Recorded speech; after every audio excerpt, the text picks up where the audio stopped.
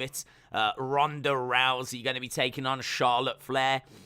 That feels absolutely huge. Probably the biggest is going to be who's facing Seth, and obviously we believe that's going to be Cody Rhodes. I think the moment that Cody comes out is going to be like one of the biggest moments of the past few years. So that is going to be monstrous. We've also got the Stone Cold thing tonight, and plenty of other matches as well. That's obviously later. I don't want to spend too long talking about WrestleMania. I've got no problems talking about WrestleMania. If that's what people want to do, then we'll go where the conversation goes. So I'm not saying we're not going to talk about it, but we are going to be starting a couple of hours before WrestleMania so that we can talk about it, go through everything, final rumors, final speculation, final fan theories. I mean, we are really covering it. We're doing a couple of hours before the kickoff show. We're doing the kickoff show. We're obviously going through all of WrestleMania. I'm going to try and do something afterwards as well, like a quick review. Might be like one of those little 60-second short videos. Might not be anything too long, but I will try and put a little something out after, just kind of summarizing the thoughts and whatnot. But yeah, I mean, I'm really looking forward to tonight, and I'm genuinely looking forward to NXT. I must admit, it's been a while since I've been like genuinely looking forward to NXT. I think the weekly shows have been a bit hit and miss, but this is a special. This is on the network. This is hopefully going to massively deliver. I think Bron Breakker in this kind of environment is going to be very, very exciting. Sometimes you don't really see what these superstars are like until you see them on a pay-per-view. Because, I know that sounds a bit weird, but the disruptions with interviews and everything, the disruptions with adverts, is a very real thing. You know, the momentum of a match can be really, really disrupted. That's why it's not much of a surprise that when you ask people what their favourite matches are, most people's favourite matches have happened at pay-per-views, more so than just on, like, TV shows. So this is a big, big opportunity here for the NXT roster to really show what it's made of and really show where it is. You know, they can really tell a story. You know, for me, Gunther has not looked as great recently as what we've seen from him in the past. No knock of Gunther, but I just think, again, it's so hard because it's a weekly TV thing. You go to commercial breaks. He's been doing a lot of tag matches. It's kind of hard to kind of match that level of, you know, what we see at a takeover. Again, massive night tonight. I mean, LA Knight against Gunther, like that could be a sleeper of the weekend. Like, honestly, that could steal the show. I'm waiting for that kind of big, amazing LA Knight match. It might be in a few hours against Gunther. I mean, you couldn't ask for a better opponent. Gunther's had 5-star matches on a quite regular basis. And now he steps in with LA Knight, one of the best talkers they've got. And a fantastic wrestler. And someone that, as I said, you know, really waiting to see what he can bring. We know what he can bring on the mic. What can he bring in ring? And we're going to find out in a little bit. So we got about 56 minutes to go until we get to the kickoff show. So we do have a little bit of time. But, yeah, we can kind of break the card down. We haven't done, like, a prediction for NXT. So we can break the card down. I also want to do a poll as to who's going to win a certain match. I've also just messed that poll up, so ignore that. But let's not do the championship. Let's do the women's championship, because that one I think is maybe a little bit more engaging. Because I feel like Bron Breakker's going to the main roster. So I'm thinking that Bron Breakker is probably not going to win in this match tonight. So I think Dolph's going to retain. So I think that probably means that the women's is going to be a little bit more interesting. So we'll go with that. Who leaves? Ellis Durbelo. Who leaves as NXT Women's Champion? Let's have a look. So we've got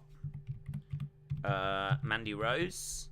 We've got Cora Jade. We've got Io Shirai. And we've got Kay, Lee, Ray. So let's see which way people go on that one. I think that's probably more interesting than Dolph and Bron. This one's got more options as well, so we'll go that way. Mark said LA Knight is an MVP. Barry said Cora Jade is winning tonight. I saw a vote, tried to vote, didn't know the subject. Yeah, that first poll was a bit of a botch. Days, it's all smoke and mirrors tonight. Ziggler, in an interview, said he wants his match with Bron to blow people away. So that match is exciting. No, listen. I think NXT has been a little bit hit and miss. I'm just going to be straight up honest, right? I'm a bigger fan of Black and Gold than I am 2.0, but I don't hate everything about 2.0. I just think that it's some weeks you watch and it just really doesn't grab me. Some weeks I watch and there's some really great stuff. As I said, I think tonight this is a big opportunity for these superstars. I think when I think about my favorite matches, a good 90% of them took place at takeovers. And that's basically what this is. This is basically NXT TakeOver, Stand and Deliver. This is a platform and such a big opportunity for that new talent. I'm sure we have had a takeover since 2.0 started. One of them, though, would have been War Games. And that's a very different kind of show. War Games is a very different kind of show because it's built around the War Games matches. This is one of the first real opportunities that 2.0 has had to really show what they can do. No commercial breaks, no watered down matches for television. They can get the pacing right, they can get the storytelling right, they can inject a bit more drama, because you know what it's like, someone's struggling, you're seeing them sell and then boom, you go to commercial break. It does take you out of the match. It might not have the biggest impact, but it certainly has an impact, and you don't get that at takeovers. This is huge for this NXT group. This is huge. If I'm Shawn Michaels backstage, these are the words that I'm saying to them. This is your chance now to show the world what you are really all about. You do not get many of these chances. This is different to the weekly TV show where we're telling a story and people might come down and interrupt during a match, or we might just do a few squash matches with you, or whatever it might be. This is your time to shine. Everyone's going to get time. Everyone's going to have an opportunity to tell a story and to do the match they want to do. This is your chance to steal WrestleMania weekend. There's a long tradition with NXT being the best show of WrestleMania weekend, SummerSlam weekend, Money in the Bank weekend, whatever weekend. NXT normally steals the show. This very young, very inexperienced group has now got a weight on their shoulders where the expectation remains the same. You steal this weekend. Yeah, at the end of the weekend, people aren't talking about Cody. They're not talking about Stone Cold. They're talking about, did you see that LA Knight Gunther match? Did you see that Bron Breakker Dolph Ziggler match? Did you see that Fatal 4-Way women's title match? This is their job. This is what they've got to do. So, I'd be putting that pressure on them, because that pressure will never go away. And these kind of shows, you should always be trying to steal it. So, yeah, let's go down the card so that we can get excited together. We've got Dolph Ziggler against Bron Breakker. Bron Breakker, massive future star. He was at the Hall of Fame last night. Obviously inducted the Steiners, his dad and his uncle. What an opportunity. What an opportunity. Not long for NXT, I don't believe. So if he's going to make a mark in NXT, bigger than what he's done, and he's had a couple of good matches, could he find a 5-star match here? Has he got it in him? I think Dolph has got him in it to have a 5-star match, but I don't know if this version of Dolph has got it in him to have a 5-star match. This is big for Dolph as well. Dolph could remind the WWE Universe, you lot forgot about me. You might remember that I'm a former world champion, had that amazing Survivor Series moment in 2014, like, had one of the best Money in the Bank cash-ins ever. Like, you might have forgotten over the past few years that I'm Dolph Ziggler and, the showstopper. And, great opportunity for both of them to steal the weekend. That's our main event for the NXT Championship. Before that, we've got LA Knight against Gunther. Gunther, to me, is one of the best wrestlers in the world. To me, that's one of the best wrestlers taking on one of the best talkers. If you think about it from a UFC point of view, where it's like striker versus grappler, this, to me, is like one of the best wrestlers versus one of the best talkers. What I'm looking for from Gunther is for him to show that he has still got the ability to go out there and deliver 5-star matches. We saw him do it against the likes of Pete Dunne. We've seen him do it against the likes of Tyler Bate. We've seen him do it against the likes of Ilya Dragunov. We've seen him do it against the likes of Tommaso Ciampa. All of that was when he was in NXT UK, though. Since he's come and officially moved to NXT, they seem to have dried up a little bit, so I want to see it tonight. I want to see a 5-star match from Gunther tonight against LA Knight, who needs to show me that he can go, right? Because he has shown a couple of good matches, but again, I can't point to a 5-star match or anything even close to a 5-star match from LA Knight since he's been in NXT. He's got an opportunity to do that here against a very credible, very good opponent. Let's have a look. Let's see if he can do it. He can certainly talk. Let's see if he can walk the walk as well. So, big co-main event. Then we've got Imperium against Creed Brothers. I'm high on Creed Brothers. And MSK for the tag titles. Traditionally, the tag title matches are barn burner. Think back to the likes of DIY. Think back to the likes of The Revival. Think back to the likes of American Alpha. Authors of Pain. Undisputed Era, Mustache Mountain. You can go through a list of great tag teams, great tag team matches. Will this be added to that kind of history? So keeping an eye on that. Mandy Rose against Cora Jade against Io Shirai against Kaylee Ray. Little bit tricky, to be honest, because I could see an argument for them going a few different ways. I don't know if Kaylee Ray and Io are going to the main roster soon. I don't know. I genuinely don't know. They could both turn up on the Raw on Monday, right? Raw on Monday is going to be massive. It's going to be massive. It's a proper Raw after WrestleMania. We could have NXT call-ups. We could have surprises. We could have title matches. We could have title changes. We could have anything, right? We're getting Via. We know that much. So could Io turn up? Could Kaylee Ray turn up? I genuinely don't know. Or do they put the belt on them? So that is our poll. 190 votes in 7 minutes. So keep on voting. We'll have a look at that in a sec. Tommaso Ciampa against Tony. Tommaso feels like he's main roster bound. He was in the Andre Battle Royal last night on SmackDown, so it feels like he's main roster bound. I expect him either Monday or maybe he's just on the main roster now, but I think this might be his farewell. This might be the final time we see Tommaso wrestle in NXT. He already tried to say goodbye and was then interrupted by Tony. I expect Tony to win. I expect it to be a good match. Tommaso is going to leave nothing in the locker in this one. And what an opportunity for Tony D'Angelo this is going to be. So really looking forward to that. Really looking forward to that. I must admit, the Ciampa against Tony, I'm looking forward to. Gunther against LA Knight, I'm looking forward to. Ziggler against Bron Breakker, I'm looking forward to. The women's one, it's a fatal four-way. I think they can sometimes get in each other's way a little bit, but should be good.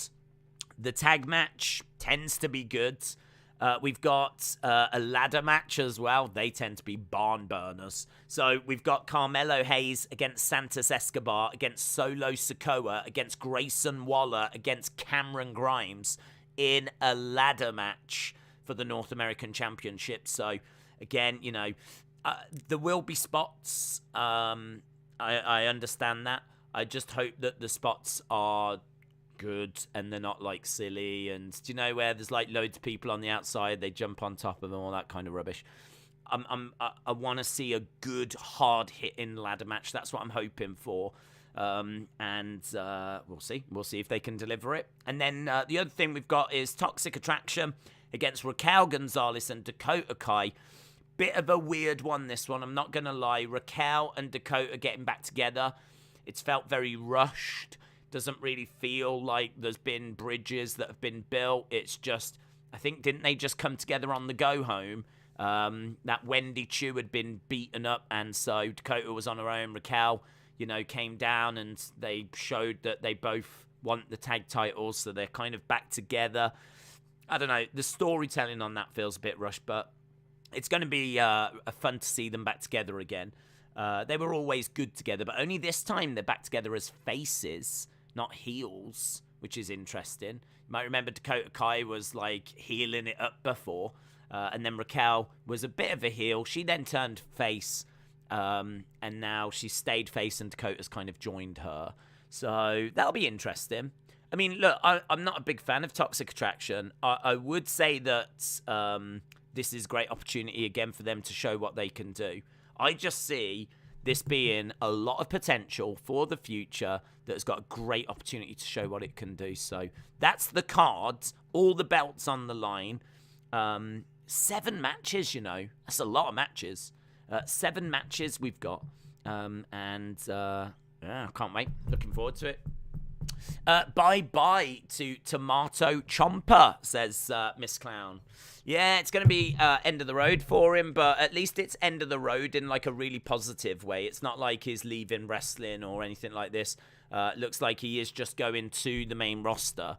So, as we said, wish him all the best, and hope that he can go on to be a massive success. He's kind of someone you do worry about a little bit, just because I do look at him and think, like, he's a bit on the smaller side. That's not really traditionally the kind of person Vince goes for. There's every chance that he does struggle a little bit on the main roster, but I hope not. He brings such intensity. He really is someone that I would love to see them give a good push to. This is why I wish that there was weight divisions.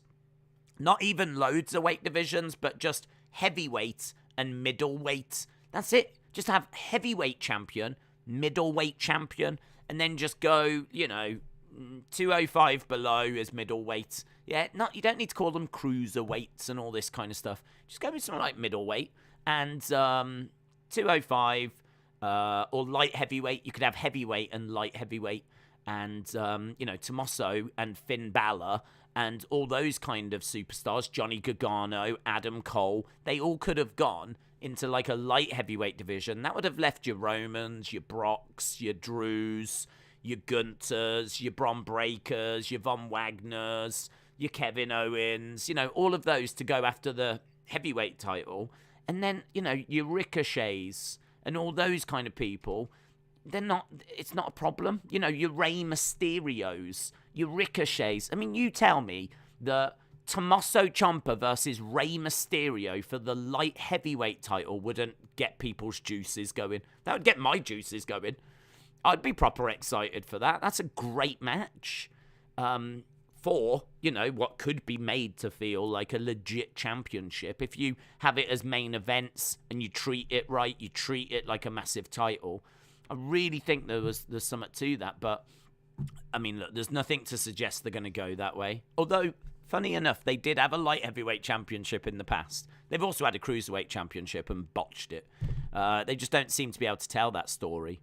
But, without that, I do worry for Tommaso that when he goes to the main roster, he's just, it's the land of the giants. And what with this next in line class that's coming through, like, he might even find himself getting further behind. Like, I can't see them pushing Tommaso over Gable Steveson. And I can't see them pushing Tommaso over Bron Breakker when he comes up. So, yeah. We'll have to see. I really hope it works out for him. I love Tommaso. So credible, and he brings such energy and aggression, so I hope it works out. JS17 said, hi Days, I'm currently watching Nightcrawler. The main character is played by Jake Gyllenhaal. He is a fantastic actor. Thanks for the update. It's a great movie, and I can't wait for Cody later. Tonight is night 1. Are you ready? I'll tell you what, last night really got me in the mood. Really got me in the mood because I think that's one of the best Hall of Fames I've ever seen.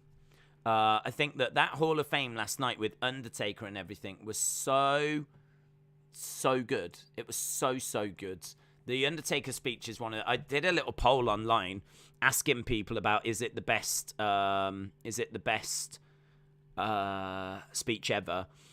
400 votes, 89% of people said yes. It's the best Hall of Fame speech ever. Now, of course, there is a caveat. And the caveat is a good chunk of those people might have only seen like the past few Hall of Fames. They might not have actually seen like some of the great speeches from the past. But even so, it shows the impact that it had. That 89%, nearly 90% of people say it is the best Hall of Fame speech. And it was a night of fantastic speeches. And as I said last night, like it kept going on and it went way longer than I thought. Way longer than I thought it was going to go. But it kept going on, and I could have listened to another hour of The Undertaker. Not a problem at all. He was so engaging. He was such a good speaker. And I found myself, like, finishing that stream really invigorated, refreshed, just so excited for what was to come. And that Hall of Fame did more to fuel my excitement for WrestleMania than I would say the last 4 shows of like SmackDown and Raw. I just think that it everything that you love about wrestling was represented last night at the Hall of Fame. You know, the stories, the characters, the memories, you know, the costumes. You saw the costumes that Undertaker had on display, and when he put it on as well. Those moments, you know, you felt like you was watching something. And when he put that jacket on and that hat on, and he said, "Never say never," and the crowd go crazy. And the crowd, you deserve it. You deserve it. The passion, the enthusiasm, the energy, it was all there. It was all there last night at the Hall of Fame. In spades, in absolute spades. I just don't think you could have watched that show last night and not have been like proper fired up for WrestleMania. I just don't think it would have. I just don't think you could do it. I don't think you could do it. You couldn't watch that show and not be invigorated. And I just feel so good today after watching that Hall of Fame. So good. So absolutely loved it. Loved all the speeches. Even Queen Shamel spoke so well. And the crowd were brilliant. And there was moments. And it was so good. So, yeah, big weekend, man. Big weekend. And, yeah, we're going to be here for all of it, reacting to whatever goes down. And any legends that come back or those kind of magic moments that we get. Very much looking forward to sharing them with you. And hopefully we get some for NXT. Skywalker Club, shout out to you, said, Days, do you see Gargano going to WWE or the likes of Danielson, Punk, and now Samoa Joe in AEW? I think Johnny will do what's right for his family, right? That's a bit of a cop-out, but I genuinely don't think it's as easy or as simple as he's going to go to AEW because he loves wrestling. Right? I don't think it's as simple as that. And I don't think it's as simple as he's going to stay with WWE because they're going to tell him that they'll look after him and Triple H will look after him and he's already been in the system and he's got loads of friends on the main roster. Do you know what I mean? Like, I don't think it's as simple as that. I think Johnny is really taking a moment right now to look at his situation, which is he's got a beautiful wife, he's got a beautiful kid, he's happy in Florida. And I think he's trying now, genuinely, to figure out what his next move's going to be. If he goes to AEW or the main roster, it's going to involve touring around the USA. You've got to remember, that is not something Johnny has been doing. The great thing, I mean, Johnny had his slippers on. He had his pipe. He had his slippers. He was so happy in Florida. I mean, imagine that. I mean, like, a lot of you probably have this where you go to the same place of work all the time, or you go to the same school or college or university or whatever, and that is where you work, and then you come back home, right? And you get into that routine and you get comfortable. For him now to be on the verge of having to, his next step, travel around the US, be away from Candice, be away from his kids, that I think is a very, very difficult thing for Johnny to do. I think it's a very difficult thing. So my gut feeling is he doesn't know what to do. He doesn't know what the right way forward is. He would love, probably, if he could, to probably just stay in NXT. Stay in NXT, comfortable. He'd be able to go to work, get back home, be there for Candice, be there for the kids. Because it's once a week. They do, shows around Florida, but it's really not a problem. I mean, Florida's not that big, couple of hour drive, and you can get back home from pretty much anywhere. So, he is someone that I think is really going to miss that. AEW aren't going to be able to give him any kind of guarantee where he's not going to need to travel. They can't say, all right, just do the Jacksonville shows. So he's gonna have to travel. And the problem he's got is, I think it's going to come down to, obviously, money, but I think also it's going to come down to how much travel. How far away is he going to be? And he's not going to be able to get any kind of guarantees out of WWE. Might get a bit more leeway out of AEW, but to be honest, I think that I think he's got a real problem. I genuinely don't know what he's going to do unless he tries to find a way of making the indies work. But even the indies means you've got to travel. If you're going to wrestle at Beyond, I believe you've got to get to the Boston area. And I'm sure there's wrestling things in Florida, but Ring of Honor, I don't know where Ring of Honor is going to be based. I mean, if Ring of Honor is just set in one location, then maybe he would be interested in Ring of Honor, and maybe he would go to Ring of Honor. But I think this is everything that he's considering at the moment. And honestly, I can't say which way he's going to go because I genuinely don't think he knows. Maybe he'll see if he can make money from Twitch, cameos, and things like, indie dates. But I don't know. It feels like he needs a contract really somewhere that's going to give him, a bit of a security long term and all that kind of stuff. So maybe Ring of Honor is it? Maybe Ring of Honor, if that is, I don't know where it's based. If it's based in Florida, amazing. If it's based in Florida, he could go to Ring of Honor and have a good few years there. I don't know. I really don't know. The great one, Mr. Stephen Paul, said McPhee is small and fighting. I don't know what that means. McPhee. I hope you are well, buddy, Mr. Stephen Paul. Are we talking about Nanny McPhee? Great film. Never seen it, but great film. Luke said, what are your thoughts on Ricochet as IC champion? I like it. The only thing is I want him to have good matches, and I want him to have good, credible feuds. I think they can book that. I think they can give him those feuds, but we've seen the IC belt just being forgotten about, basically. When it was on Nakamura, it just was never defended. So Ricochet having it, I think, is great because people like Ricochet. They respect Ricochet. He's very good in ring. He can have great matches when given the opportunity. But the problem is that, are they going to give him those opportunities? Him having the belt is better than him not having the belt. But are they about to book the mid-card titles right? Because I would say that for the past year or two, those mid-card titles have just been worthless. Not even worth having. I don't think it got Damian Priest over at all. I don't think it did anything for Damian Priest. I don't think it's doing anything for Finn Balor right now. I don't think it's done anything for Nakamura. And I don't know it's going to do anything for Ricochet. Because a title is only as big as it feels. And honestly, IC title just doesn't feel that big, does it, right now? I mean, we could not be further away from SummerSlam 1992 if we tried. I mean, the IC title main eventing a pay-per-view the size of SummerSlam. Could you imagine them doing that now? Could you imagine it? I can't imagine it. Like them using a mid-card belt to main event a pay-per-view. But they did it in 92. And that was only a couple of years after it had main evented WrestleMania when we had Ultimate Warrior against Hogan. which was like a title versus title thing. So again, you know, the IC belt very much involved in that match. And so that was 90. 92, you've got SummerSlam.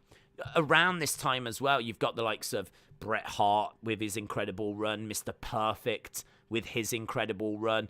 Obviously, Warrior got it off Honky Tonk Man that had held it for a record number of days. It really felt like the mid-card belt, probably because of Hulkamania dominating the top of the card. The mid-card belt felt like the belt that, you know, that would have been your champions if Hogan hadn't been around. For some reason, they're not using the mid-card belts that way now.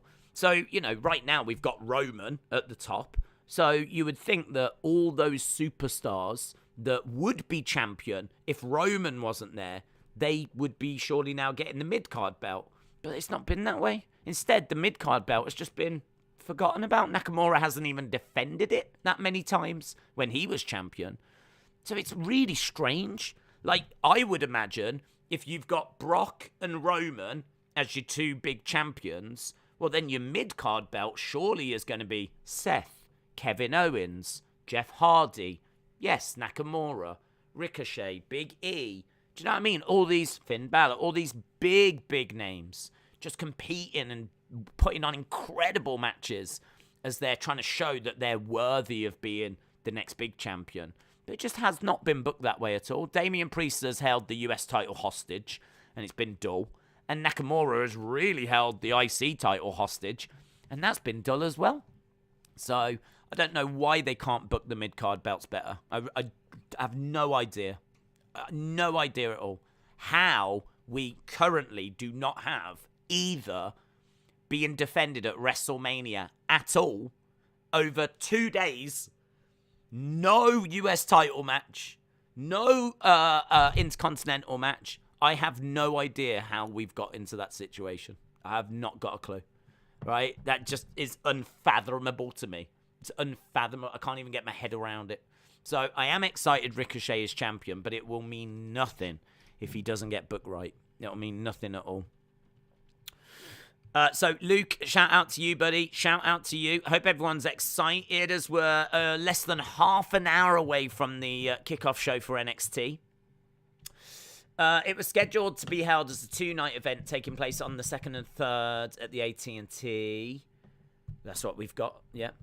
Do you think Balor has had a rough week from being announced in the Battle Royal, appearing on main event, missing WrestleMania, and getting pinned by Theory? I would say it's a rough week, yep. I would say it's a rough week. If I'm Finn Balor, I'm definitely feeling a bit left out. The only thing I would say is Vince has got a really good ability to make people feel special, feel like they're being valued, whatever. He's got a good, like, if you go and speak to him, he's got a good way of making you, so many shoot interviews have said, you know, they went in to speak to Vince, disgruntled, they came walking out feeling like $1 million. You know, there's every chance that Finn is feeling a bit down. But if he speaks to Vince, Vince might turn around and say, listen, the reason you're not at WrestleMania is because I've got a big plan for you on Raw, right? A big plan. We're going to do something big on the Raw after WrestleMania. So it's all well and good, people. You're having a moment at WrestleMania, but it'll very quickly get forgotten about. If you do it on the Raw after WrestleMania, you are basically closing the weekend. So whatever happens on that Raw after WrestleMania, that is going to be one of the biggest talking points coming out of WrestleMania weekend. So he might have actually said to him, I've got this planned. So maybe we'll get a better idea once the weekend's done.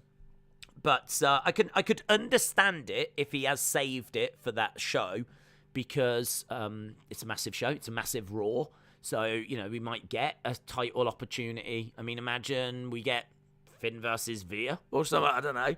Veer's first match might be for the belt, or someone gets called up from NXT. Bron Breakker comes up and immediately goes after Finn Balor and immediately goes after, like, his championship. I genuinely don't know. But it could be that Vince is thinking something along those lines. So until we get past this weekend, I can't quite say. But I mean, right now, yes, it definitely does seem like is an afterthought. That would make sense, Days, but alas, it's WWE. Harley, Miss Clown, hope you well, bud. Harley said, Alvarez has said that Vince sees Theory as the next John Cena. There's a reason why Vince is in Theory's segments, and Theory normally does good ratings. There's talk of him main eventing in the future. Okay, yeah, I can see that. Moldy said, Johnny said he is gradually going to get back into wrestling. He's currently having conversations where he can travel there and back in the same day. He's trying to do local things until Quill grows up. That makes a lot of sense, but that's going to mean he's out of the picture for a long time. There's some people, a lot of people, right? And I think you sort of have to be this way. And that is, look at Undertaker and a lot of wrestlers that have to miss out on their kids growing up. They have to because they're on the road, and it's like a traveling circus. Wrestling is like a traveling circus. It's not held in the same venue week after week after week and the crowd go to them, right? It travels around America and Canada in particular, and goes over to Europe a couple of times and can hit a few other places, of course, like Saudi Arabia, and as we said, coming to Europe, it's going to Germany and whatnot. But by and large, it goes around like America. So this isn't really a surprise to Johnny, but I just think when you're young, you don't really think about that stuff. If you don't have those kind of commitments. And certainly if you're with your partner who's a wrestler anyway, so, well, it's amazing, isn't it? It's no problem. I'll go to the main roster, but she'll come with me. That drastically changes when you have a kid. Like, when you have a kid, I honestly don't know what Becky's going to do. I can't imagine that Becky is loving wrestling a full schedule, what with her child being as young as well. Granted, Becky can have her daughter on the road. Is it Rue on the road with her? So she's never going to be away from her. But what about when Rue's got to go to school or go to nursery and all that kind of stuff? And also who's she playing with? Who's Rue? What kids is she interacting with? I don't know.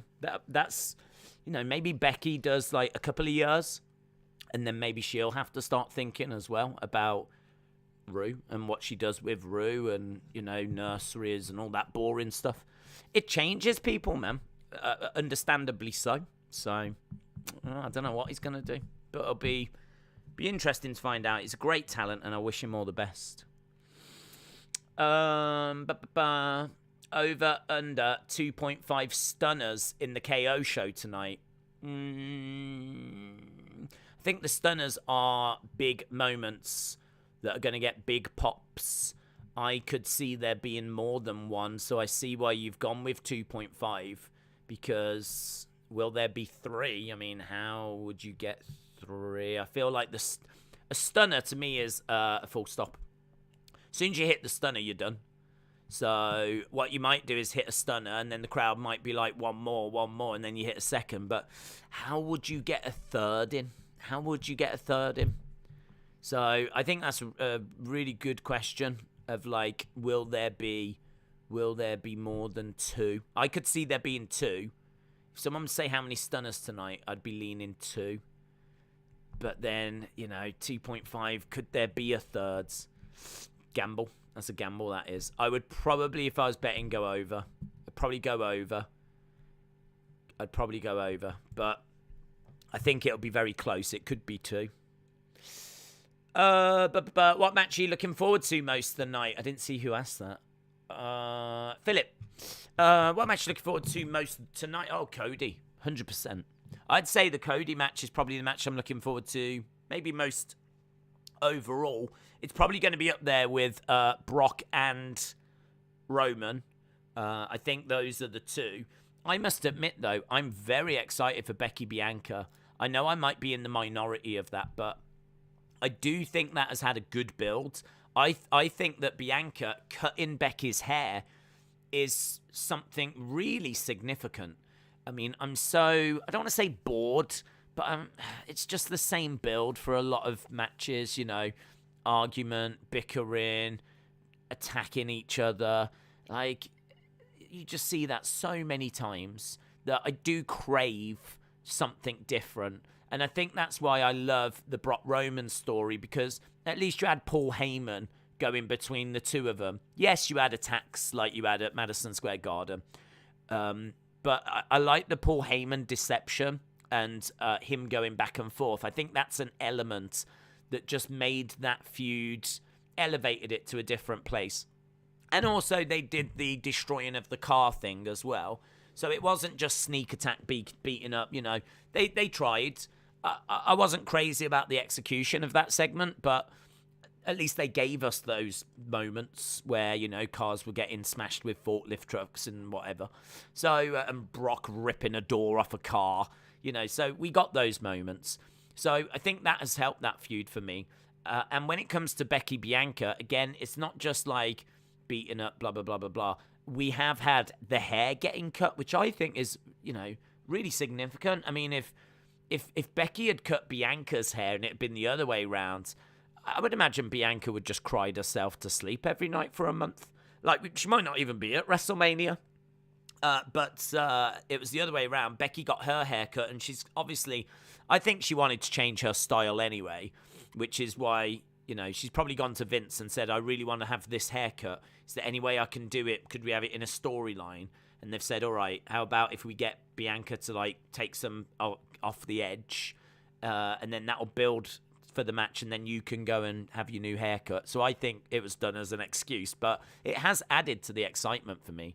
And it ties in with the 26 seconds. I mean, don't forget, we were watching SummerSlam when she lost in 26 seconds, and there was so much anger.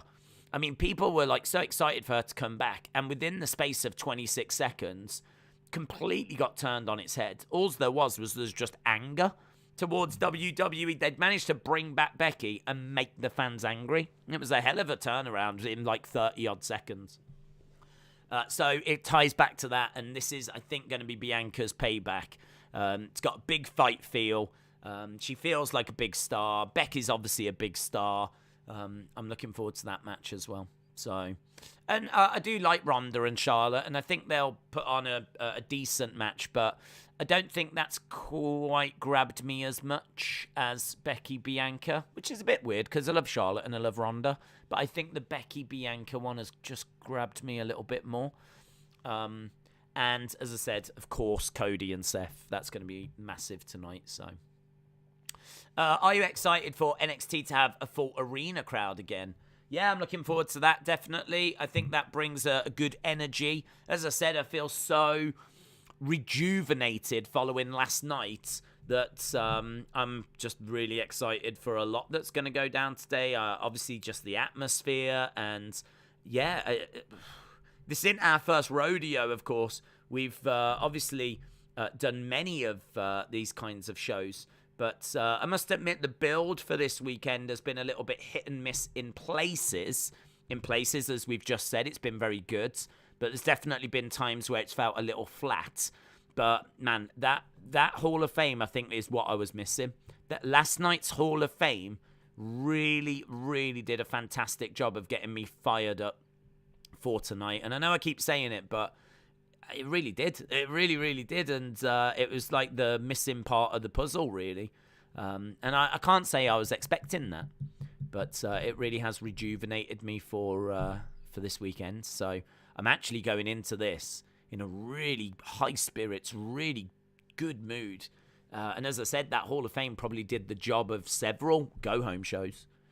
If anything, the SmackDown go-home show was a bit flat, wasn't it? It was a bit flat last night. The Rousey-Flair match has had the same promo multiple times, whereas the Belair Lynch story has shown a little bit of variety, says Hayden. As I said, I got to say, the ladder match, I think, will steal the show. I remember when they did the ladder match with Adam Cole, EC3, Velveteen Dream a few years ago, and that was phenomenal. Thoughts? I honestly, I remember the match. We did a watch-along for it. I do remember it being fantastic. I do worry. This is an unpopular opinion, right? I do have several, many actually, unpopular opinions. One of my unpopular opinions is that I'm not a fan of big fake forced spots, and they tend to show themselves more in these types of ladder matches. So when, you've got loads of people standing outside the ring just waiting, and then someone cross bodies on top of them all, like, that just feels so fake and forced and not something that would happen in a real fight. You're battling to win a championship. The aim of the game is to climb the ladder and get the belt. So, some of these spots just really, they're only intended for show and for video packages, and they look good on social media and all that kind of stuff. But to me, they don't really work in the context of, these people are all desperately trying to win that championship. So I do find sometimes they can just stray a little bit into the, dare I say, the more gymnastics side of wrestling, more so than the actual gritty realism. Like, I would love a ladder match where you didn't really have those spots. People were using the ladder as a weapon, but it was a real battle between the competitors to, like, try and get that championship. And, they're knocking each other off, they're pushing the ladder over, they're smacking each other. It's, like, quite hard hitting. And you can still have people jumping off ladders and doing big splashes and everything. Like, I don't have an issue with that in the ring. But it's the bit where, like, everyone's just standing around waiting and all that kind of stuff. That's the side of modern wrestling that I always tend to just struggle a little bit with. And that does show itself in the ladder matches. So I would say that I'm probably going into that one with a little bit of caution. But, hey, look, it could be fantastic. They could absolutely smash it out the park. But I would say just for that reason, it's probably not the match I'm most looking forward to. The match I'm probably most looking forward to is Gunther against LA Knight. Because Gunther really embodies everything I love about wrestling. Gunther is big, strong, legit. Even in his promos, he talks about how the mat is sacred to him. And he talks about how there's people that are disrespecting the sport. And he when he lays in his big chops and you see, like, how red people's chests are. Gunther is just so believable. I mean, you could show a Gunther match to someone and genuinely, I'm not sure they would know it was even a scripted thing. If you was to say to them, is this scripted or is this real? Like, I genuinely don't know if they'd be able to tell you, because everything he does is so legit, it's so real, because of that, I find it so much easier to get lost in the match. It's no surprise to me that Gunther keeps getting 5-star matches, because what he is doing is so engrossing and so engaging, and it's so real, and you can see the marks on the body, and it just looks horrific, and it feels, I feel it when they do it, and I love him, and I always look forward to his matches. He doesn't let me down on these big stages. My favourite match the other year was Gunther against Tommaso Ciampa, and if you've never seen that from NXT, I urge you go back and watch it, because that really sums up what I'm saying. We're not seeing, like, Gunther jumping on top of people and them all falling over, or suicide dive after suicide dive after suicide dive, and all these kind of spots. It's all hard hitting, and it's real, and it was gritty, and it was engaging, and it was dramatic, and it was back and forth, and you didn't know which way it was going, and you just felt like you was watching a real fight, man. Wouldn't have looked out of place in a flipping UFC cage. So I'm really looking forward to the Gunther match. But I want it all to deliver. I'm watching and hoping that the whole show is just going to be a massive success. I really want this to, knock it out the park. Really hoping that they'll do that. And as I said, I'm fully aware that's an unpopular opinion, and there's lots of people that feel different to how I feel about that, and there's lots of people that love all those kinds of spots, and that's cool. If that's you, that's absolutely cool. I'm just honest about what I look for in wrestling. So, yeah, the Gunther match has very much got my attention. Rockstar Anch, shout out to you, buds. Hope you are well. Hope you get better soon. Chua, is it? Says, do you think Cody will be at WrestleMania? Yes, I do, buds. Sounds like you don't like AEW since they do the dumb high spots. Well, I don't like AEW when they do those spots, but equally, AEW have got a lovely blend, so it is true, I'm not a fan of those high spots. I mean, if they look realistic and they make sense, then I'm into them. You know, it's not like every time someone goes up top or something, I'm like, oh, God. If it's part of the match and they're, like, you know, trying to put that person away and they do a big splash and they, you know, land on them and, you know, you can see that they've, like, connected and it's hard hitting and it's all part of the story. And, like, that's all great and that's all fine. It's like those multi-person, as we said, jumping outside, everyone waiting. Yeah, I hate those. And, you know, quite regular, I end up criticising those kinds of things. But the great thing about AEW is that it does have Bryan Danielson. I mean, Bryan Danielson, to me, might be the best wrestler right now that I watch. Serena Deeb might be the best female wrestler that I watch. So this is what I'm saying. They do have that, but they do cater to, like, proper in-ring as well. Like, I'm loving the Blackpool Combat Club that AEW are doing. They've just gone and signed Samoa Joe. I mean, Samoa Joe, that's right up my street. I was a bit like, not dismissive, but I wasn't really dialed in with, like, really being that interested about what was happening last night with Ring of Honor, which is, you know, again, I'm sure that would be my show. I mean, Briscoes, brilliant. I mean, my kind of wrestling in a way, I suppose, can be a bit like music.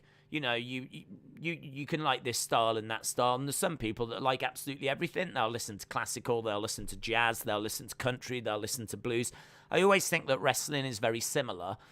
I'm just very aware as to what I enjoy, and that would be the likes of Gunther, Samoa Joe, the Briscoes, you know, these kinds of superstars, Danielson, William Regal, Serena Deeb. Like, all of these are the superstars that really speak to me. But AEW does a good job of kind of having those represented as well. So, yeah, I would say that it's a bit of a mixed bag, to be honest. WWE management better fix the mess that's happening right now. Days, I've got a question. So you've chosen Stand and Deliver over Man United. If England were playing right now, would you still choose Stand and Deliver? Yeah, I would. I mean, if it was England in a World Cup, that might be different. Or if it was Manchester United in, like, a Champions League final, might be different. But I think Manchester United just in, like, a weekly Premier League game. I always knew that this weekend would be obviously very wrestling focused. So, you know, there's not really another weekend like this where they do a 2-day event. To my knowledge, there's no other 2-day pay-per-views that they have. And normally, in all fairness, WrestleMania's on a night time. So WrestleMania's on the night time. It's only because of NXT Stand and Deliver that we're over here. But it just feels right that people are going to want to talk about WrestleMania. They're going to want to talk about the Hall of Fame. I think it would just be a bit weird if we were doing football right now. So it's hard. You have to make decisions. A lot of stuff clashes and collides. But this was always going to be a weekend that was going to be more wrestling focused. And yeah, as I said, looking forward to it. Primo said, do you think fans should prepare for potential disappointment for Bianca and Becky?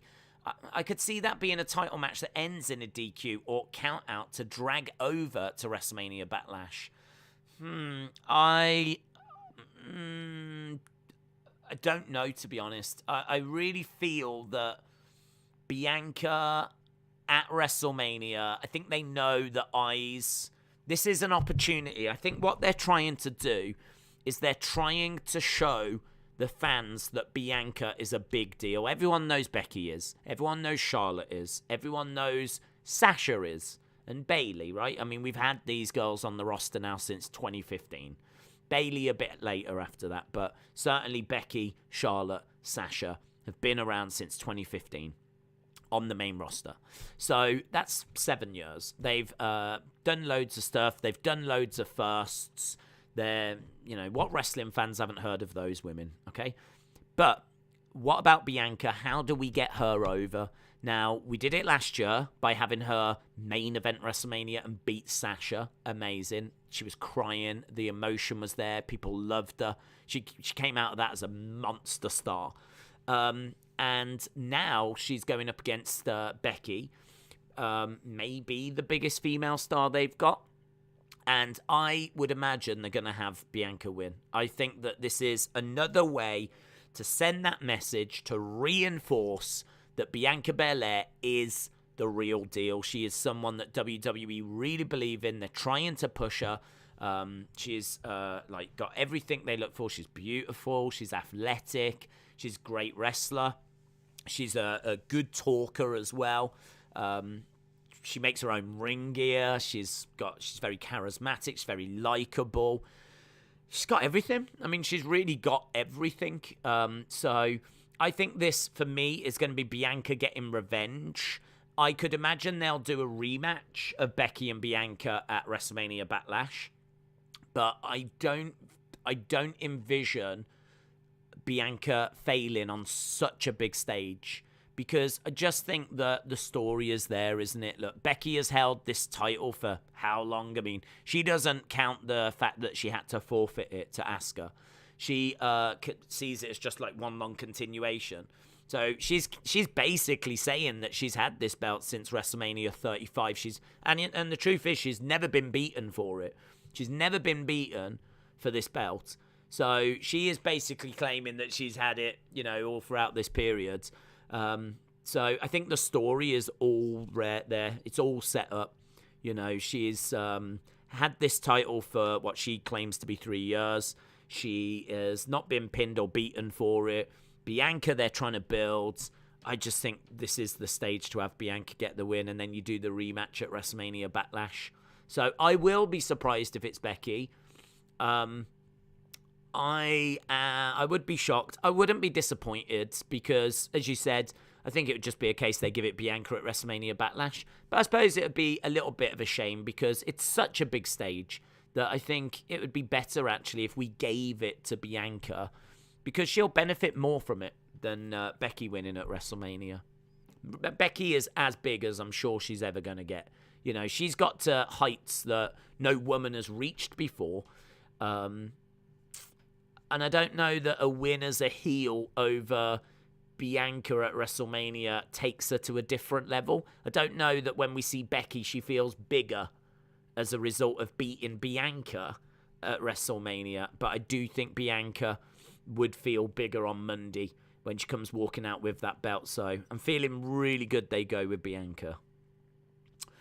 Ian says, I think Becky wins, and then next up will be Asuka. Becky handed the belt to Asuka when she left, and now they need an actual match between them to determine the real champion. Not a fan of Bianca, said Jim. I don't want her to have a bucket list of beating the 4 horsewomen come true. Ronda and Bianca will both win, guaranteed, no doubt. Put money on it, says Shannon. Brentford have beat Chelsea 4-1 and no Ronaldo in the United squad. Wow. That's a hell of a result. Who scored the goals for Brentford? Was it Ivan Toney? Because Austin did ask me about who he should get a few weeks ago. I told him Ivan Toney. And Ivan Toney didn't do that great the other week. He hasn't scored here as well. He has got an assist, though. At least he managed to get an assist. Yeah, that's pretty crazy, isn't it? That is pretty crazy. What's gone wrong with... what's gone wrong? Oh, Mandy had a nightmare. 5.7 from Mandy. Wow, that's a hell of a result. Thank you, James. It starts in an hour. Yes, we will be going over to the show. We will be going over to NXT Stand and Deliver. NXT Stand and Deliver will not be as good as Supercard of Honor. WrestleMania in Texas is dead from the All Elite KWM, says Kurt. WWE have given up on Asuka.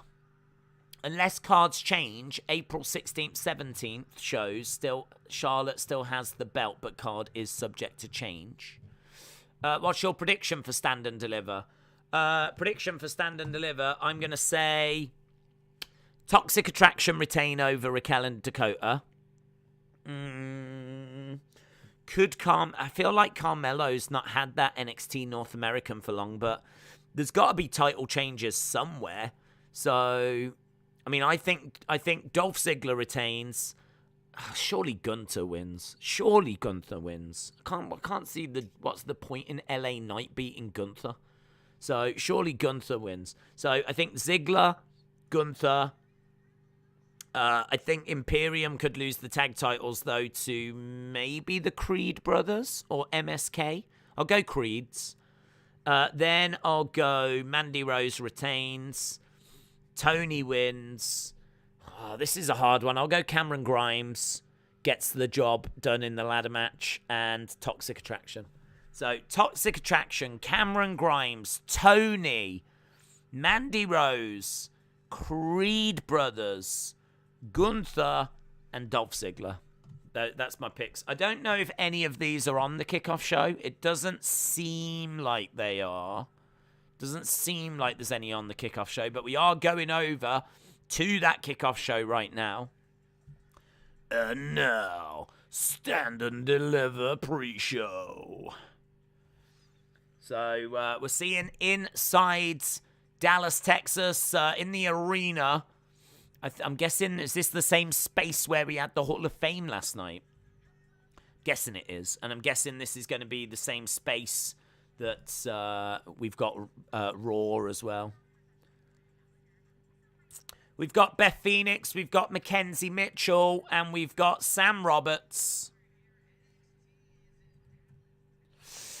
Pre-show is on, yes. Apparently Bayley and Asuka are in Texas. I would love it if they appear on Raw after Mania, and we finally get the Bayley-Becky feud and Bianca-Asuka feud for the title, says Harley. I would like that as well. Yeah, I would like that.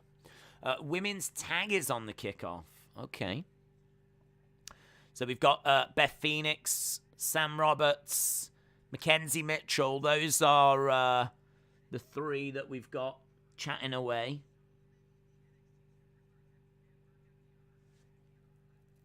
Yeah, that is true. Sam Roberts kind of saying what we've said. Many of these NXT superstars have never had this platform before. It's a massive stage for them to show what they can do. A massive stage.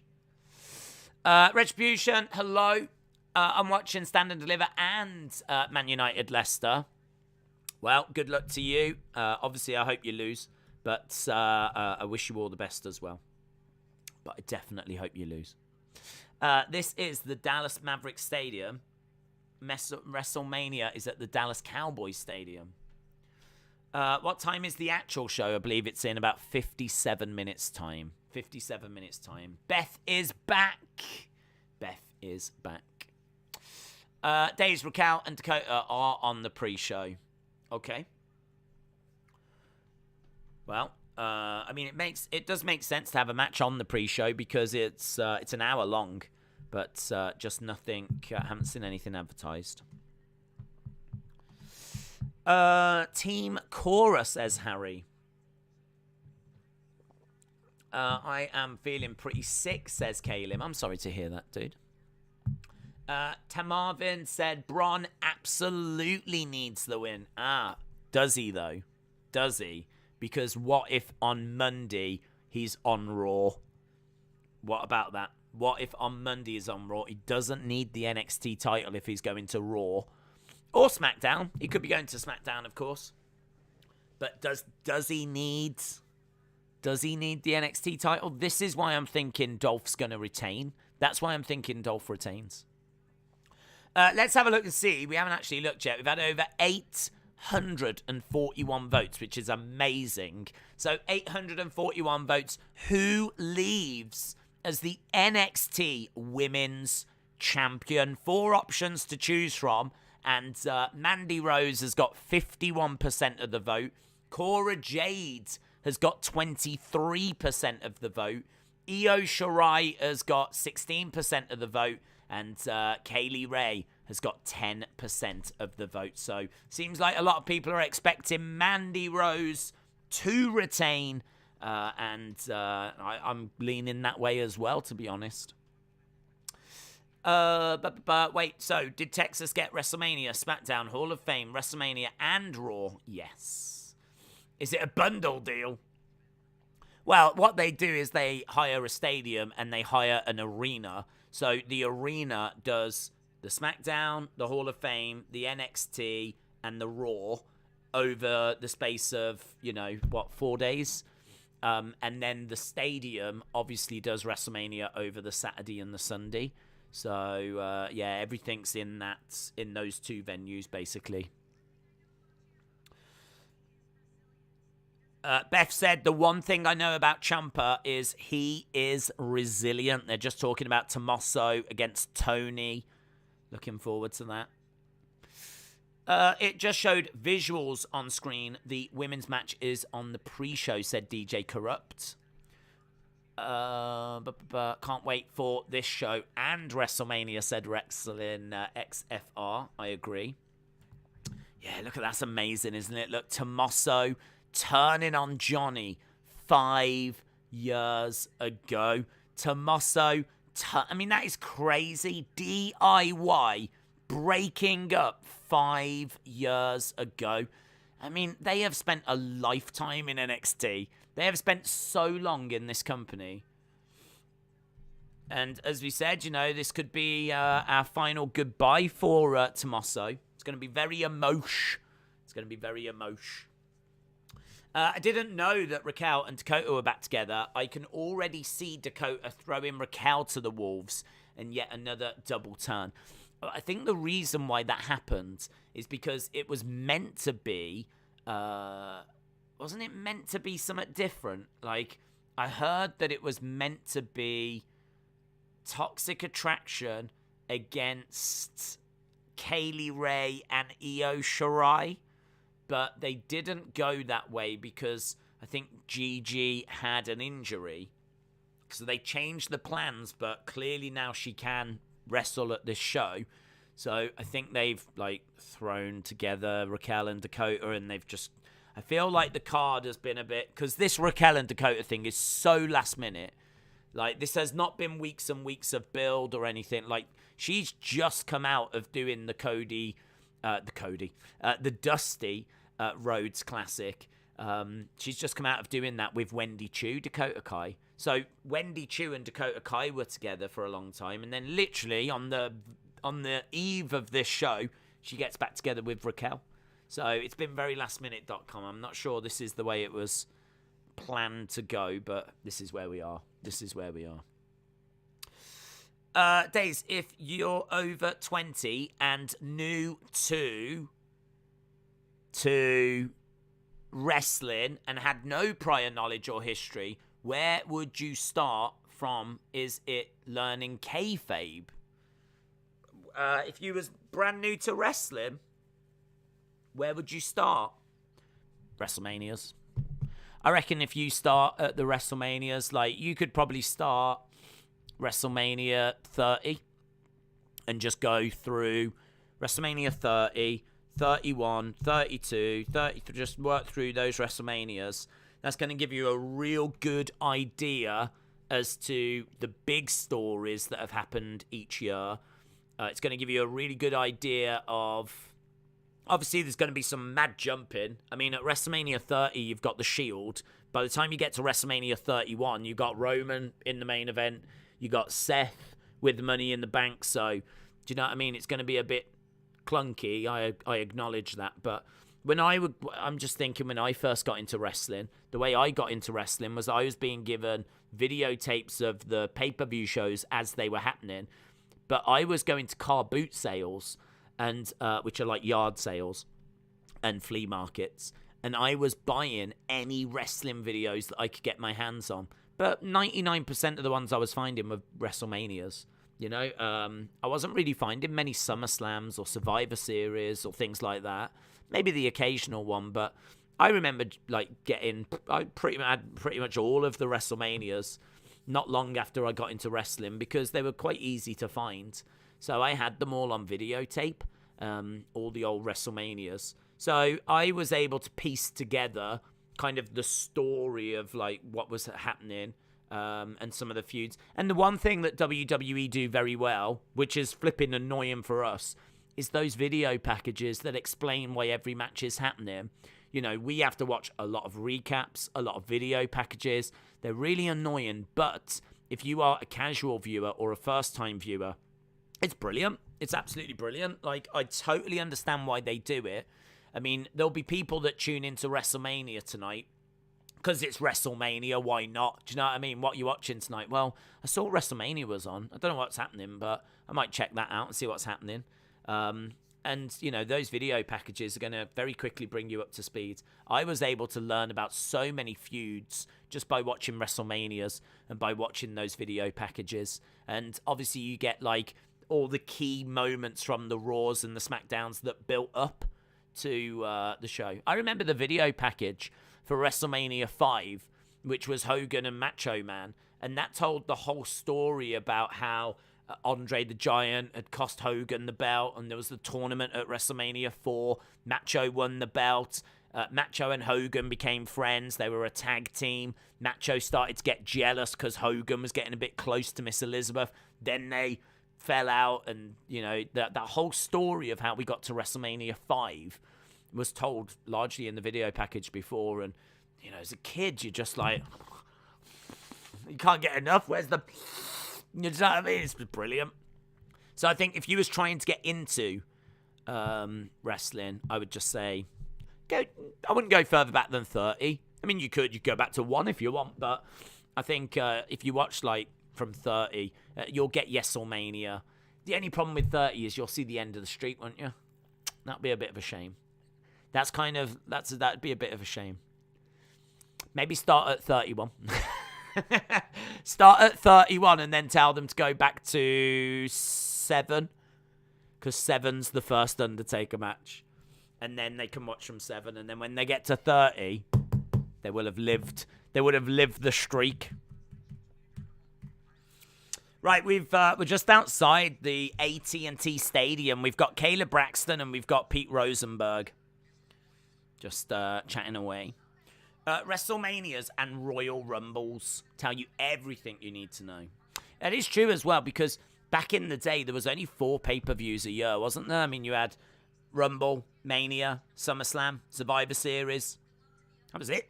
I mean, other than that, it was the weekly shows, so your big stories really carried through those. So, you know, throughout the 80s, going into early 90s, that's all you need, is, like, you know, whatever the pay-per-views were. As soon as you start getting to the In Your Houses, which was about, 95-ish? 94, maybe? As soon as you start getting to that, that's when we start getting to, like, monthly shows. That's when it starts getting a bit more complicated. But, honestly, I'd still just be sticking to the big ones. Your Rumble, your big 4. And I suppose in this day and age, you might chuck in a Money in the Bank as well, but... yeah, you're not wrong. You're not wrong. I'm confused and puzzled. Will Cody face Seth? That is the belief. Yep. Apparently he has signed. That's been reported. So is believed to be with WWE. There's been the crowd chanting for Cody. Becky even spoke about those chants. She said they're chanting Colby, not Cody, which did make me smile because that's something we spoke about as they were doing it. The fact that they could be saying Colby because that's Seth's real name in real life. His real name is Colby. But yeah, they're aware of it, and I fully expect it to happen. But of course, you know, there's lots of, well, what if this happens that's doing the rounds at the moment? What if it's this person? What if it's that person? But it's going to be Cody. I'm really expecting it to be Cody. Wrestle with Andy. Hello. I remember finding a guy at a car boot that had a load of In Your House videos. I couldn't believe what I was seeing. It was one of the best days of my life. That is the best in it. Normally, if you went to a car boot, right, and a lot of you in different countries might never have experienced this joy, but I can honestly tell you that on my deathbed, some of my fondest memories will be when I went to car boot sales. Because what you would do is you would get up early on a Sunday, and it would be about 6 o'clock in the morning, which when you're a kid at school, that's flipping early. So you get up about 6, You like throw some clothes on, brush your teeth, get in the car, falling asleep in the back. But you get to a car boot about, I don't know, 6:45, 7 o'clock in the morning. Already at that point, hundreds of cars are already set up and selling stuff, right? We used to go to this massive one that would take, no word of a lie, probably about 3 hours to get around it. So it was a massive field, and it was just row after row after row after row of cars. And they would open their boots up, take out like a table, you know, that you would like paste wallpaper on. They would take that table out, put it in front of their car, and then they'd just get all their stuff they want to sell out. Everything would be labeled, or if there was no price, you'd go, excuse me, how much is this? And they would be selling CDs, cassette tapes, records, videos, DVDs, just, you know, antiques, knickknacks, little ornaments, figures, toys. It's just a whole flipping Aladdin's cave of anything and everything. I mean, I was finding old wrestling magazines. I mean, it's basically the stuff you have at home that you want to sell. It's a yard sale. But rather than you go into their house and just looking around what they've got and it's only their stuff, it's like everyone brings their stuff to this one place. I don't know if you have car boots in America. I hope you do, because they're flipping amazing. And we would go and get there for about 7, and we wouldn't get back till, honestly, we'd get back at lunchtime, about 12. And I would have, like, you know, all my things that I've managed to get for, like, you know, I'd have, say, if I had £5, I could make that £5 go a long way. Videotape might be 50p. Magazines, you might get, like, you know, 20 for a pound or something. Like, you know, it was all dirt cheap. People just wanted to get rid of stuff. It wasn't really about making, like, loads of money. It was just, like, they wanted to clear it out their houses. So, for a £5, you could get quite a bit. So I used to come back. I had, like, a wrestling bean bag. I found LJN figures. Yeah, loads and loads of stuff. I had a clock that I had that was WWE. I had a beanbag that was WWE. I had loads of magazines, loads of videotapes, pretty much nearly all my Hasbros and things like this, you know, anything that was wrestling related. So I can picture what Wrestle with Andy is saying, where you would go and there would normally be like a few vehicles that clearly they were wrestling fans that had quite a few items, and that was like, I can only compare it to what it must have felt like when they discovered Tutankhamun's cave or wherever, you know, his tomb. That's the word I'm looking for. I don't think he was in a cave. He was in a tomb. And I can only imagine it would be the same emotion. It's like when you're like looking and you're like, no. And you're looking table after table, row after row, and there's no wrestling. And then there's just full of it. Someone was clearly a massive fan and they're just selling their stuff off now. Oh, my God. Oh, my God. There's just not a better feeling in the world. There's just not a better feeling in the world when you're young and you've got a bit of money in your pocket and you're like, it's like, there might as well be angels around the stall going, oh, and you're like, oh.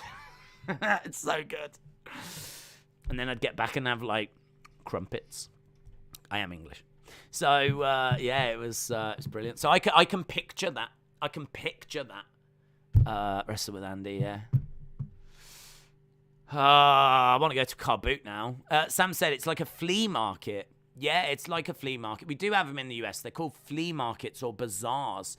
Yeah, the only thing with a flea market, though, is that not, I mean, I could be wrong, but is that not like what people do as a living?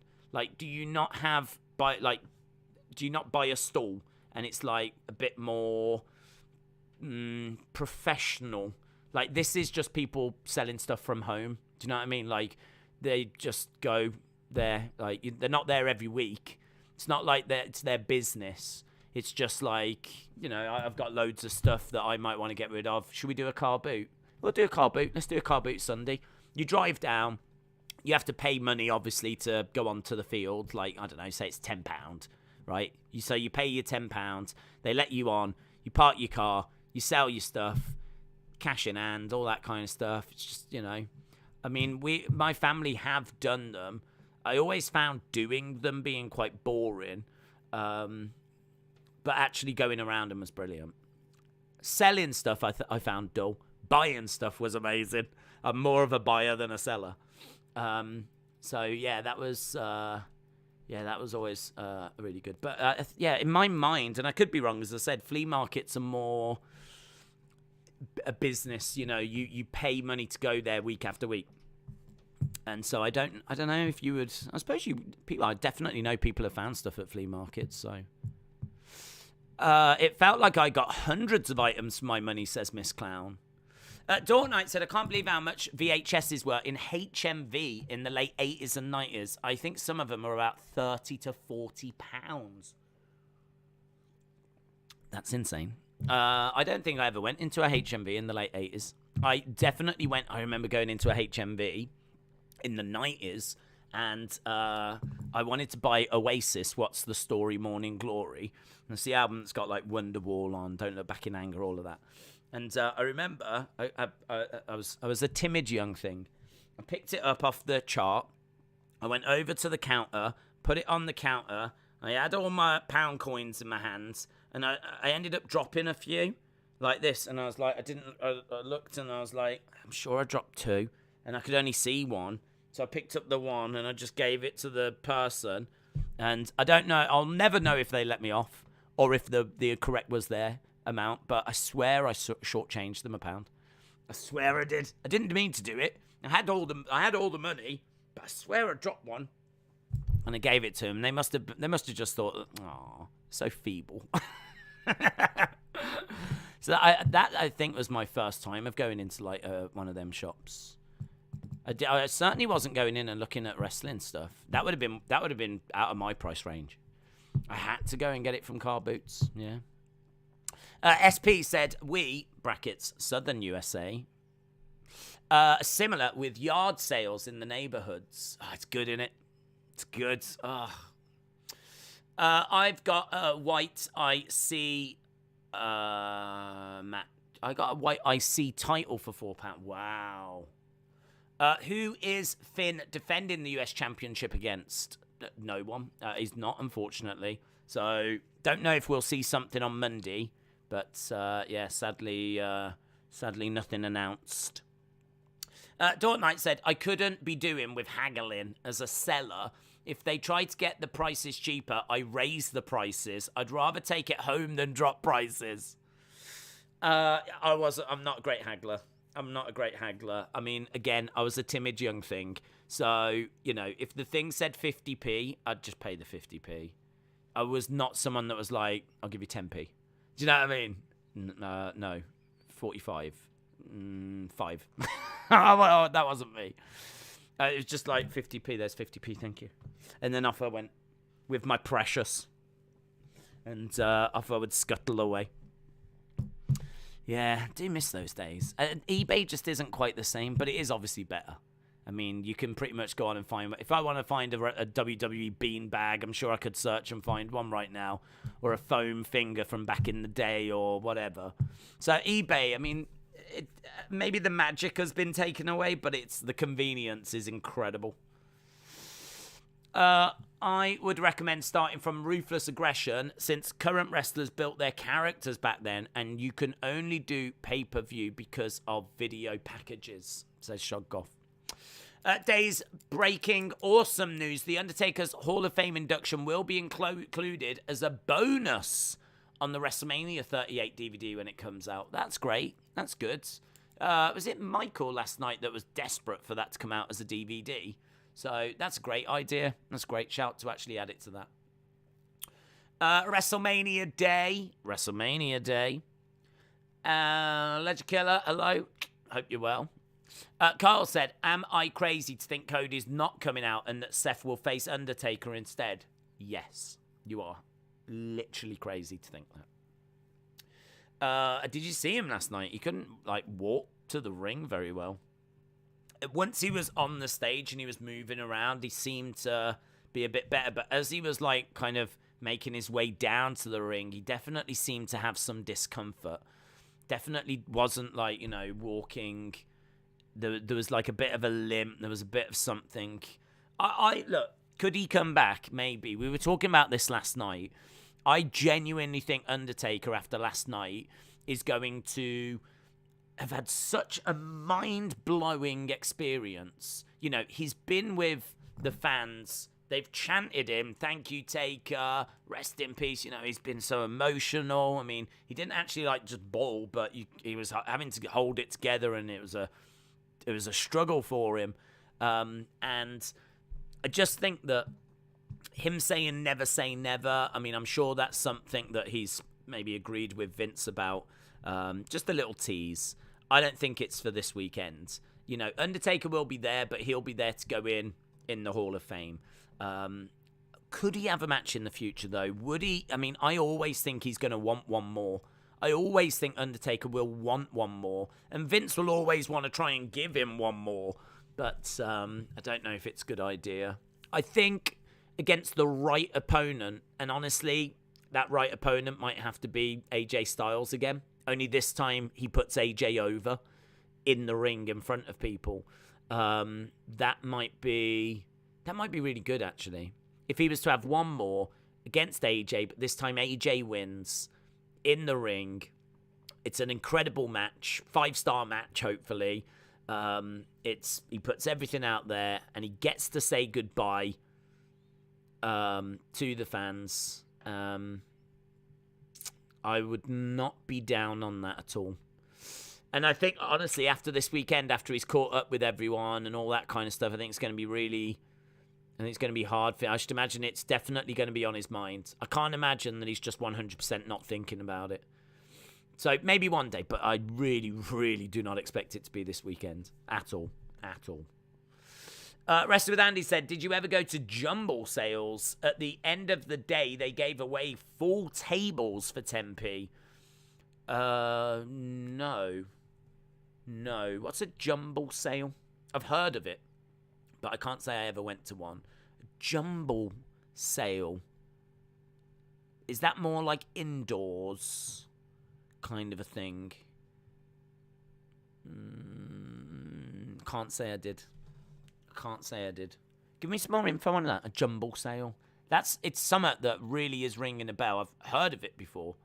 That's not an alien concept to me, but in my mind it would be like in a hall, maybe similar, with tables set up and people selling items, but I can't think where I would ever have gone to one.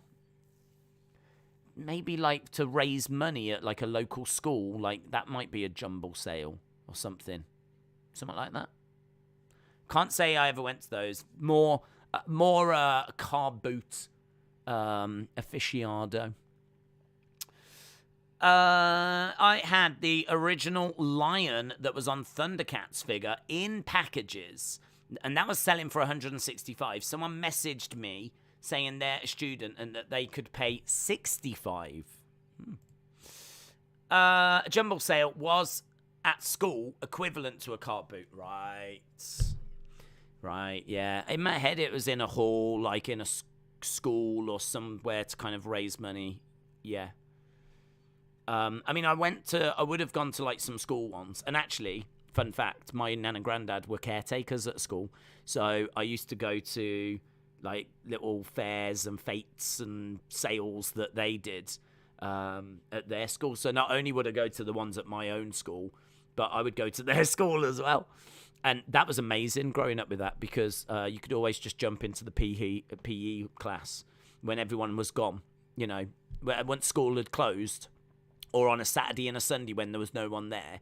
My granddad would just open up the gym and we would just get all the equipment out, climbing up ropes and all this kind of stuff. So, yeah, it was amazing. We'd have crash mats out and we'd have like beams out and we'd just be setting up like courses, and me and my cousins had a great time.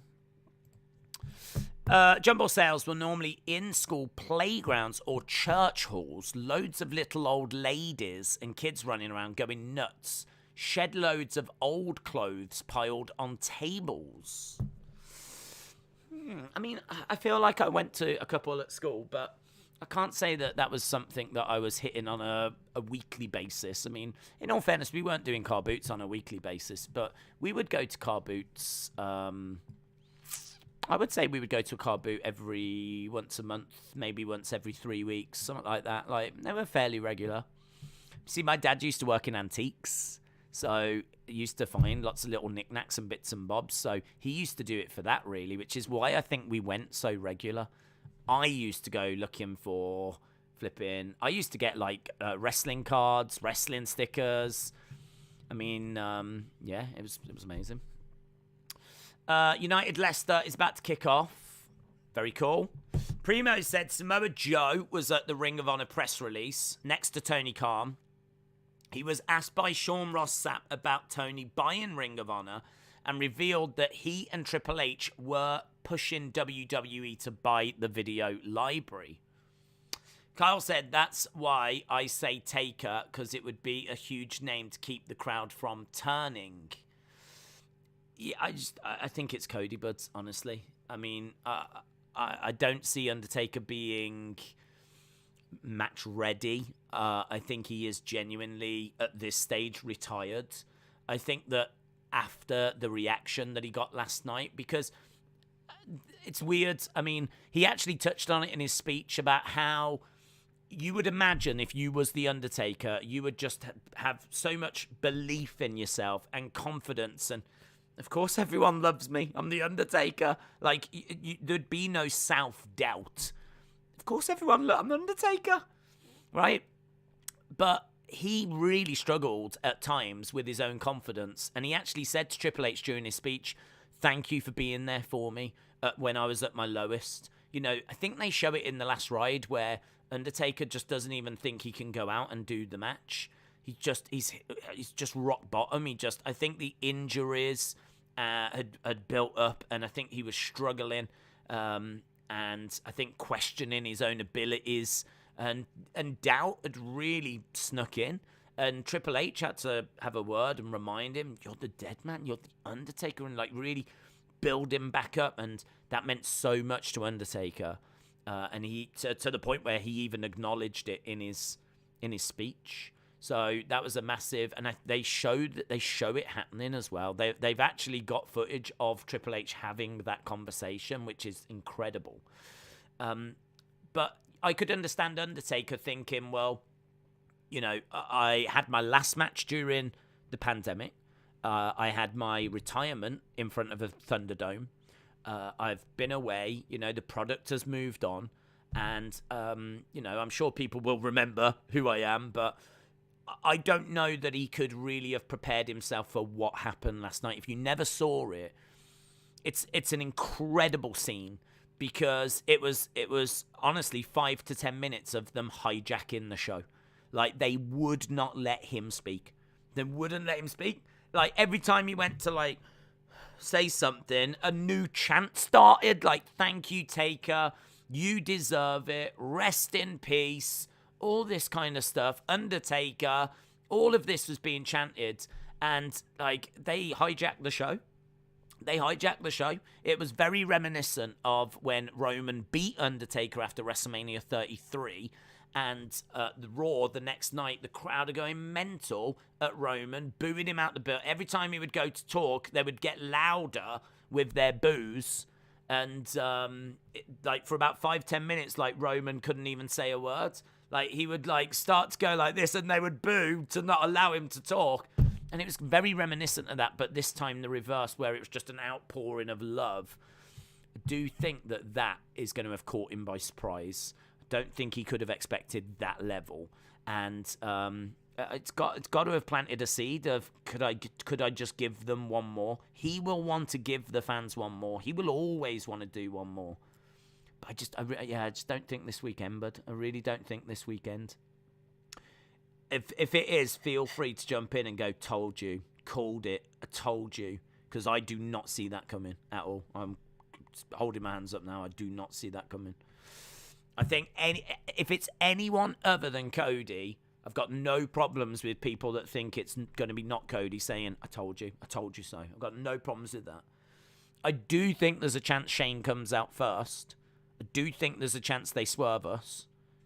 Totally think that. But I think if Shane comes out first, it's only so that he very quickly is dismissed, or he then introduces Cody. So eventually it will be Cody. But as we said, that's going to be something we'll Find out later. Right now, we've got a match that's just on. It's just a recap of an old match that we had between Grayson Waller and LA Knight. I'm a bit surprised, actually, that this kickoff show isn't doing, like, interviews. We've not got, like, fans being interviewed. We're not seeing video packages of some of the matches. We're literally just watching, like, a match from NXT at the moment that we've already seen. So we are just still waiting for this to start. It'll be get going in about 25 minutes time. So yeah, we are still in the kickoff stage. Kyle said, I know everyone is saying Cody, but honestly, I've not heard a single thing that seems legit, and we can't keep anything quiet anymore. I'm just saying, for some reason, I'm not buying it. That is absolutely fine. That is fine. I mean, I can tell you that Dave Meltzer has reported that Cody has signed. And I think Harley was saying earlier that he's heard that Cody is now reported to either be at WrestleMania tonight or he will be at Raw. So, we've kind of got it down now to either WrestleMania tonight or at Raw. But, I mean, even before that, the rumors were, okay, it is going to be Cody and Seth. So now we're at the point where it's Seth versus a mystery person. Well, it's got to be Cody. So there's enough there to make me believe it. There's enough smoke that's around at the moment. But if you don't think that's enough, then that's absolutely fine. That's absolutely fine. I mean, each to their own. I that's just what I'm expecting.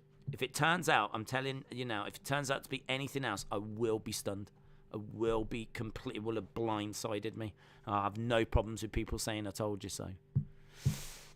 British Soundboard Prank said if Shane comes out and they announce he is the special guest referee, that would be awesome, as it could start a McMahon Cody Rhodes power play angle. That would be great. So Seth could call out, like, who's my opponent? And then Shane's music hits. Everyone's going to be like, oh my God, told you it's not Cody, blah, blah, blah, blah, blah, right? I'm going to tell you now, even at that point, I ain't buying it, right? Shane comes down to the ring, and then, he might get the mic and say, I'm not your opponent. I'm just the special guest referee. This guy's your opponent. And then out comes Cody Rhodes. That would be really cool. That would be really cool. And as you said, it could then lead to a McMahon-Cody kind of little feuds, which I would love, actually, because I think that's a ready-made story. That's ready to be told. So, but if it's Shane, then they will riot. I'm down for a riot, though. In all fairness, I don't mind a good old riot. That'd be quite entertaining. I mean, not if you're there; it'd probably be horrific. But yeah, no, they wouldn't go that way. Chance 4 said, Seth comes to the ring. Vince comes on stage and introduces Shane. Shane goes to ring announce that he's taken over from Pierce and Sonya Deville. Shane leaves, and then Cody's music hits. Days, that sounds great. Yeah, I thought it was a good shout. I thought that was a very good shout. Am I right in thinking Undertaker never mentioned Mick Foley, or in my tired state did I just miss it? It seems like a faux pas to not mention Mankind. I don't believe he did, but then it was believed that Mick Foley was going to induct Vader. There was talk of that, and he didn't. So I don't think Foley was there, to be honest. It's so hard if you're Undertaker, though, isn't it? It's so difficult if you're Undertaker, because you're always going to miss someone out. I mean, at one point, I didn't think he was going to mention Shawn Michaels, but he did get round to talking about WrestleMania 25, and so he did mention Shawn. But there's going to be people that have been missed out. If you think he had a 30-odd-year career, I mean, I don't think he mentioned Roman. And obviously had a big match with Roman, didn't really mention AJ and the Boneyard or anything like that. I mean, I do agree Mankind is a big oversight. Like, that is one you would have imagined he would have mentioned. But it's so hard, isn't it? Because Triple H, Shawn Michaels, Paul Bearer you've got to mention as well. Like, it's just really, really difficult to, like, get everyone in. So I don't know. I'd have to watch it back to see if he did, if there was a little mention that was in there. Vince probably mentioned him. I mean, Vince mentioned Bray Wyatt. Vince said Bray Wyatt last night. Bray Wyatt was mentioned at the Hall of Fame, and that was a bit of a, of all the people for Vince to mention, that was a strange one. But as we said at the time, I think it's because Vince was naming Undertaker opponents, and it was just really easy to go through the streak. Do you know what I mean? I think a chunk of it was literally the streak. I mean, he started with Jimmy Snuka, Jake the Snake Roberts, and he just went through all the Undertaker streak names. Would have been very interesting if Chris Benoit had been one of those names, because I genuinely don't know if Vince would have mentioned Chris Benoit. I don't think he would. I think he would have skipped it. If Benoit had been one. And you've got to say probably right to have skipped it if he had. But it would have been interesting. Thankfully, Benoit isn't, so it wasn't a problem. But he mentions Bray. He mentioned I think pretty much everyone. I'd have to go back and see if he missed anyone out. That could be interesting. As he goes through the street, was there any names that he purposefully left out? I'm sure everyone Vince named was from the streak. There was definitely extras added, though, because I seem to remember him mentioning The Rock, and The Rock's not a victim of the streak. So I think there was the streak, but then I think there was some more that were chucked on the end, maybe like key opponents that weren't part of the streak. But as I said, it'd be that would be interesting to know if Vince mentioned Mick Foley. I would imagine he would. I would imagine he did. I can't see why not. Raquel Gonzalez is dressed like Selena Quintal. What? Who? There might be another Ministry of Darkness run to push young talent. Never say never, said Shoggoth. Right, we've just got Dusty Rhodes classic match. They're just showing another match right now. I feel like I'm watching the wrong thing here. I really don't understand. This is such a bizarre kickoff show.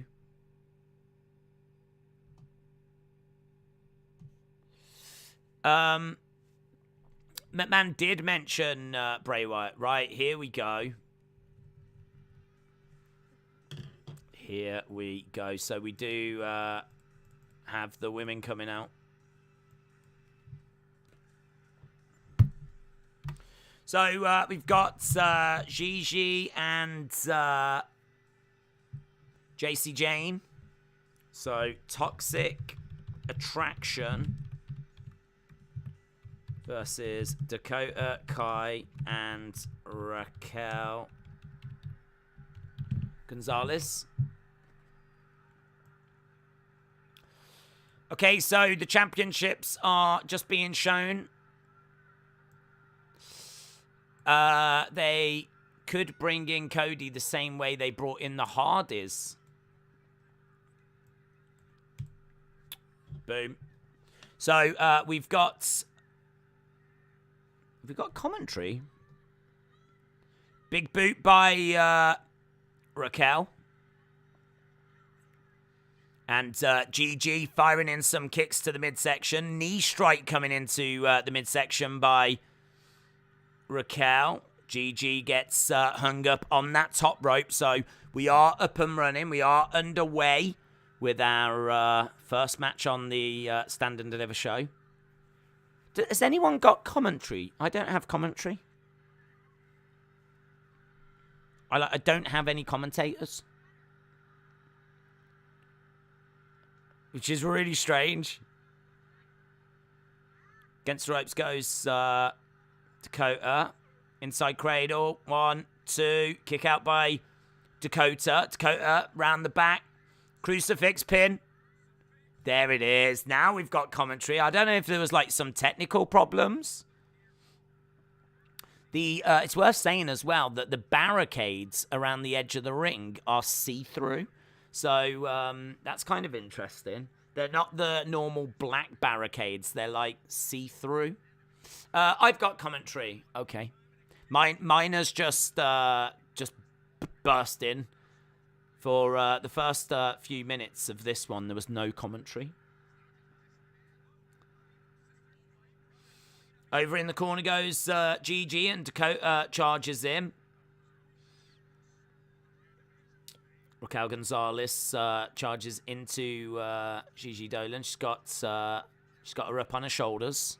In comes Dakota. Against the ropes goes Dakota. Big kick. Spinning around. She's looking to plant Gigi Dolan down. And going for the pin. Kick out. I've got commentary. Okay, good. WrestleMania on the way.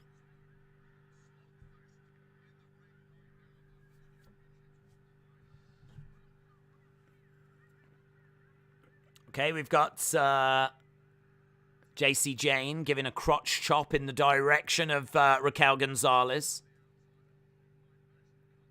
Kick coming in by JC Jane. I do like Toxic Attraction's ring gear. I like the fact it matches. It's like black with like fluorescent yellow edging. These two actually feel like a proper tag team. Like, I don't remember seeing them compete too much as solo stars. They have done a lot of their work as a team. So I do appreciate that about Gigi and JC Jane. I would love for them to stay together as a team and for this to be a proper women's tag team that stays together in NXT and goes up together. In a way, I suppose it feels a bit like Casey and Kaden. They feel like a proper women's team these days.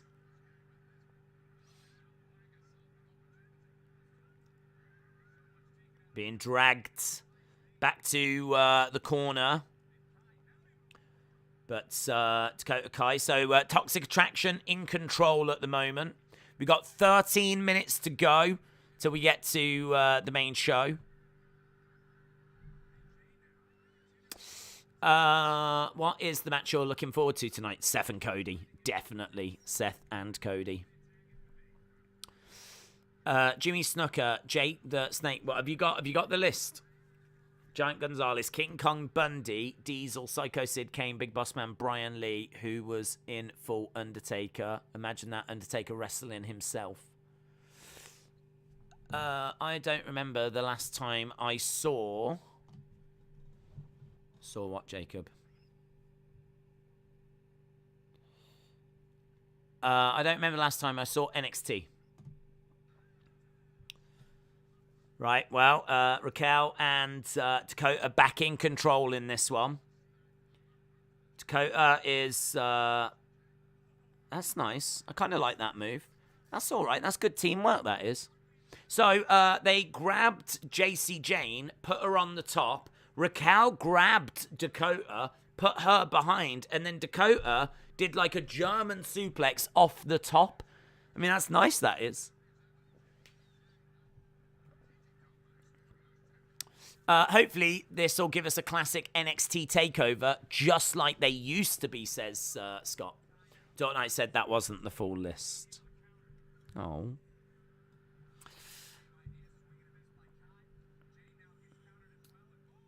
Right, down goes JC Jane. So we've got Gigi down as well. I must say the setup of this is reminiscent of Full Sail. Not Full Sail, where they are now. So, like, you know, the commentary table, it's not over on the right. It's actually central and a bit far back, so it's out the way. I like it there, actually. I prefer it there. I prefer it out the way. Over 1,000 votes has come in now. Carl said, random question, have you ever considered moving to the States? No. I mean, I love the States. I've been fortunate enough to go many times. I've been to Florida and New York. I tend to just been to those areas. I've been to New York once. But Florida, I've probably been to about 6-7 times throughout my life.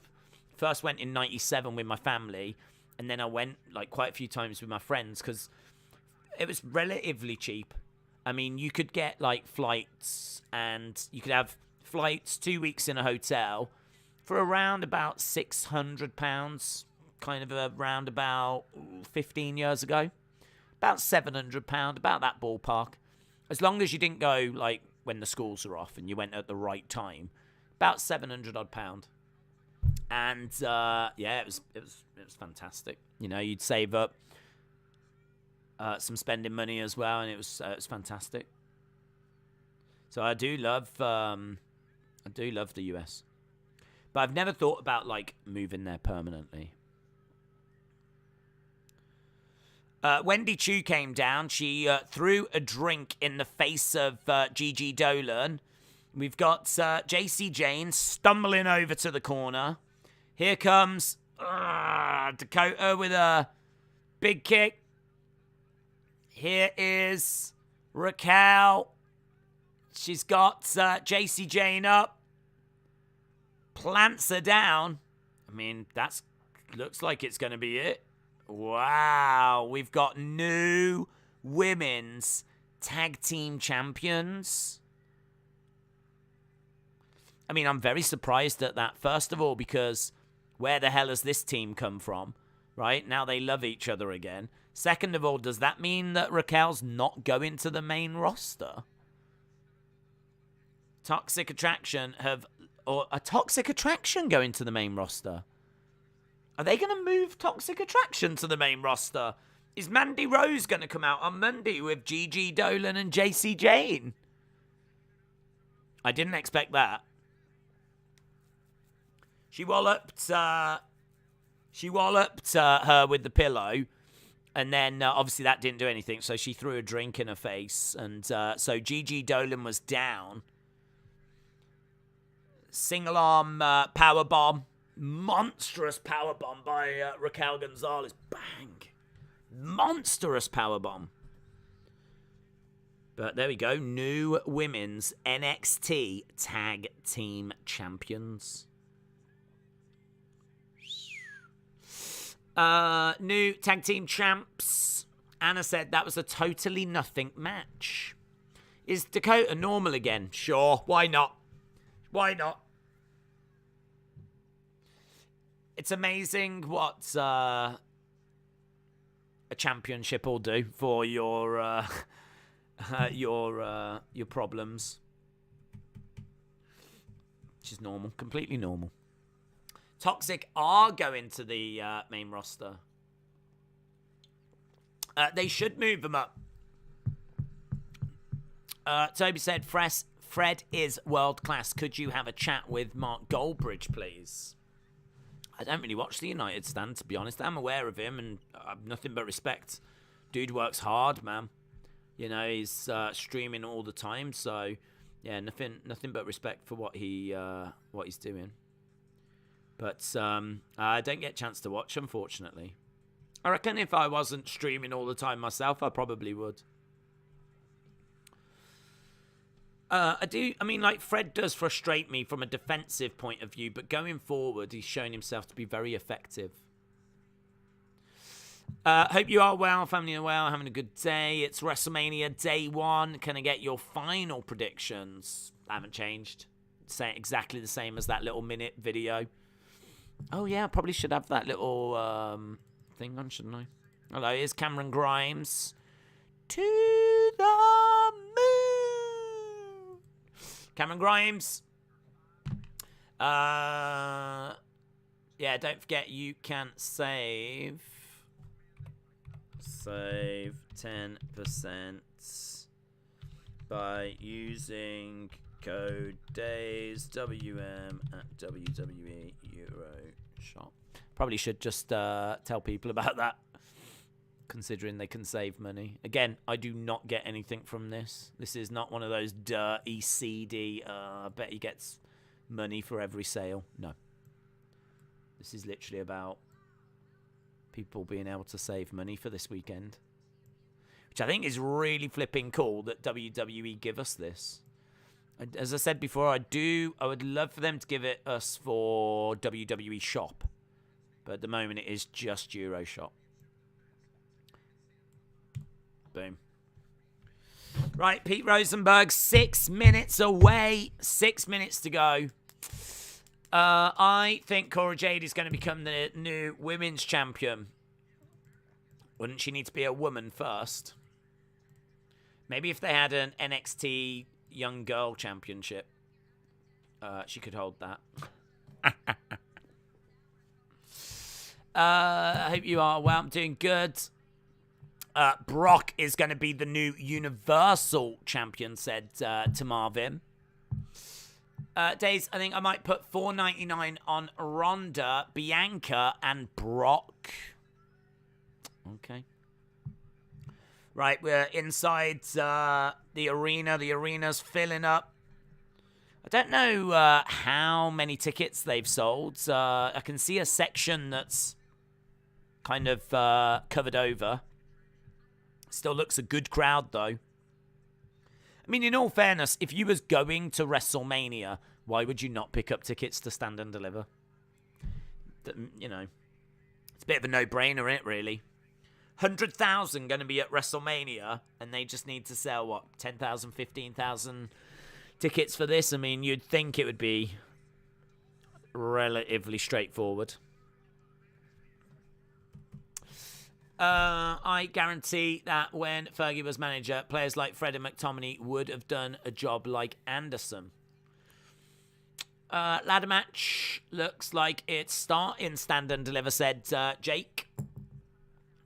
Stand and deliver money or your life. That is a song by Adam Ant. Just so you know. Right, we are getting close. How long have we got? 4 minutes, guys. 4 minutes. North American Championship ladder match. Cameron Grimes, Santos Escobar, Carmelo Hayes, Solo Sikoa, and Grayson Waller. Dort Knight said, I actually believe Roman will easily win, but I'm a Maverick and I need a curveball. It's very echoey. What's echoey? This is echoey. Ladder match up next. Jim said maybe Toxic Attraction is main roster bound. Maybe. Yep, maybe. Could be very, very interesting. If so, that could really change. I'm not a Toxic Attraction fan. I find him annoying, but you know, I'm always down for seeing him getting beat up. Here comes Santos Escobar then. So it's going to be the ladder match.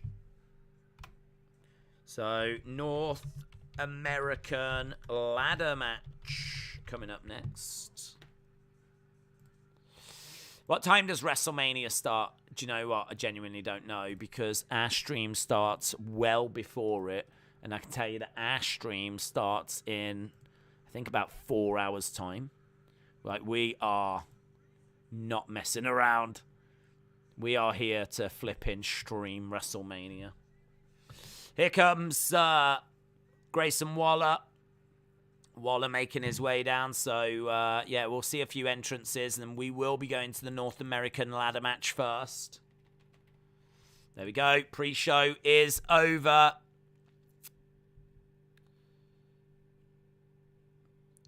Pre-show is over, so we will be going over to Stand and Deliver in a couple of minutes. Days, who do you think will win the World Cup? I think that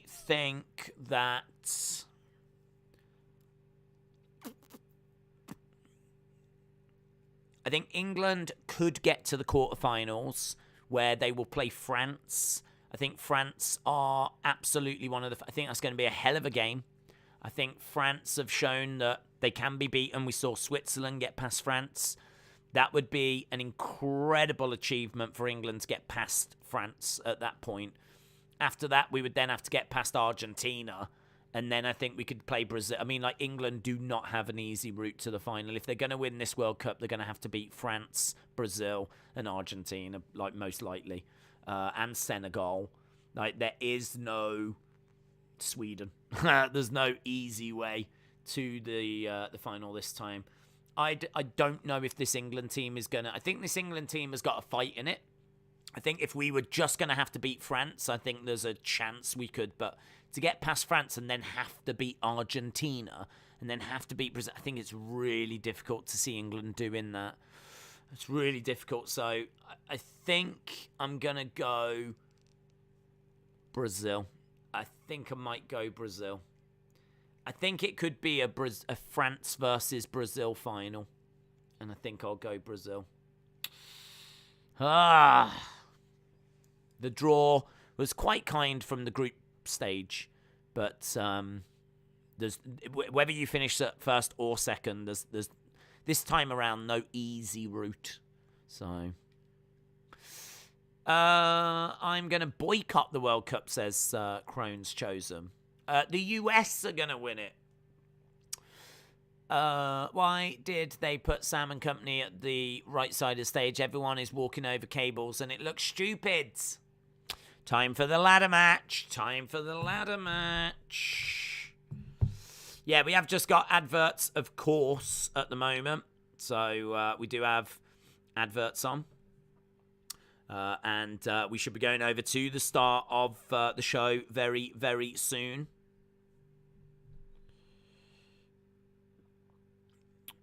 England are going to win the World Cup. There's not a doubt in my mind. If doubt does creep in, then it's going to Spain. What are you watching Stand and Deliver on? A laptop. Are you watching what are you watching Stand and Deliver on?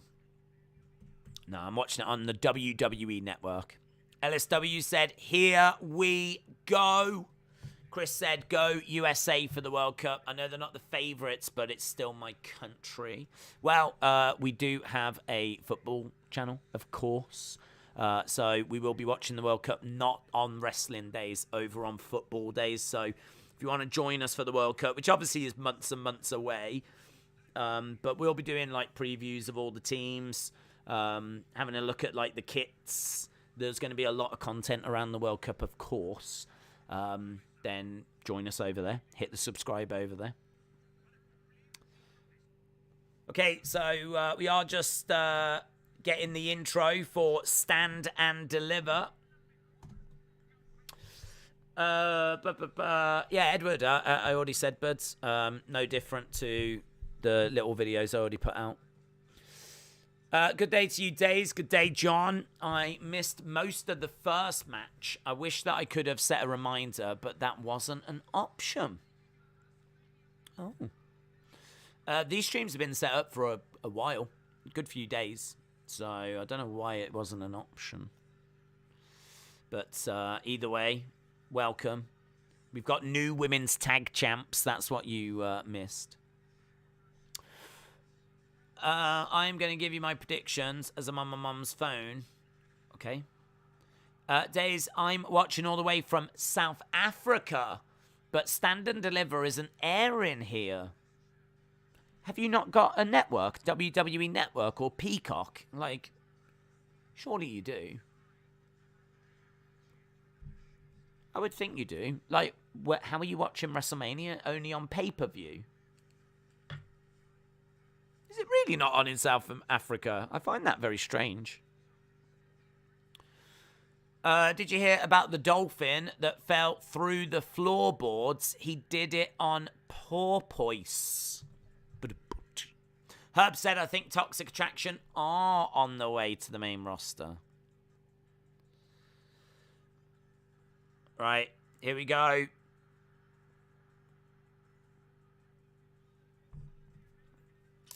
Here we go. We've got Solo Sikoa in the ring. Grayson Waller. Santos Escobar. We've got the North American Championship suspended above the ring. Okay. It's Dallas. First time in a couple of years that NXT is on the road. It is so great to have it in front of a crowd.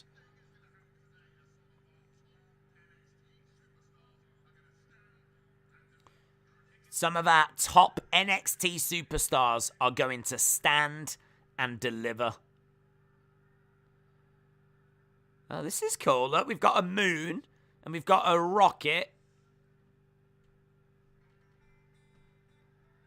And there's Cameron Grimes, who's coming out.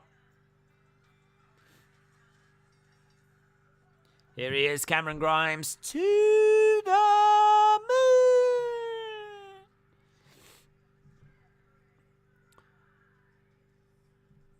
Cameron Grimes making his way down, getting all right reaction. I am back in solo, said Shadow Ninja. Cameron Grimes climbing up a ladder in the entranceway to the moon. So Cameron Grimes coming down. His little video package looks cool. So we've got 4 inside the ring right now. I think we're just waiting for the champ, Carmelo Hayes. There's Grayson Waller. There's Solo Sikoa. And here's Carmelo.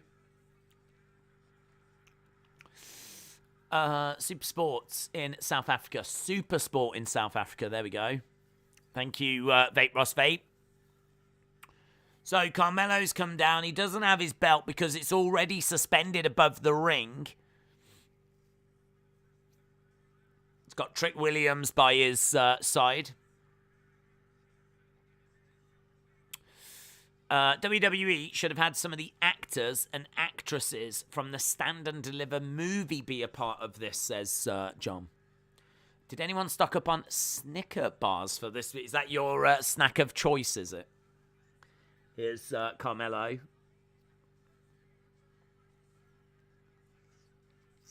Coming down with Trick Williams. That belt looks really flipping higher. Are they going to lower it a little bit? That's going to have to be a hell of a ladder to get up to that belt. It's really high. Unless they're going to lower it. Surely they're lowering it. So the belt, as we said, already suspended. Carmelo Hayes has come out.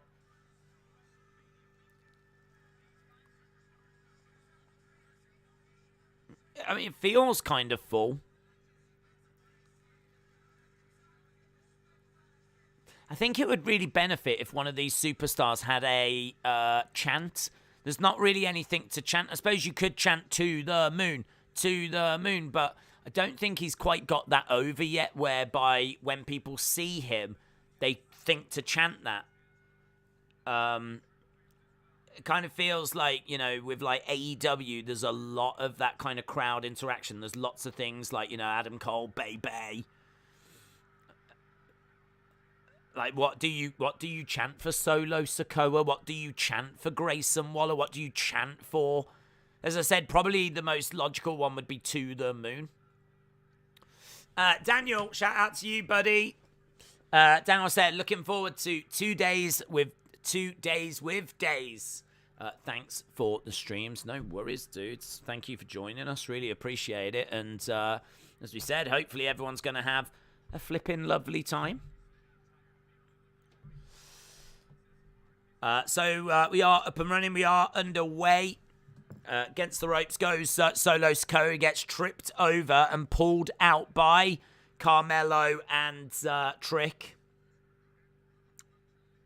Grimes jumps out the way of Escobar. Escobar goes down. Escobar's got some tassels on his boots, which I appreciate. And he's got a bit of like fluorescent green ring gear. It's kind of the closest we've got to Ultimate Warrior. Getting Ultimate Warrior vibes from Escobar's ring gear. Carmelo is in the ring. And I think he wanted Trick Williams to bring in a ladder, but there's so many people around ringside. Like, Elektra Lopez is out there, and Trick Williams is out there, and the rest of Legado del Fantasma are out there, and I don't know, it seems a bit crowded at ringside.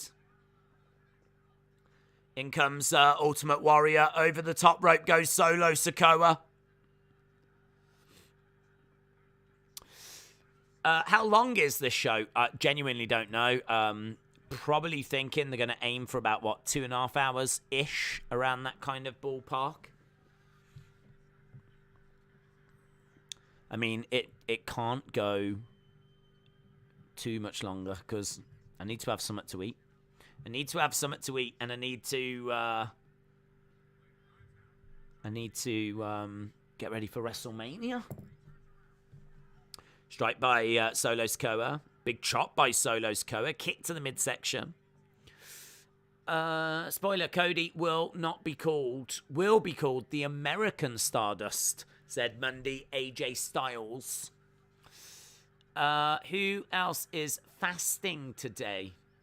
Oh, is it fasting time, is it? Here is ladders getting chucked in. Sanga is bringing in a ladder for Grayson Waller. Legado del Fantasma bringing in a ladder for Santos Escobar. That's drop kicked into Sanga. So he takes that lovely right hand by Grayson Waller. He drop kicks that ladder into the guys the other side. Duck underneath. Nice kick there by Grayson Waller.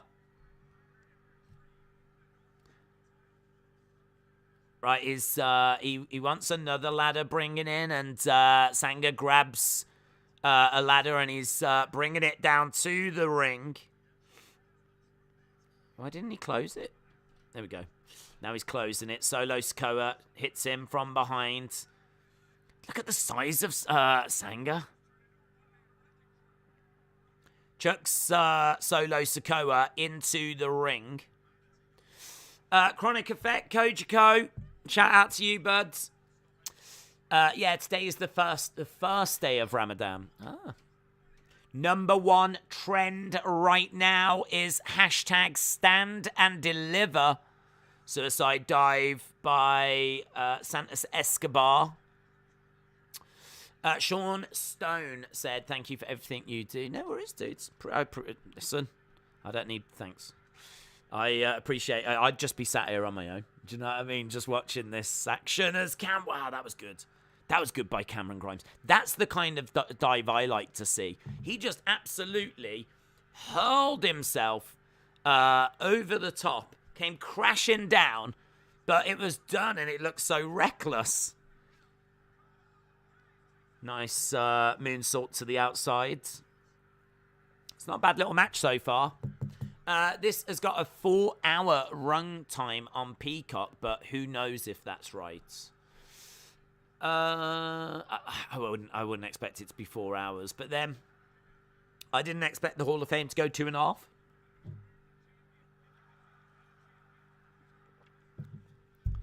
Right, Grayson Waller inside the ring. Against the ropes goes Waller. He grabs the ladder, sets it up in the middle of the ring. Starts climbing up. In comes Solo Sikoa. Grabs Waller. Waller goes down over by the ropes. Into the ladder. The ladder goes over.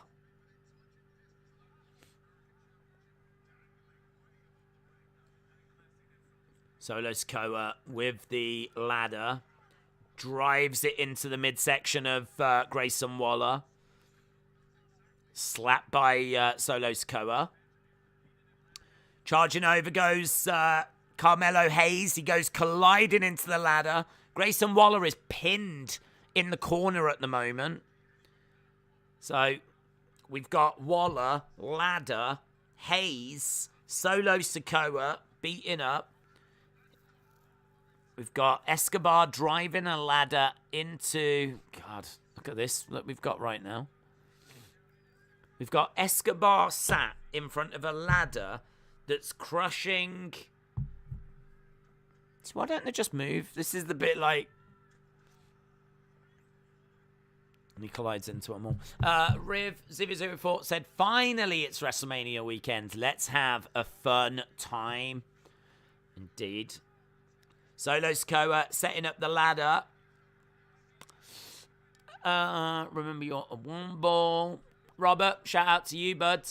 David said, what food or drinks have you got for tonight? Nothing. I wish I had some, I suppose, but it's not a problem. I mean, honestly, we do like long UFC streams every Saturday, so this actually isn't anything out of the ordinary for us. Kick there by Cameron Grimes. Grimes climbing up. Nice enziguri kick by Carmelo Hayes. Hayes has got the ladder. Throws it at Cameron Grimes. Kicks it. Grimes goes down. Hayes over the top. Back elbow. Trick Williams. And he smacks Carmelo Hayes with the ladder. Drop kick by Escobar. And Grimes goes down.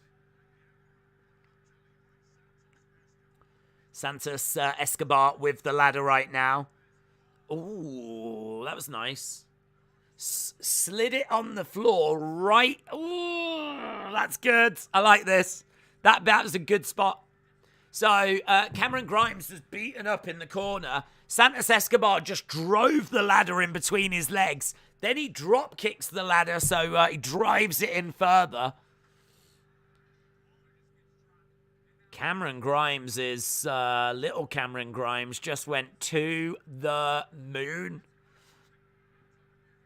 Here goes Escobar climbing up. Oh, wow, what a cutter. Lovely cutter by Grayson Waller. Off the ladder, Waller climbing up now. That was nice. Waller at the top of the ladder. Carmelo Hayes grabbing Waller. He's got him picked up on his shoulders in a electric chair position, but Cameron Grimes is out the ring at the moment. Carmelo Hayes in there with Waller. Carmelo Hayes. Springboard clothesline. Carmelo Hayes launching himself off that middle rope. Yeah, wild. Austin Days is looking special. I'm looking good. I got my WrestleMania shirt on. Look at this. My WrestleMania 38 shirt. Damn it. That man will never have children now, says Daniel. Cameron Grimes is going straight to the moon. I'm thinking Grimes might win this. He learned that from watching Randy Orton clips, says David. Here we go. Solo Sikoa climbing up. Solo Sikoa is at the top of the ladder. Escobar climbing up the other side. Strikes these two trading blows at the top of the ladder. Wobbling. Solo Sikoa wobbling a little bit. Solo Sikoa smacked into the top of that ladder. Oh, that's a great moment. That is a great moment. He goes over the top and power bombs Solo Sikoa into a ladder that was set up already. Look at that. Oh, it's executed perfectly. Oh. Solo Sikoa after that has got to be out of this match. That is an incredible moment. I mean, that kind of a spot, you can't fake that spot. Yeah, that was awesome. That was awesome. Spanish Fly. Oh, that was so good, wasn't it? That was rough. Yeah, it was like, what, a sunset bomb. So he goes over the top, flips over, uses the momentum to power bomb Solo Sikoa off the other side. I thought he was just power bombing him onto the mat, onto the ring.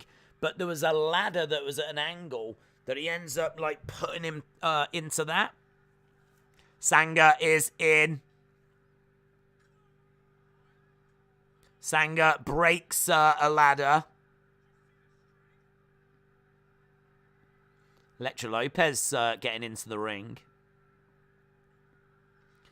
Backs away as Legado del Fantasma attack Sanga from behind.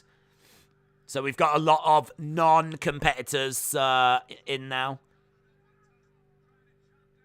Driving the ladder into Sanga. Elektra Lopez going up top. Crossbody onto Grayson Waller. Right, they're Legado del Fantasma are trying to set on Sanga at the moment, but Sanga's fighting them off.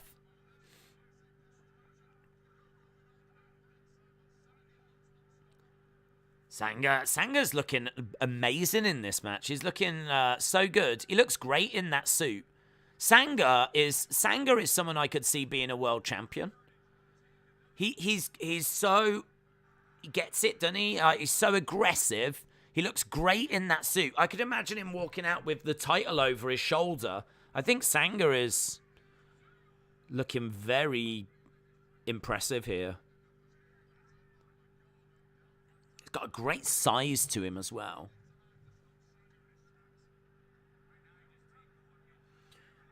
We've got, I don't know what's happening. We've got ladders everywhere being set up. I don't mind, but it does take away from the match, but it's pretty cool.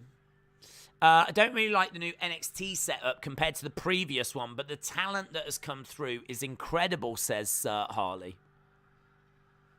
Solo Sikoa trying to deal with Legado del Fantasma.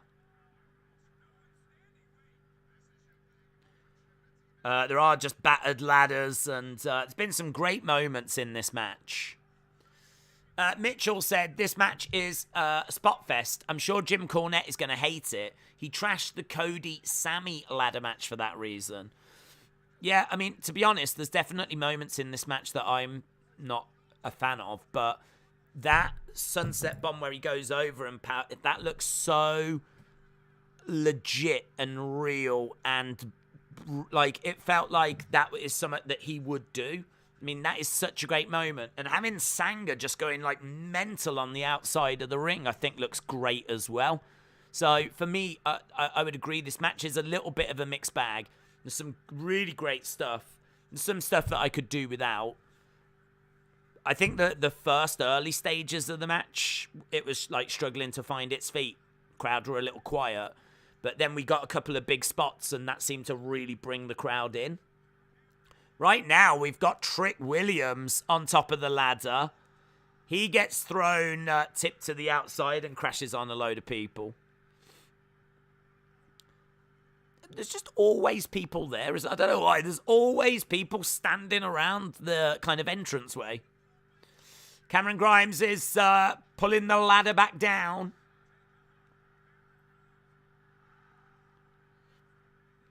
And here we go, Grimes climbing up. Is he about to win the title? No, someone's grabbed him. Carmelo slams Cameron Grimes into the ladder.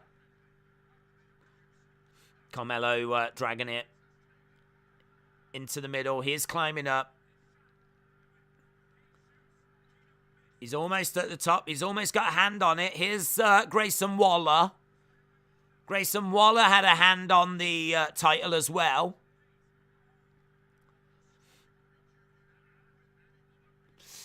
Grimes is going to the moon. Channel name, shout out to you, buds. there's so much outside interference, you just don't know where to look, says Anna. Right, we've got 3 ladders set up now in the ring, and it looks like we're going to have all 5 competitors. So that classic shot where they're all, you know, on top of the ladders reaching for it.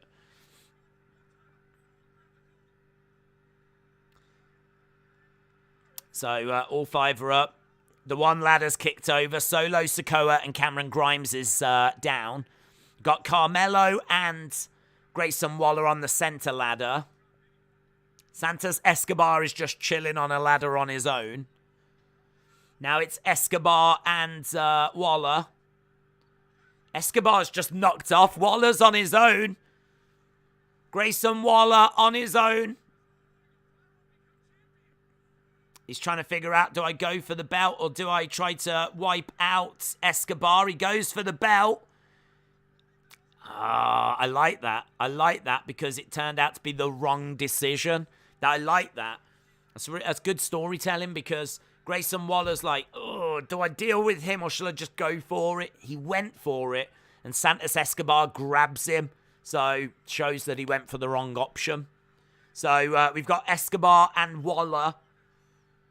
Hurricanrana off the top of the ladder by Escobar. Now we got Solo Sikoa. Big splash by Solo Sikoa. Bodies everywhere. Carnage everywhere. There's been some really good moments in this match. Solo Sikoa throws the ladder away. That one ladder. Oh my god, he's got to grab the belt. What is going on? What can be match of the night for WrestleMania? Wow, anything? It's a great opportunity for anyone to steal the weekend. Lovely kick there by Solo Sikoa. Super kick on Cameron Grimes. Into the ring post goes Solo Sikoa. Cameron Grimes on the outside. Oh, stomp onto a couple of ladders.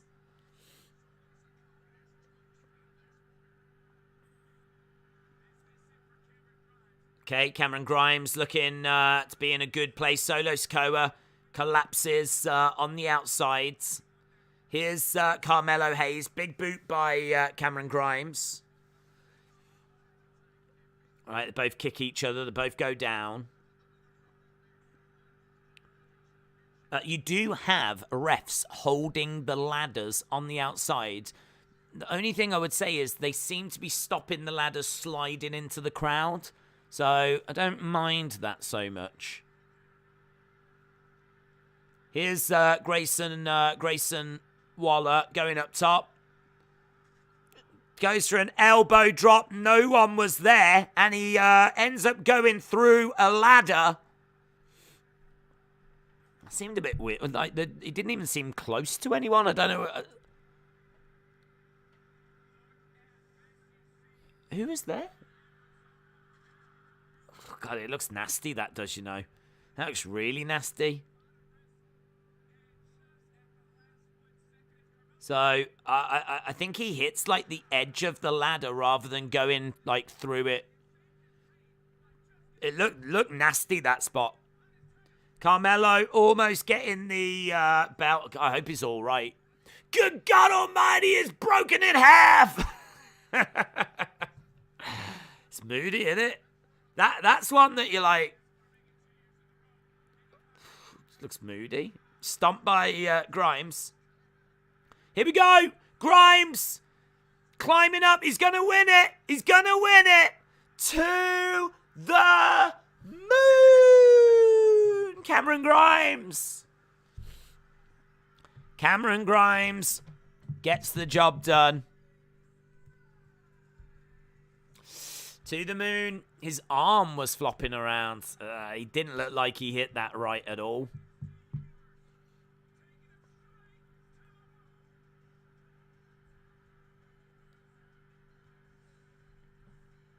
Yeah, we're seeing a replay of it. They're showing a replay of it here. God. Yeah, that's horrible, that is. That is horrible. That's amazing. It's amazing, but it's horrible. He climbed that ladder so quickly. Out of 5, what do you score the ladder match? I'd be interested to know, out of 5, what do you score what we just saw?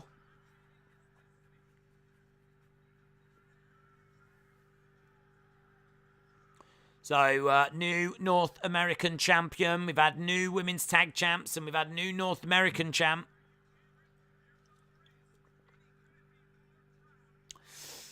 Uh, 1-0. Danny says to the moon. Major injury worry for Grayson.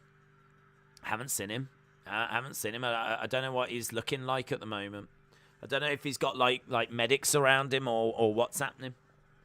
But yeah, it doesn't look great, does it? 375, 4.54, 4.5, 4.5, 3.5, 4.4, 7.5, 5, 10, 4, 4.5, 4.5, 3, 375, 4, 5, 5, 3.5, 4.5, 3.75, 10, 3.75, 4.5, 4, 5. So we got a mixed bag. 5, a man was wounded. Is that what makes it a 5? Heel Santa says 4. Jacob says 4. Angela says 5. Austin says 5. Dylan says 3.5. Right, we're seeing Tony D'Angelo.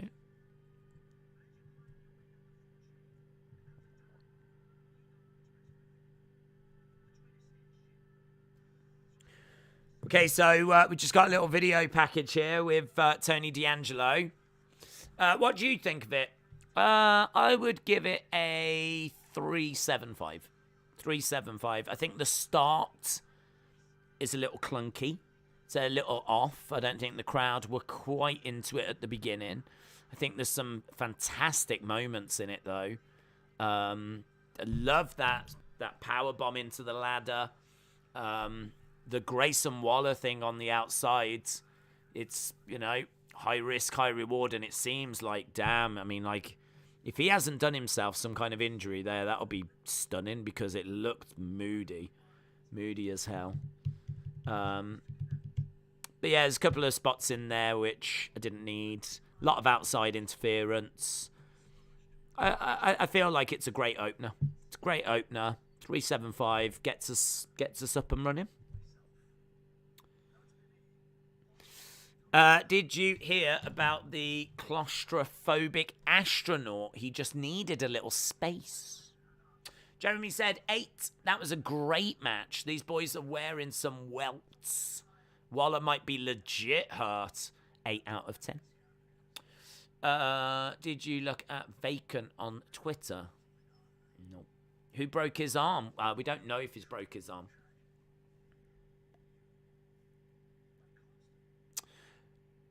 Just hearing from Tommaso Ciampa.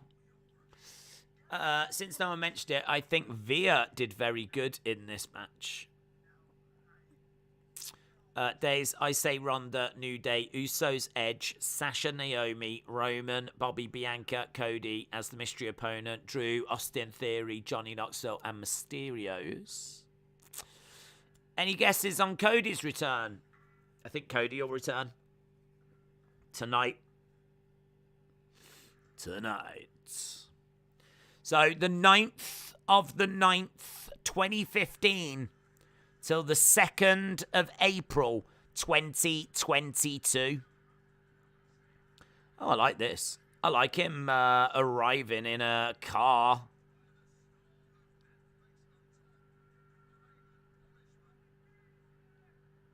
This is cool. Seeing Tony arrive in a vehicle.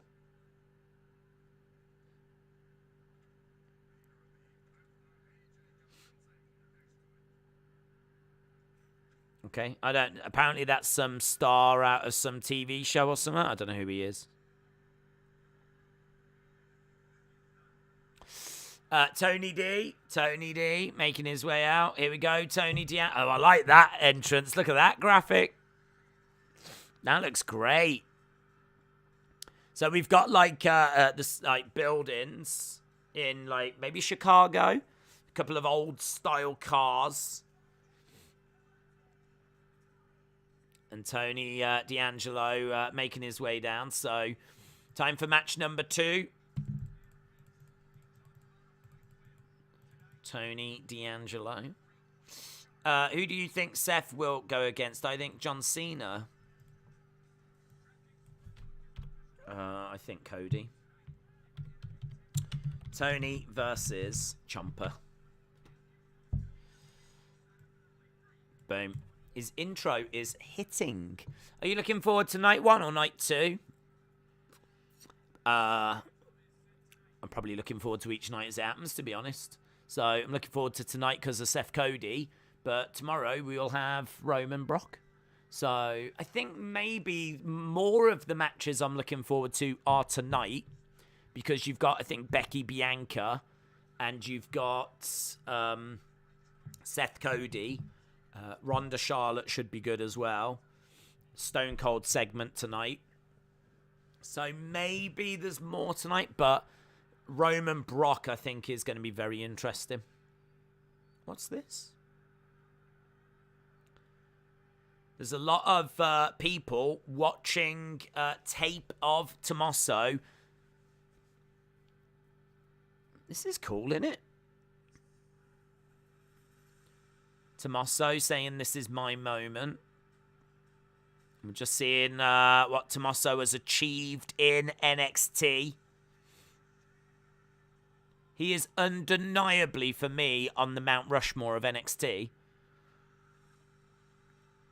I think Johnny, Adam Cole, Tommaso are 3 that go onto the Mount Rushmore of NXT. And then you can really argue about who the 4th person is. I feel like the 4th probably should be a female. You could make an argument for Finn Balor, though. But I feel like, maybe it should be Bayley. That's the 4th. Maybe it should be Paige. Who knows? But for me, Tommaso, get chiseling. Here is Tommaso.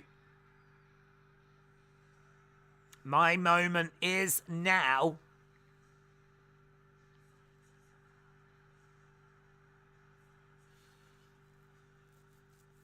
Tommaso coming out. I thought he might have his mask on and everything, but he hasn't. He looks out at the crowd. Smile on his face. This should be a good match, man. This should be a really good match. It's Mania, baby. I'm down for both nights because it's going to be stupendous. Dave said, is this Ciampa's goodbye to NXT? He is definitely main roster bound. I believe so. Asuka should be the 4th. Asuka, yeah. It's a good argument. Good argument for Asuka. I think it would be cool if Big E does the intro for Woods and Kofi. And his ringside for the match. Obviously can't get physical, but it would be cool to see him again, says Harley. Ciampa on Raw after Mania in a feud with ? Honestly, don't know.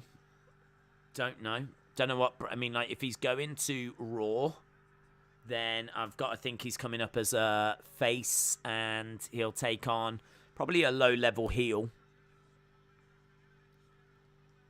Who that low-level heel is going to be, I'm not sure. Maybe like Apollo Crews. Apollo Crews ain't doing anything.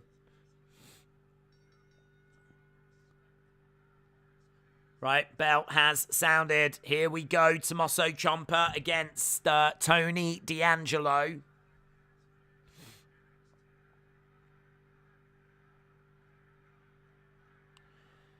Belt has sounded and the two locking up. Ciampa's got Tony up against the ropes. Ciampa is forced back to the corner. And the two break apart. Kick to the midsection by Tony. Strike coming in by Tony. Against the ropes goes Tommaso. Nice, onto the knee. Yeah, this is very much goodbye Tommaso. He's got Tony up and spine buster. Nice spine buster there by Tommaso. And he's ripped in Tommaso. He looks so good. Ciampa has that stone cold vibe, says Channel. Miss Clown once said, I'm flipping my burger upside down. I'm having fun tonight. Miss Clown, shout out to you. James said, great Triple H and HBK tribute by Ciampa. Ben said, do you think Undertaker will fight again? I think he could. I don't know that he will. I don't know if Vince is going to look for that. In Vince's mind, it might be done. He might have moved on, you know.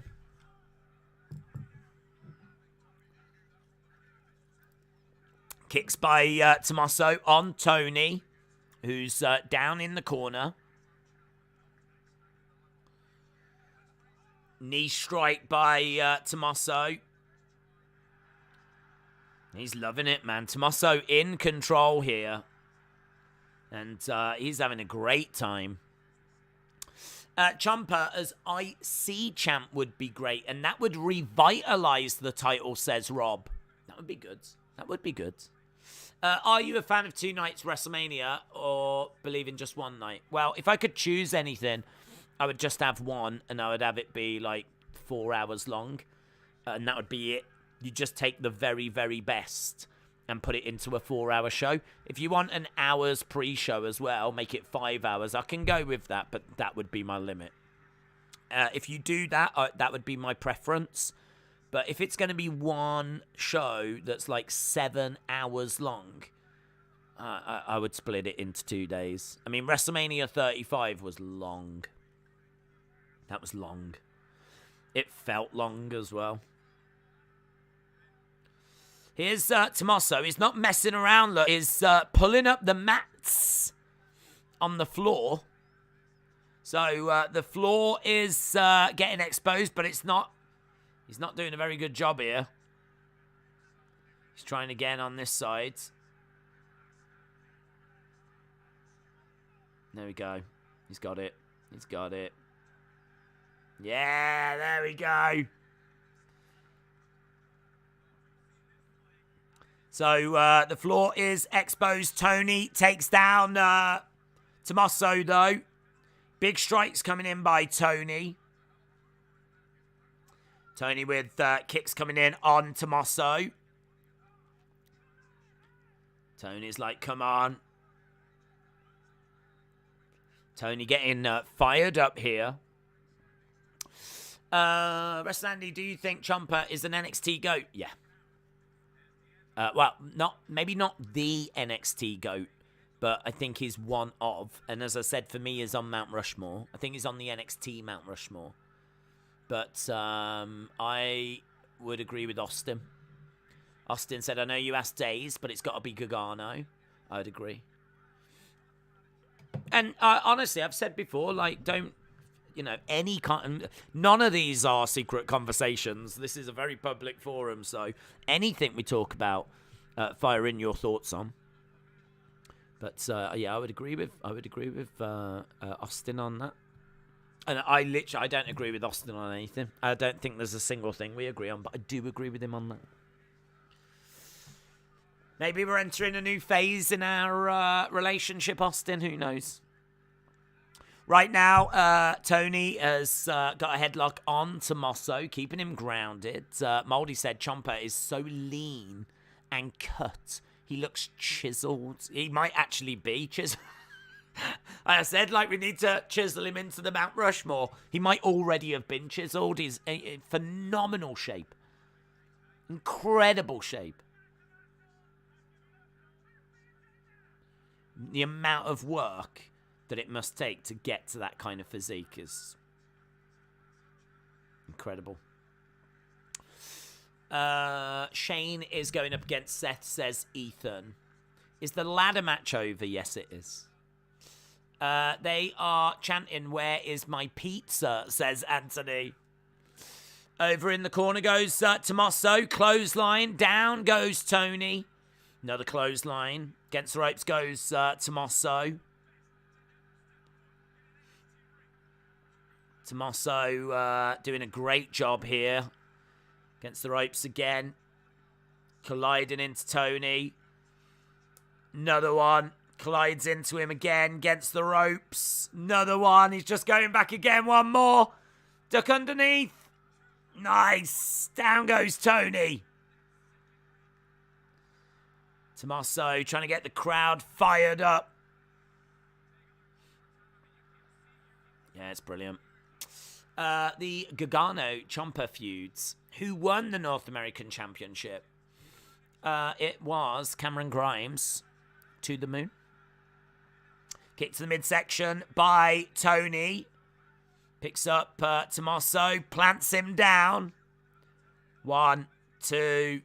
Kick out by Tommaso. Do you think Bray will face Seth? No. No. I am almost 100% certain Bray will not be at WrestleMania. Or, you know, as Undertaker said, never say never, so I would say 99.99999% certain he's not going to be there. WWE needs to give us what we want. Shane comes out. Linda comes out. That's what we want. Roll up by Tommaso. Tony gets out of it. Goes over. Pushes Tommaso down. Who do you think you are? This is my ring. Big slap, big chop coming in. Driving Tony back. Rips off Tony's shirt. Again, firing in chops. Tommaso is fired up here. He's got Tony. Big chop.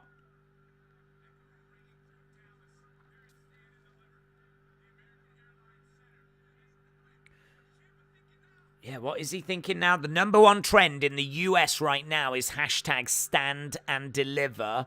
Ciampa has got Tony on his shoulders. But Tony's fought his way out of it.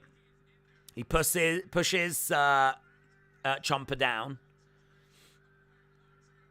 He's got like the shirt hanging down. Oh, jumps off the top into a knee by Tommaso Ciampa. That was a nice spot. So Tony coming off the corner comes down. Knee strike by Tommaso. Ciampa looking good in this match. Are there only 5 matches for Stand and Deliver? I believe there were 7, but one was on the kickoff show, so that took us down to 6. So I think we've still got quite a bit of action to go. Adam said it'd be nice if after this match Gargano came out to congratulate Tommaso. What wrestling themes would be on your Mount Rushmore? You can't put wrestling themes on Mount Rushmore. Doesn't work. Sorry. Oh my god, what if it's Goldberg? I wouldn't even be surprised, says Logan. Big Boy Dally said Undertaker will be at WrestleMania. Won't he? Yes, he will. He will. He'll be going into the Hall of Fame. Ba ba ba ba ba. Tony has got a crowbar. Goes to swing. Look, the referee can see the crowbar. Low blow. Low blow. Plants Tommaso down. 1, 2. Kick out by Tommaso.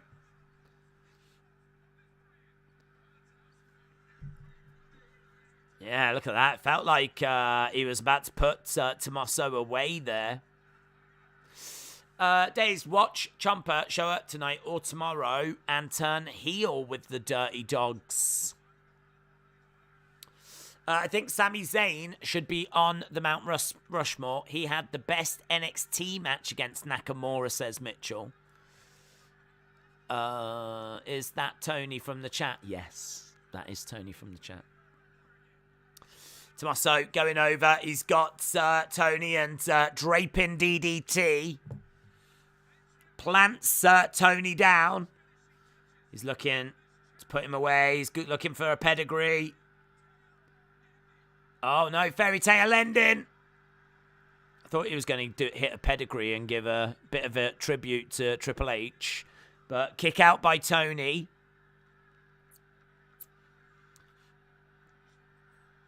Kick out by Tony from the fairy tale ending. And now he's got submission hold applied. Great work so far as Tony is trying to get over to the ropes.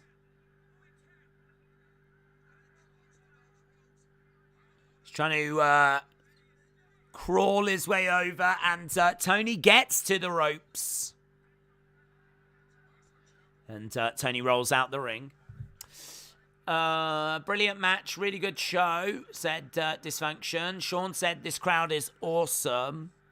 We need that floor DDT spot before the match ends. Well, we are outside on the floor now. We do have the exposed floor. Oh, DDT! Don't think Tommaso... Tony did well to protect Tommaso there. So he went for the DDT. Don't think he really connected anywhere near the floor, but Tommaso is a dead weight. He gets rolled into the ring. Tony gets into the ring as well.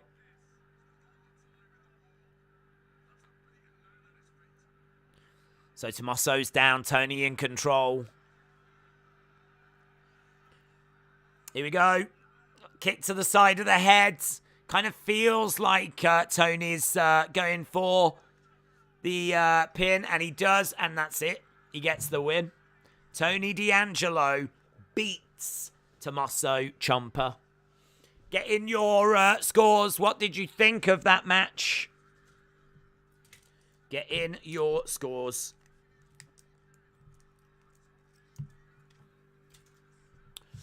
Ciampa did the right thing. People don't understand wrestling, and it shows. Tony wins. Tony wins. Tony goes over. Good decision. It could have gone either way. Clean win.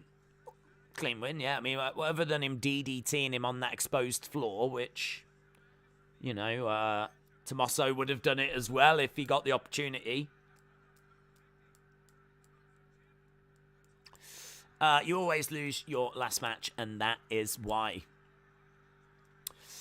4 out of 5, 3.25, 3.5, 2.5, 2 out of 5, 3, 3.5, 2. It was just okay. 3.25 says Austin. 4 out of 5 says Michael. Why have Tony win? Have Tony win because Tommaso's leaving, so makes sense. You know, this makes Tony feel like legit, like he has beaten Tommaso. So just gives him a little bit, you know, he can brag about that now. That's right, baby.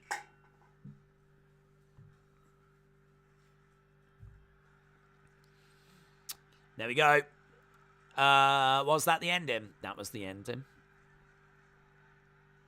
Thank you, Ciampa, is the chant from the fans. Thank you, Ciampa. It's nice, isn't it?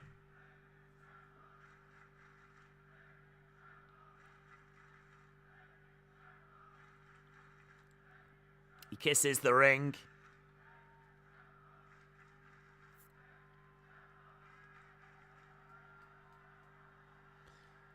Stands up, looks out at the crowd.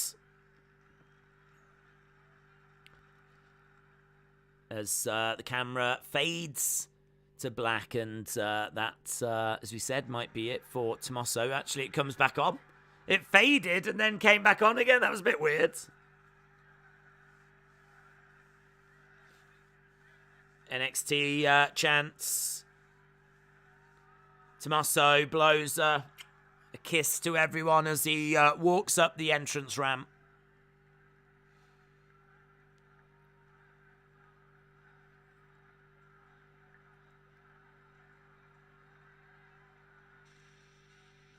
Oh, is that Triple H's music? So, Tommaso was about to head to the back. Triple H has come out. Triple H has come out. He wraps his arms around Tommaso. This is pretty cool, isn't it? Look, Triple H making sure everyone knows. Look at Tommaso getting emotional. 7 years. 7 years. Look at him. Just think of everything Tommaso has done for Triple H. And think of everything he's done for NXT.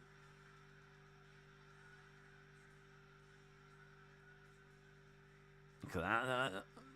Like flipping twins.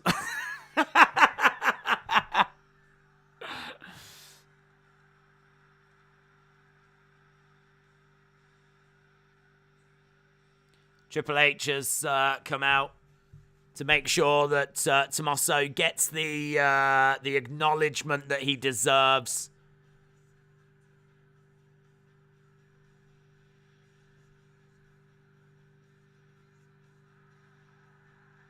It's nice, isn't it? It's nice. Triple H leaves as Tommaso thanks him. The concern is that he's going to go to the main roster and not be treated this way. It's an absolute illusion. It's a lie. It's nonsense. I can't sum it up any better. That smaller guys cannot draw money or not connect. You know, Vince is wrong on that. He is absolutely wrong. I mean, look at look at the biggest pay-per-view buys of all time, and you're looking at the likes of Floyd Mayweather. You're looking at the likes of Conor McGregor. You know, these are people that operate around 150. Forget 205 Live. They're around 150. So it's complete nonsense. It's so annoying.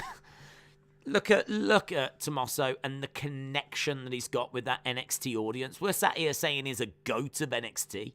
You think about all the great stuff that's happened in NXT, and we're here saying that he's absolutely on the Mount Rushmore.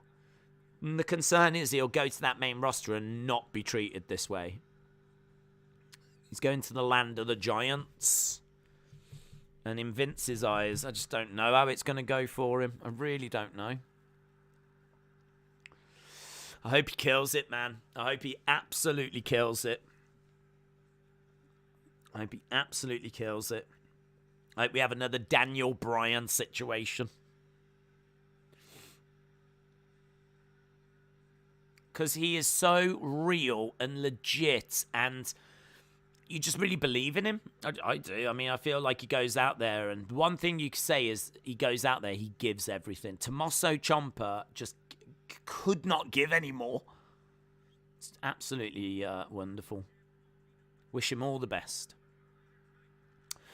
So the show moves on. That was match number 2 done. We're just seeing Dolph Ziggler backstage. We got Chase University in the crowds.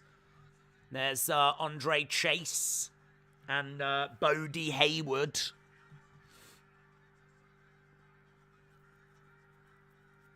Chase University waving a Chase University banner. I mean, I guess AJ is pretty small. He's had a phenomenal 6 years, no pun intended.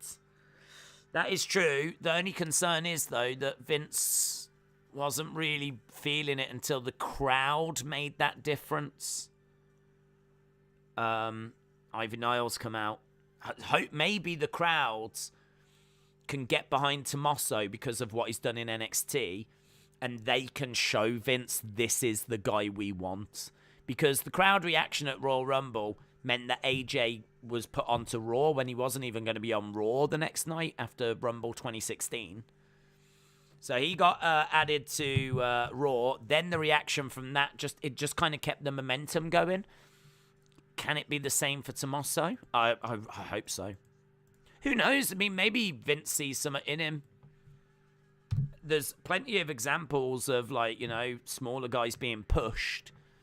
You just have to say that it's really probably more unlikely than likely. But flip. I just hope it goes and works out well for him. Right, here we go. Creed Brothers versus Imperium versus... Who the flip is this? Got some DJ. He must be bringing out MSK.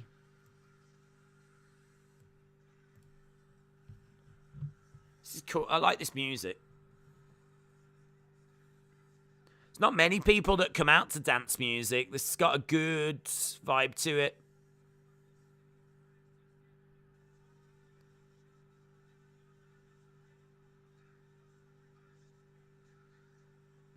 So MSK making their way down. Did Kimberly reveal what she was going to reveal? She was talking about her relationship, wasn't she? And I don't think she actually came out and said anything, did she? But I understand she heavily implied there was stuff going on behind the scenes, so she hasn't said anything before. Well, I haven't seen her say anything. Let me have a look. No,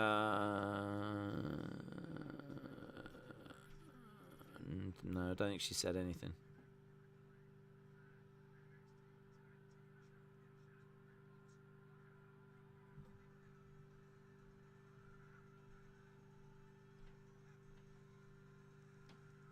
Okay, don't know. Mitchell said, do you remember when AJ debuted and all we saw was Roman's face, and then they came back a day later to show his actual debut at the Rumble? Yeah, that was such a shame. That was such a shame. That moment was botched, definitely. Because even when they cut over to AJ, you see him walking out like this with his... like, you see him like waddling out with his hands down. And, like, really, it should have been on Roman's face. Then it should have gone to the I am phenomenal. And then it should have panned down and he should have been there. And then he did it. But instead, oh God, we were all over the place. Yeah, the editing on that was really bad, which is very unusual for WWE. Normally, they're super tight on that kind of stuff.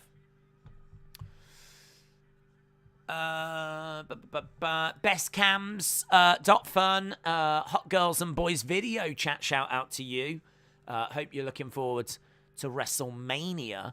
Dysfunction said Imperium are gonna lose. I think they will go up to SmackDown and feud with Sheamus, Butch and Ridge Holland.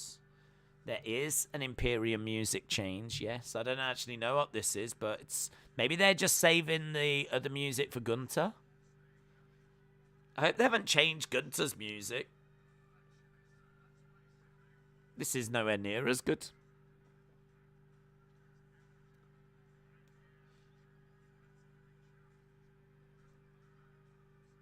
Yeah, I don't like this music.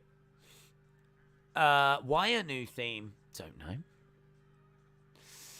know. In some of the AJ debut videos, I've seen it do what you've just said.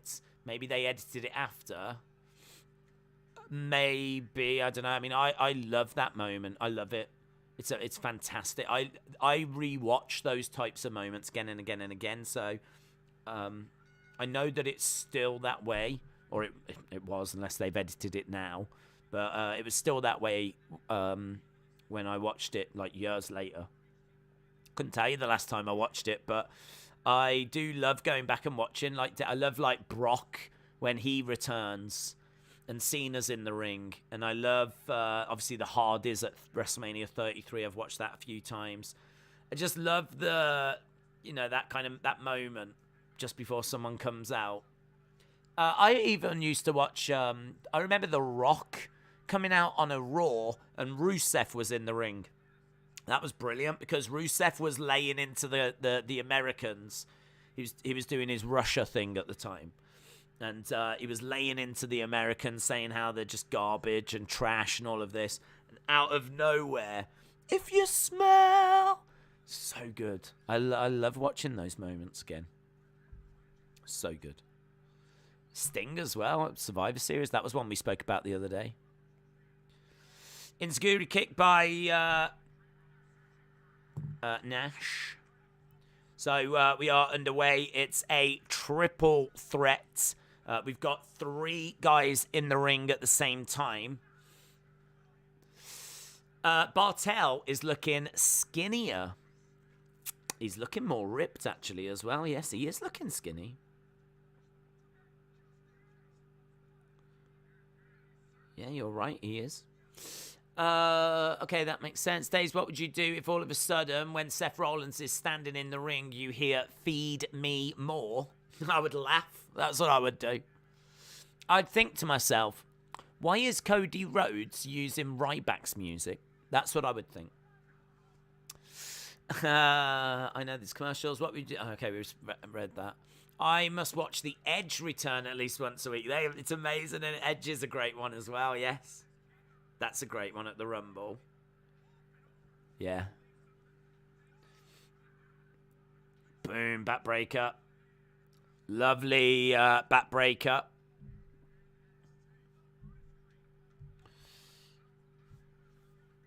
Nice strike, going over. Good work here by the Creeds. I've always loved Triple H's The Game theme, Undertaker's Limp Bizkit Rollin', Edge's theme, Batista's and AJ's theme. What time does WrestleMania start? I think the kickoff show is 7 and the main show is 8. We are live from 5 Eastern. So we're live in less than 3 hours for WrestleMania.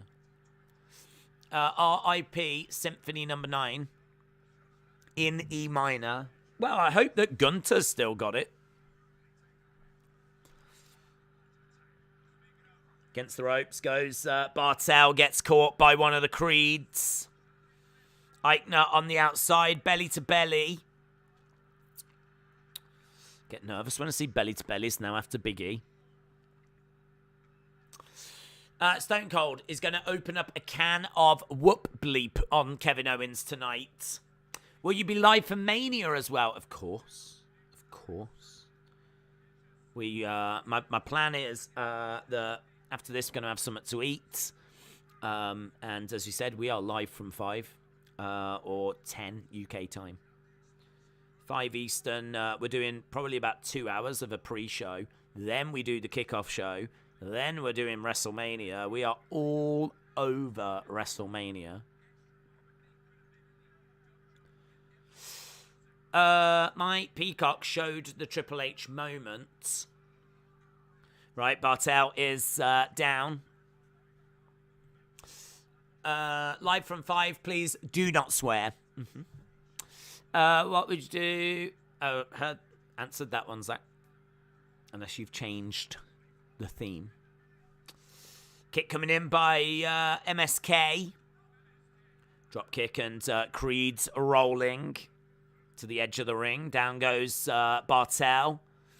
He gets super kicked. Double stomp. 1, 2. And Creed's making a save. End of an era. DIY is the reason NXT is where it should be. Johnny and Tommaso are NXT black and gold forever. I am starting at 11 for my Mania stream. Have fun, Dave. What time is the kickoff here in the UK? Is it 11? I think it's midnight. Trent says, in BT Sport, picture of the card on Twitter, it's literally Cody's silhouette. Is it really? I hope the Creed brothers win this and MSK get called up to SmackDown, said Harley. Right, in come Aichner. What matches do we still have? So we've got LA Knight against Gunther. We've got Mandy Rose, Cora, Jade, Io Shirai, and Kaylee Ray. And we've still got Dolph Ziggler against Bron Breakker. So I believe we've got 3 more matches to go after this one. Mitchell, hello. Mitchell said, Days, do you follow American sports or have any favourite American sports teams that you root for when you watch American sports? I don't watch American sports. I got nothing against American sports. I just don't watch them. If I don't have an NFL team. I watched the Super Bowl and I loved it. I think if I wasn't doing football and maybe wrestling, and I was in America, I could see me doing something with the NFL. Really enjoyed it. But honestly, outside of the Super Bowl, I don't watch anything. So NFL, I don't really have a team. Basketball, I do. I support the Toronto Raptors, but I ain't following like all their results. Just when it gets to like the playoffs, I look to see if they've made it, and if they do, then I kind of follow them from there. If they haven't made it, then it's been a bad season. I couldn't be a more casual Toronto Raptors fan if I tried, but they are the team that I would support. And I did watch when they won. I actually was watching the games when they won the championship the other years. It was about, 2 years ago, 3 years ago. So I support them because I went to Toronto when I was quite young. And, I was into Jurassic Park at that time. And and they were cool, the Raptors. And, they sucked. But I've just always supported them. Baseball, not a clue. I don't watch it at all. So, right, we've got MSK in control. Come crashing down. 1, 2, shoulder up by Aichner. MSK battling away. Mine is Gargano, Ciampa, Cole, Joe. Women's would be Bailey, Sasha, Asuka, Paige. Retribution said Leicester just made it 2-1, but the goal was ruled out due to a foul. We have been the better team, though, says Retribution. I think it was about, 10 minutes or so left in that. Did you see The Rock congratulate Roman at Mania? Then Roman turns to build at Mania 39. I don't know. I'd love to see The Rock at Mania, but I don't know that we're going to see The Rock there. Big spot in the corner as we get a superplex that kind of collapses on top of some people. It's a big spot. Crowd making a lot of noise. Crowd are into this.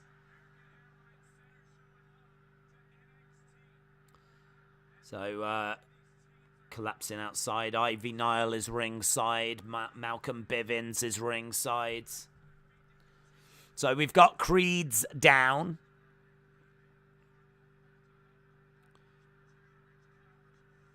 Just seeing in the corner. So, it was a suplex. I mean, he suplexed him on top of 2 people that were kind of fighting at the time. Brutus is going up top. Brutus cannonballs and collapses onto a load of people on the outside of the ring. That cannonball spot. But Leicester have been better. We have been beep. No way was this better. Team Man United are doing well. Right, we've got Brutus throwing in one of MSK.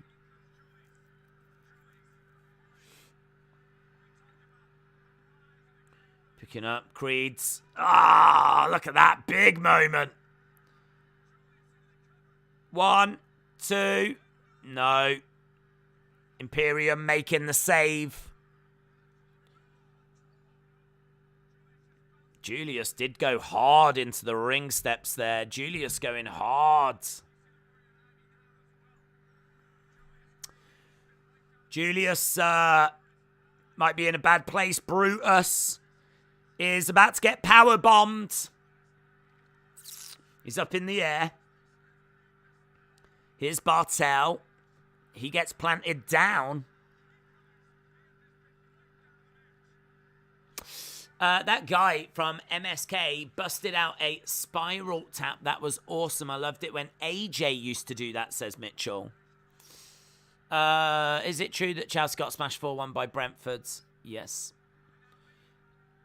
Nice kick there by Wesley. That was a little bit botchy. 2, 3. MSK win. MSK win. Getting your scores for that one. It was very fast-paced, very spot-heavy.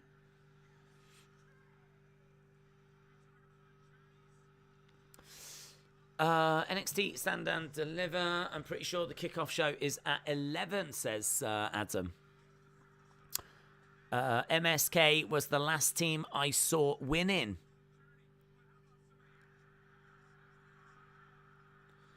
Well, MSK, get the job done. I thought the Creeds were going to win, but MSK I'm not mad at. MSK, don't know what to think about that. I think it's the Creeds' time. I must admit, I thought it would be the Creeds.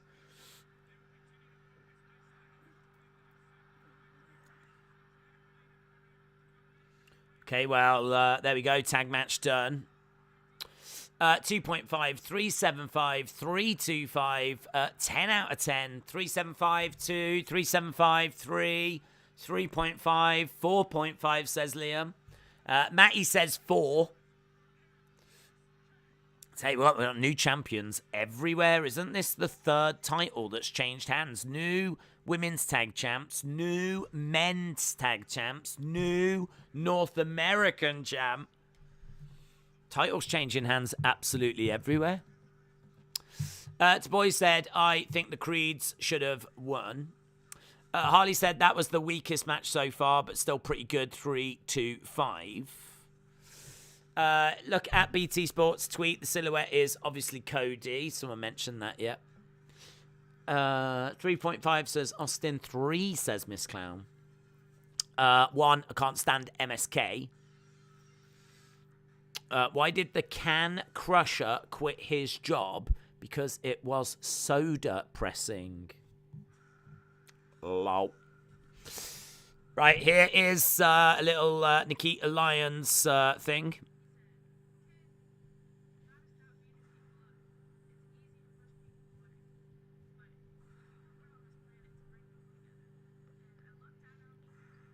Okay, so little vignette for Nikita Lyons.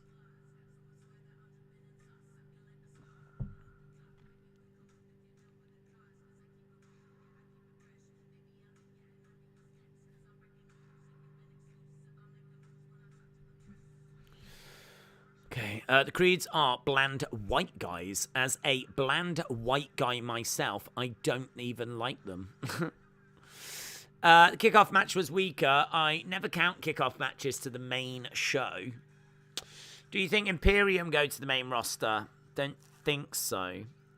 Don't think so.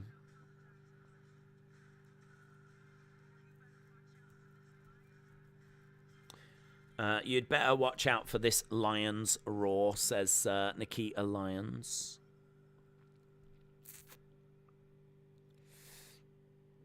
Right, there is Cameron Grimes with the North American Championship.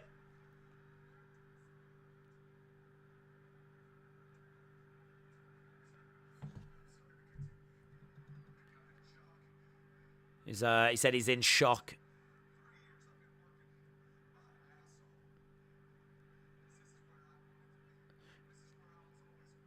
This is where I wanted to be. This is where I was always gonna be. So an emotional Cameron Grimes right now.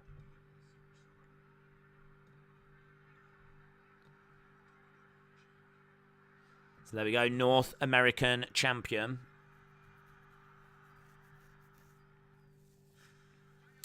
Right, and now we've got Edge. Days, she is so hot. I doubt she is, mate. She doesn't wear many clothes. I am a big fan of her. Cringe. Every title that has been defended has changed. That is true. All the titles are changing hands tonight. I think if you're Mandy Rose, you're going to be a little bit concerned.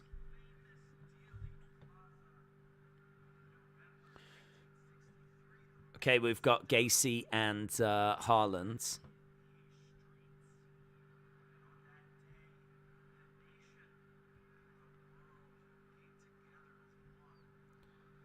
The nation and the world came together as one.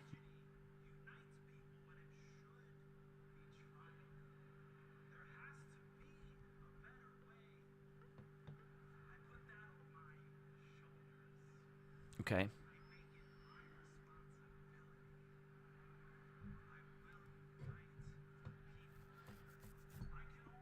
Okay, so Gacy's talking about uniting people.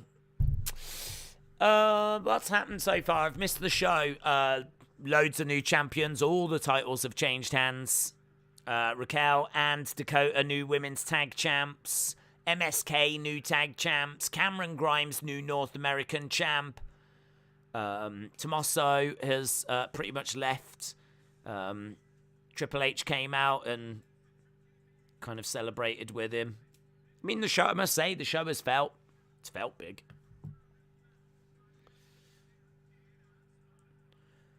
Okay, so Gacy just saying a few words. Don't know what our next match is going to be. Is it going to be Gunther? Is it going to be the women?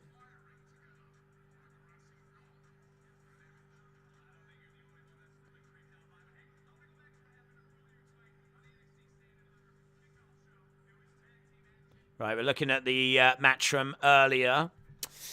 MSK will be partying in the treehouse tonight. Days, my name is John. Hello, John. Hope you are well.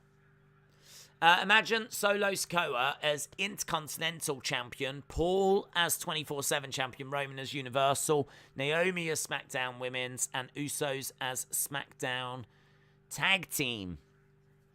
Crowd has been good so far, putting over NXT talent, says British Soundball Pranks. We're just seeing Raquel Gonzalez with JC Jane up, planting her down. And getting the victory. And there is Dakota and Raquel.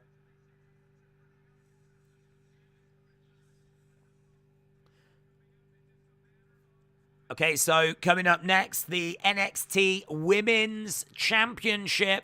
That means that Gunther and LA Knight are going to be the co-main. Okay, so Mandy versus Io versus Kaylee Ray versus...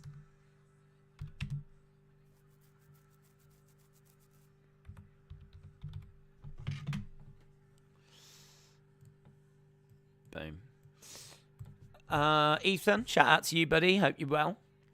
Missing the backstage segments because I can't afford the premium version, says Michael. Oh, you're not missing much, mate. You're not missing much. My money is on Cora Jade. Well, we've had nearly 2,000 votes. So far, 50% of people have gone with Mandy Rose so far.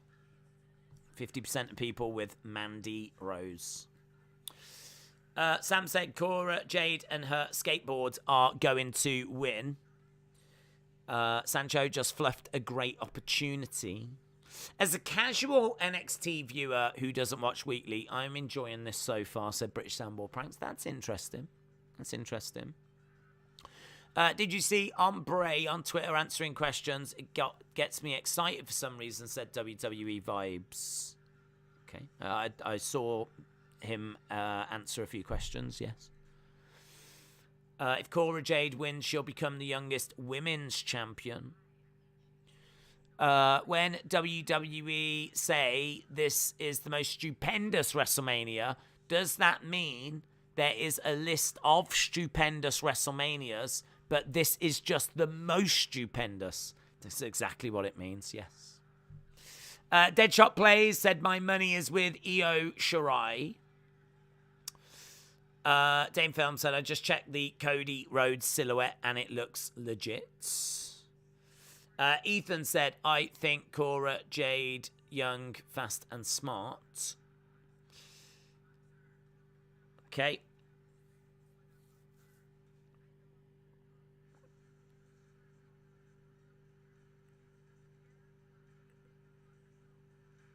Okay, we're going over to the women's match next. We've just got this video package.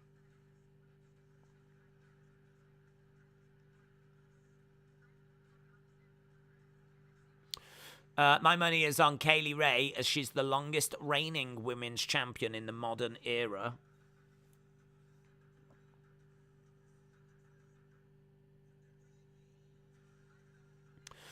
I hope Io wins this. Yeah. I don't know who I want to win it. I think I might go Kaylee Ray. I think I'll be rooting for Kaylee Ray. Just because I don't know if she's going to the main roster yet, but she's fairly legit. I think she could do with being built up a bit because she had an NXT UK women's title reign, but I don't know, that was a bit hidden away on NXT UK. Like, I think it would do her good to have an NXT women's title reign, so I'm going to go with Kaylee Ray. Plus also, if Toxic Attraction are going to the main roster, because the other two lost their belts earlier, then that would suggest that Mandy Rose is about to lose this title. So, out come a load of people on skateboards. They're trying to make the stage feel like a skate park.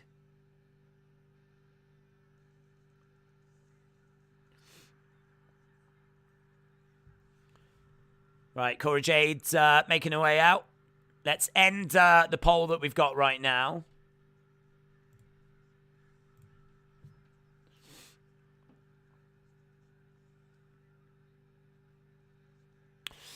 What is this entrance, says Mitchell. What's a silhouette? That's the outline of someone. I want Io to go to the main roster and face Asuka.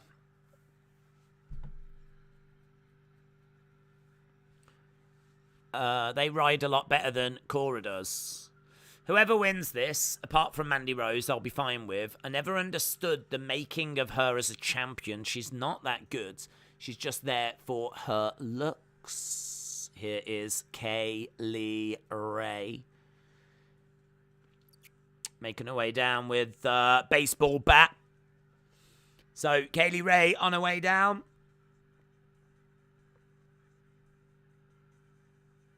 She's got like a baseball bat holder, or hasn't she? The one thing I will say about Kaylee Ray is she does seem to really enjoy violence.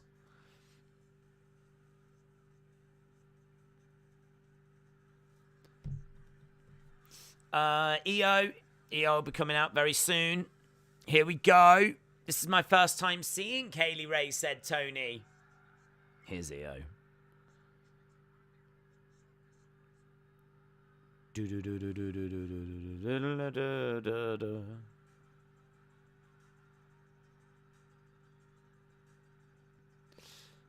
EO making her way down.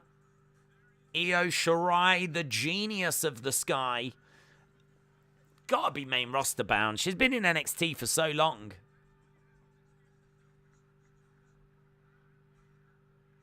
Io. Yeah, maybe they do something with Io and Asuka. That would be pretty cool. Asuka coming back and Io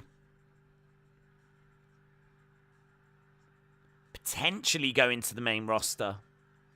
So Io Shirai has made her way down. We're just waiting for Mandy Rose. Shola, see you at WrestleMania. I loved Kaylee Ray in NXT UK, said David. Io was teasing a heel turn back in the day. Did she go through with it? I don't know, to be honest. I think she's been pretty much face consistently. I can't remember if she's had a little heel run. She's always just been kind of out on her own. She just doesn't really like anyone. Like, can't remember her being like coming down and like attacking people in particular. But she's kind of just been out on her own. Oh, this is a hell of an entrance to Mandy Rose. Mandy Rose is getting the Shawn Michaels entrance. Coming down from the heavens. Platforms coming down. And as she's being lowered, the screen has got like wings being displayed behind her. That's took a bit of work in it to get the graphic on the screen to go at the same time as the platform. So it looks like it's being lowered with her.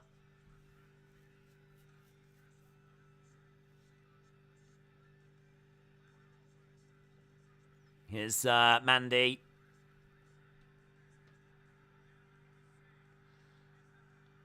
Mandy's got a cool jacket.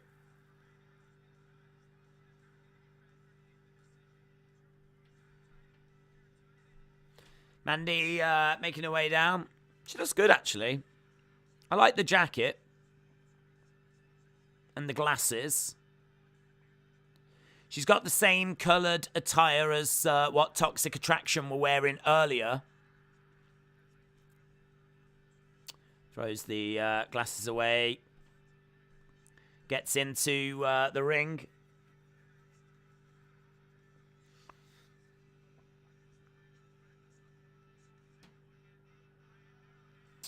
Is that a new belt?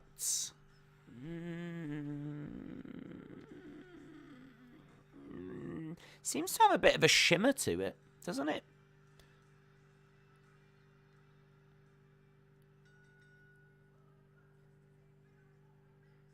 I feel like I'm seeing like some other colours in the background of it, but I can't just tell if it's how the light has come off it.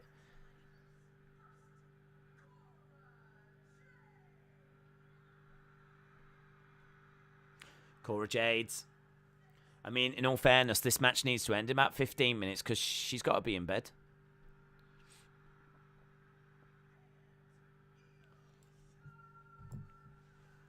Yeah, definitely there's other colours in the background of that title. Yeah, I'd say that is a new belt. Look at the background of that title. Look at the colours. It's very NXT 2.0.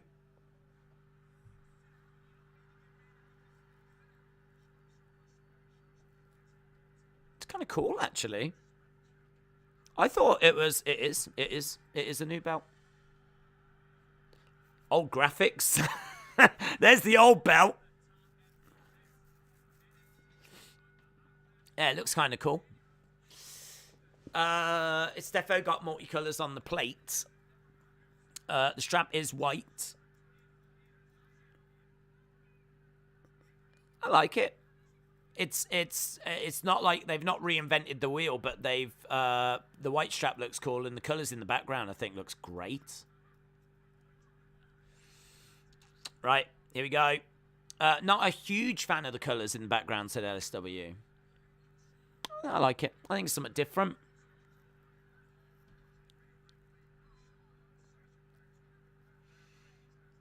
Dropkick by Io.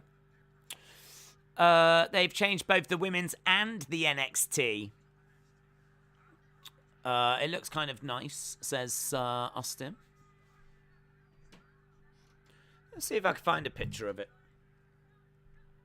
Cora Jade on the outside. Kaylee Ray jumps between the ropes. So search for NXT Women's. Respect your NXT Women's Champion. History is calling. Blah, blah, blah, blah, blah.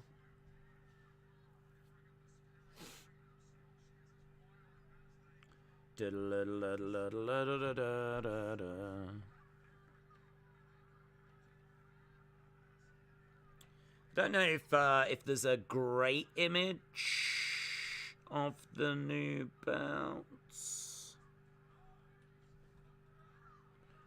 Here we go. What do you think of the updated NXT Women's Championship? White strap.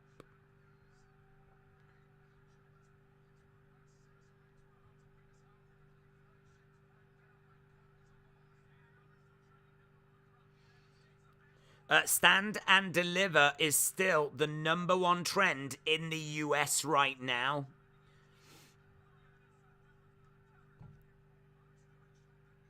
Let me show you the image.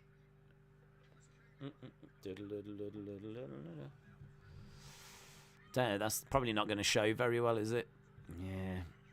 I was a bit worried about that. It's on a white strap, and in the background, it's got a few like rainbow kind of colours. Not the best of images there at all, but it's the clearest that we've got. I'm sure WWE will send out a nice image, maybe a clearer image soon. Right, let's have a look. I just saw something in the chat, did I? Go down. People talking about the belts. Seem to be enjoying it. The belt looks holographic on the main plate. Oh, okay. It kind of sucks. Cora Jade is Sparkplug Holly's daughter confirmed. Yeah, she does have that kind of vibe to her. Planted down by Mandy Rose. So, Mandy Rose in there with Cora Jade. Spinebuster by Mandy Rose. Pulled off by Kaylee Ray. In between the ropes to the outsides. She gets thrown into EO. Kicks the midsection by Mandy Rose. Has there been some fights cancelled for the main card? Some are grayed out. I honestly don't know. I never look until the actual week because COVID in particular was wiping out a lot of fights. So we would get like 15 fights announced, and by the time we would get there, we would end up with 11, and some of them would have been different from what was originally announced. So there's every chance that fights have been cancelled, yes. But as long as it's not like the main 3, then you know, the card will be fine. But those top 3, like the 2 title fights and Burns against Chimaev, they're super important. Cora Jade is it's a little botchy. She was being held up by Mandy Rose, but I don't think Mandy Rose quite had the strength to get Cora Jade like in the correct position. Cora Jade was trying to hold it, but it was all a bit, like, not quite right. Either way, Mandy charging over at Cora Jade. Cora Jade pulls down that top rope. Cora Jade going outside the ring. Collides into Mandy Rose. Here's Kaylee Ray. She comes crashing down onto Cora Jade. So, Io Shirai's gone up. Io's going to look for a moonsault. This is the problem with having that commentary table there. Is she going to go into the commentary table? Ooh, see, they do kind of catch it a little bit. Io does a moonsault and catches her leg off it. It's all like there's not that much room to operate around by that commentary table. I really thought Cora was going to smack her head off it. Into the ring goes Kaylee Ray. This whole match is a bit botchy. Best Hall of Fame. Best bit is Undertaker, says Matthew. No, Mitchell, I didn't. Closest thing to the actual Stand and Deliver I have. Apparently, I've now learnt the prettier the lady, the louder the farts. There we go, Mouldy. Finding out hidden secrets. Right, we've got Kaylee Ray over by the ropes. 619 by EO. EO going up the corner. Up top. Looking to missile drop kick. Very good. So, missile drop kick by EO. EO gets thrown out of the ring. 1, 2. Kick out. Jensen, shout out to you, buddy. Jensen says, Daisy, great show so far. An exciting weekend. Definitely an exciting weekend, bud, yes. Turned over and kind of collapses down. But we've got EO with a cloverleaf on Cora Jade. Kaylee Ray has got a submission on Mandy. Cora Jade kicks EO into Kaylee Ray.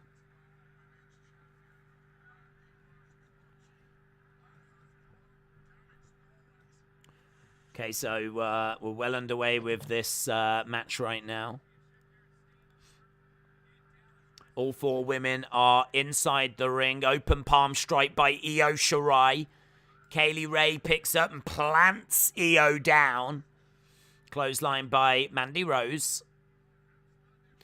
Io has had a heel run. She was heel at War Games in 2019 when Dakota turned heel.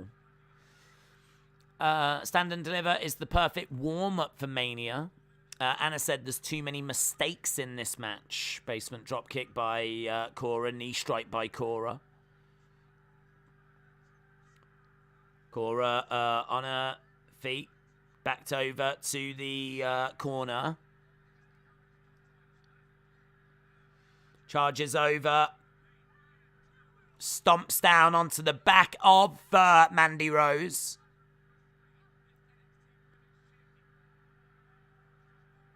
Cora trying to get some circulation back into her leg. Collides over into Mandy. Throws in a strike. Charges over. She is put onto the outside. Fires in a strike. Mandy Rose goes down. Kaylee Ray. Boom. Canadian Destroyer on the edge of the ring.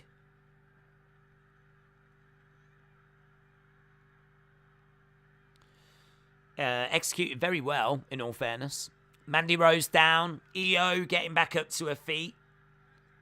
619 into the back of Cora Jade. Cora Jade goes down. EO is up top. Missile drop kick by EO. Mandy Rose goes back into the corner. EO charging over. Double knees. Grabs Mandy.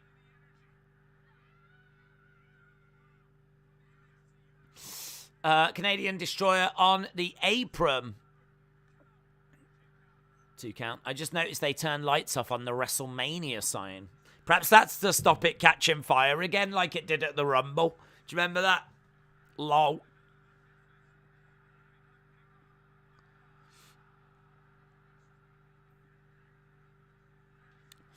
Pups and Women, great match.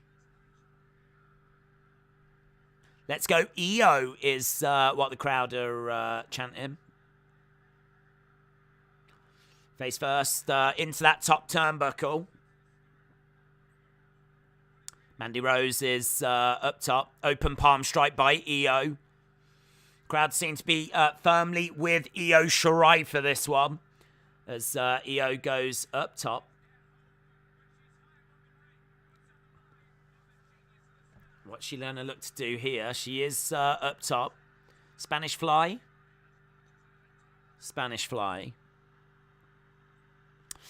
Who is on the WrestleMania kickoff show? I don't think it's been announced yet. Cora Jade comes crashing down onto Io.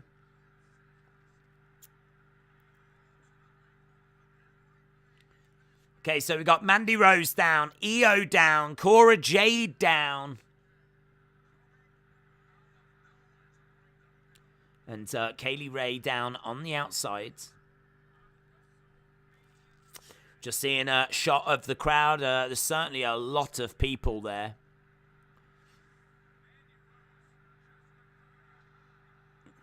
Just showing a replay of that Spanish Fly. Cora Jade seemed to kind of jump a bit too far. But I think she did get a little bit of it. Knee strike by Cora Jade on Mandy Rose. Sliced bread.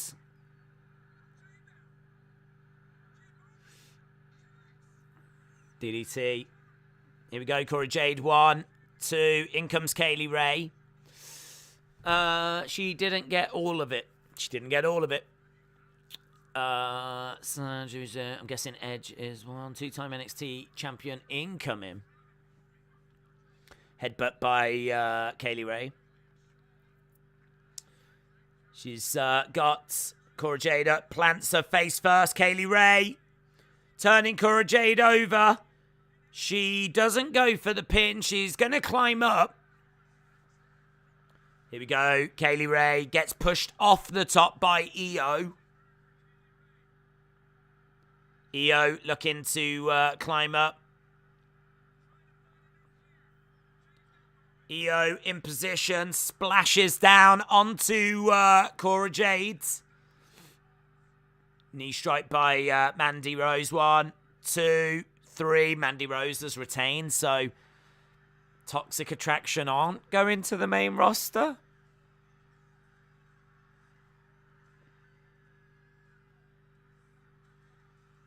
Okay. So, I mean, I thought Mandy would retain at the start of the night, but I also thought Toxic Attraction would. When Toxic Attraction lost, then I was thinking, okay, so we're now going to get a new women's champ then, and Toxic Attraction go to the main roster, but that's not what's happened. I suppose you could always have a on the main roster with the NXT women's title. They have Dolph on the main roster. Sweets. Rose retains. Yep, Rose retains. Kaylee Ray, Cora Jade, Io Shirai. Watching on. Time for Volta versus Eli Drake.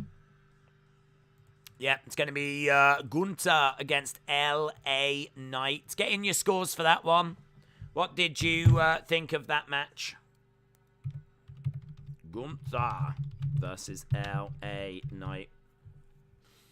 So many matches tonight have just been million miles an hour. Just so quick. So fast-paced. Really hoping this one's going to be a bit slow. Build.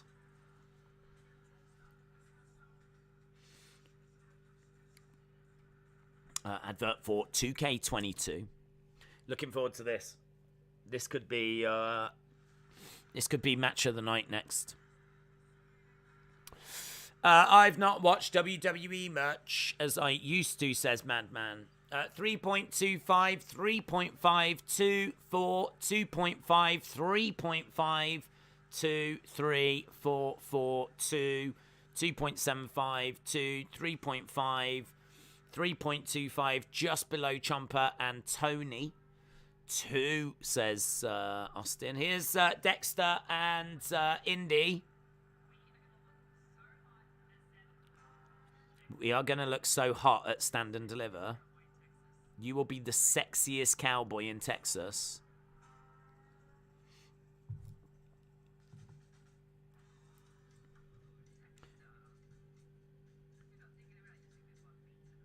So they're inside a Western shop.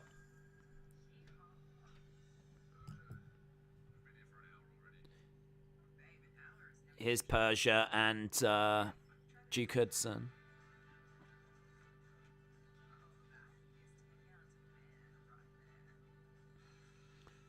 Okay, so they're shopping for boots.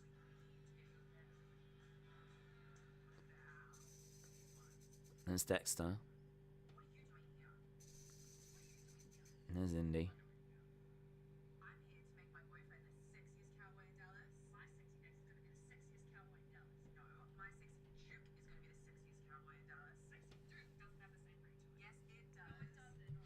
Why do they put so much makeup on? Greatest match of all time, 1.5. Alright, we're seeing these two guys trying on a load of cowboy attire.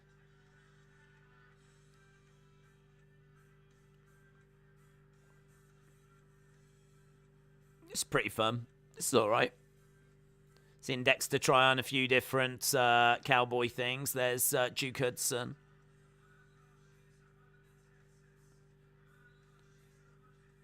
Persia likes that. Indy loves that.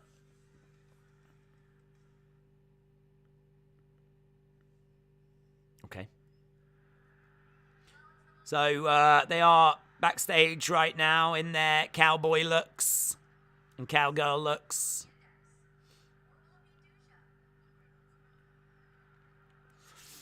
I thought Stand and Deliver was in Orlando.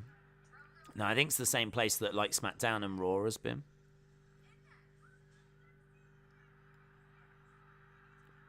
Hottest couple, index 89%, Doja 11%.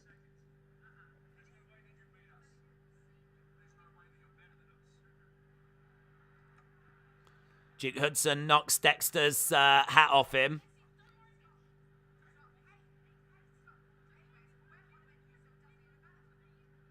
Okay, now they're arguing.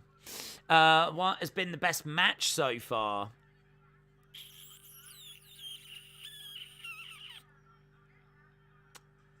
Maybe the ladder match? Maybe the ladder match. I'll go the ladder match. There's Bron Breaker. Here's Gunther. Oh, they've changed his music.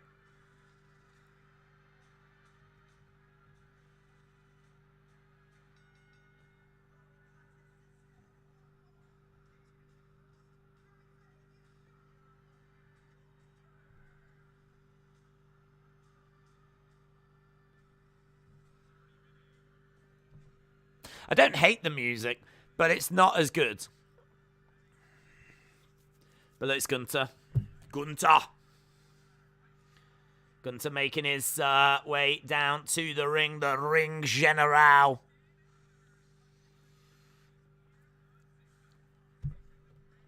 God damn. It's not a bad theme. Yeah, I don't hate it. It's not as good as what we had before. That's all. That's the only problem. It's not as good.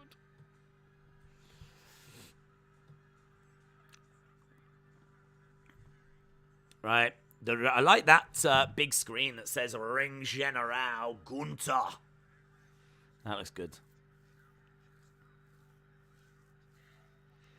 LA Knight. I'm really looking forward to this. This could be the match of the night. The music's not bad, but it's just not a classic symphony level. Mary is Magic said the song is bad. They'll probably change his nickname as well.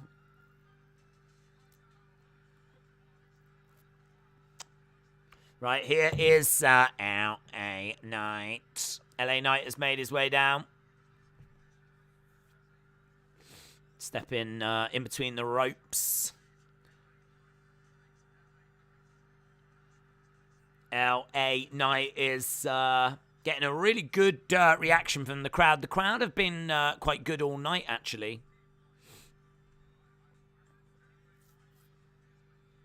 LA Knight.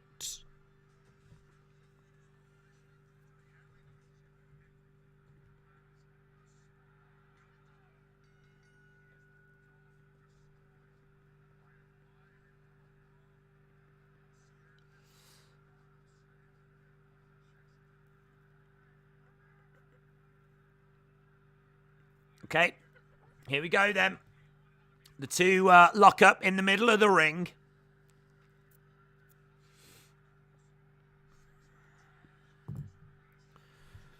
And LA Knight is getting driven back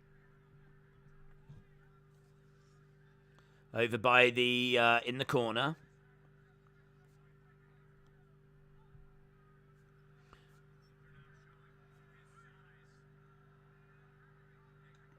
Chop coming in there by Gunther. And you can hear Gunther saying some stuff to LA Knight. Just like trash talking him. LA Knight stomping away at Gunther. Gunther going down in the corner. Against the ropes goes LA Knight. Gunther goes outside the ring. LA Knight clothesline outside the ring. And Gunther goes down. Big strike coming in. Edge of the ring. Gunther driving LA Knight into the edge of the ring as well. Looking to pick him up. Power bombs him into the edge of the ring. Gunther getting back into the ring. Gunther standing with his arms behind his back.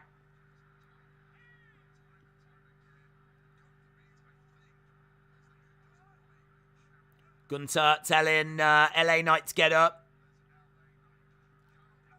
Uppercut by Gunther. Kick to the midsection by LA Knight. Against the ropes. Strike to the back by Gunther.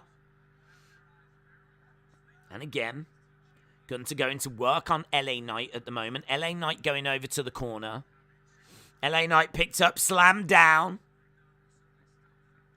Good work so far by Gunther. Kick out by LA Knight. There are these two likely to make the step up to the main roster? I would think so, yes.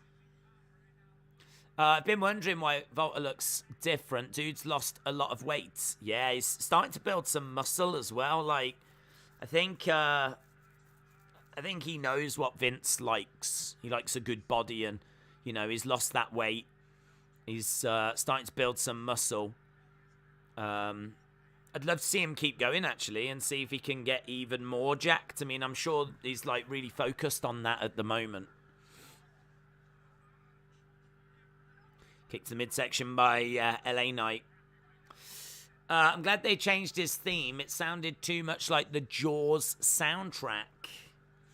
Has anyone else noticed LA Knight has the beard of The Rock and the swag walk of Steve Austin? Here's Gunther. Into the corner goes LA Knight. Goes for a chop. And, oh, lovely net breaker there by LA Knight. I love Gunther, but he doesn't look as imposing now. I agree with that, Miss Clan. I do agree with that. He definitely looked more imposing when he had a bit of size to him. Since he's lost a lot of that size, he's not been able to replace it with muscle yet. So he does look a lot thinner. Nice Boston Crab by Gunther. Look at that. Old school, man. Old school. Old school Boston Crab by Gunther, the Ring General. Strikes to the back. Nice crossface. It's an excellent, excellent in-ring technician, Gunther. Lovely work here by the big man. Keeping LA Knight grounded, but LA Knight able to get back up to his feet. Headbutt by Gunther. LA Knight over in the corner. Hard gets hurled across the ring. Gunther slowly making his way over. Grabs LA Knight and he's going to hurl him over the other side. Reversal by LA Knight. Gunther goes into the corner. Big back body drop by LA Knight. Big back body drop. Crowd chanting LA Knight. Big chop by Gunther. Don't forget, after this, we've got Dolph Ziggler against Bron Breakker. That is our main event of the evening. Trying to pick up LA Knight. Reversed. Gunther goes down. I hate going to the gym with sheep. They raise the bar. LA Knight needs to win this one, said Justin. Did you see Big Swole at the Hall of Fame? Yes. Favorite match of all time? Mine is the first one I watched, Shawn Michaels, John Cena. Undertaker, Shawn, WrestleMania 25. I mean, Undertaker even referenced that match in his Hall of Fame speech. Even, like, thanked Shawn. You know, he told a story about that match, about how they were meant to go on third and they had 15 minutes. And they managed to get it later in the show and get more time. And, you know, created one of the best matches we've ever seen. Kicks coming in by LA Knight. LA Knight charging over. Knee strike into Gunther. Big man is up. Elbow to the side of the head. Gunther has got LA Knight against the ropes. Big strike. Goes for a chop. Scooped up by LA Knight and planted down. LA Knight in control.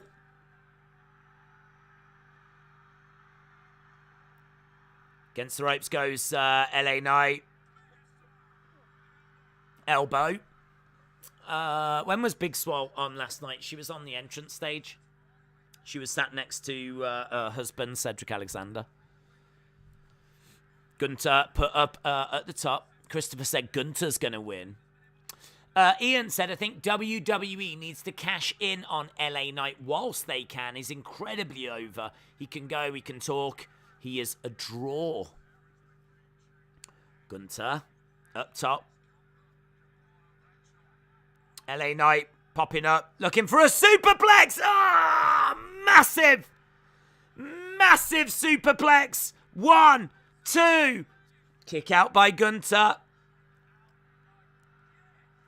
Big. Showing a replay of the elbow. Wish they'd show a replay of the superplex. That was, here we go. This is monstrous. Oof. That was big. Gunther's no small guy. Hitting a superplex off the top on Gunther. Nice chop there by Gunther. As his hand got caught and he was pleading with LA Knight. LA Knight, though, back and forth. These strikes coming in. Nice strike to the back. Headlock applied by Gunther. Trying to wear down LA Knight right now. LA Knight fading. LA Knight struggling here. Gets back up to his feet. Gunther picked up. He's on the shoulder. Look at the strength of LA Knight. God. To kick out. I just don't even know if Gunther should be getting treated this way. Like, it's amazing that he can be treated this way. But I really don't know if he should be getting treated this way. Like, LA Knight just picking up Gunther on his shoulders and then, like, planting him. I think it was like an AA, wasn't it, of some kind? But it's just, LA Knight is just chucking Gunther all over the place. Gunther climbing up, back elbows coming in by LA Knight. Big chop to the back as LA Knight goes down. Another chop to the back here. I mean, that if you're going to be facing Gunther, you're going to be getting chopped all over the place. Gunther going up top. Looking for a big splash. Big splash by Gunther. Here we go. Picking up LA Knight. Powerbomb. 1, 2, 3. I think it's a good match. It's not a 5, nowhere near 5 stars. I don't even know if it pips the ladder match. I'd probably have it about 3.5.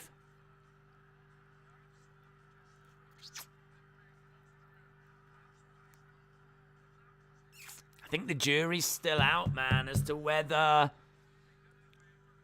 I wanted a 5-star Gunther match. I think it's very good. I still think it's very good. It's not a bad match at all. It's not a bad match at all. But I reckon it's probably about a 3.5. I feel like it didn't really get that much time. I don't know if other things have overrun. Maybe that's the problem. Maybe they've just had to sacrifice a bit of time there.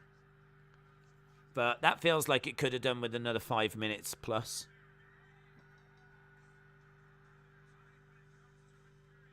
Gunther getting the winner. I feel like that's the right thing. He is a big future star, Gunther.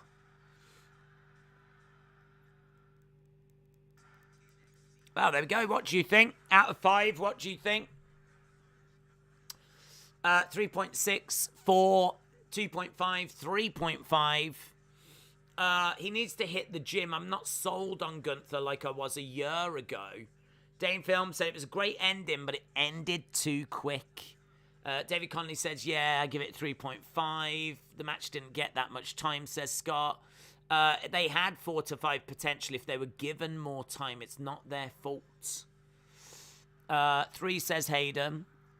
3 says Scott. 375 says Tony. 3 says Cindy. 3.5 says Dylan. Ethan, shout out to you. Lots of 3.5s, 2.5s, 4, 3.75. Just got a promo for Becky and Bianca. Anna said, comparing this to either Volta Dragunov matches, it doesn't come close. 2.5. KD said, Gunther is in great shape. Okay. Bron Breakker versus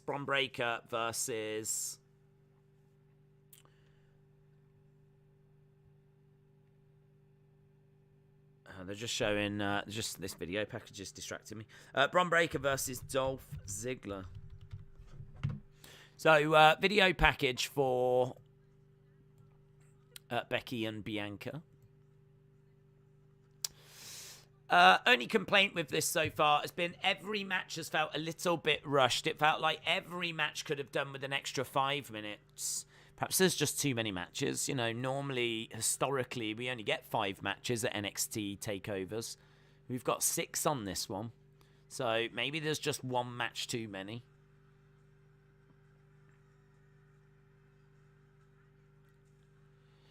It's about time, main event time. Days, you say Ziggler's going to win, but take into consideration it would normally be 50-50 between him and Breakker, but you forgot that Bron is a genetic freak and he has a 75% chance. I literally think Ziggler's winning because I think Bron's going the main roster. That's it. So I think if he's going to go the main roster, then I don't think he's taken the NXT championship with him. But who knows? I mean, it's been a night of surprises. I didn't expect Toxic Attraction to lose. Then when they did, that I thought, okay, well, that means Mandy's losing. And then Mandy wins. So, you know, that kind of caught me off guard. Could there be another swerve here? I thought Gunther would win. I thought I thought the Creeds might win. So, yeah, MSK caught me by surprise as well. So, yeah, it's been one that, prediction-wise, I've not done very good with.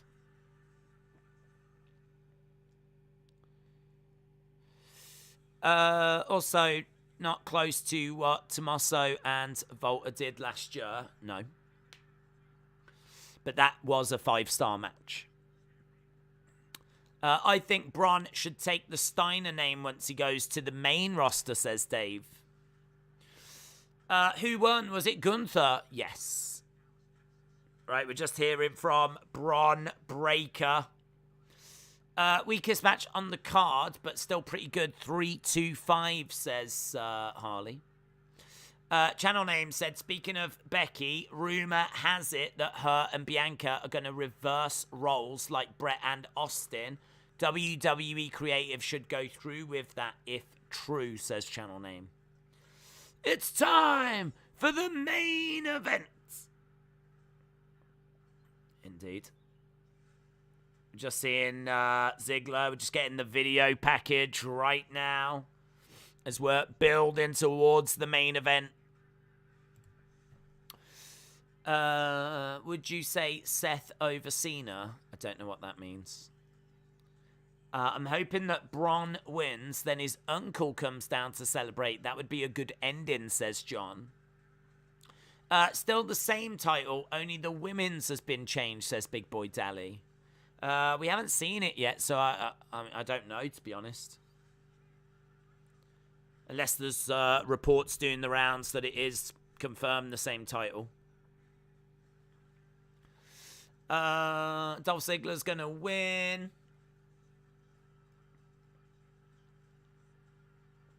Okay, so we are seeing Ziggler. I'm watching Stand and Deliver. Shout out to you, Legend Killer. Have you seen the story Ben Shepherd has given out? He said a reliable source said Jeff looked out of it during a show panel last night. William Regal wasn't happy and pulled him off stage. I've not seen that story, no. I've not seen that story.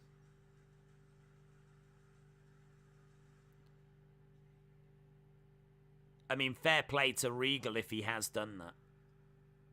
Here is Bron Breakker. That's kind of interesting attire. White singlet with Breakker written in red across the front. And there is Dolph and Robert Roode, the Dirty Dogs. Let's have a look at that NXT Championship. It does look the same.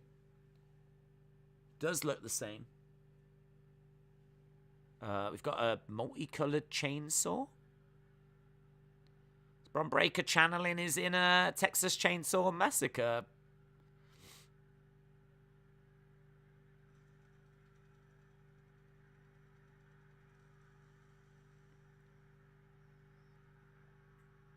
Okay, Bron Breakker's coming out with a chainsaw.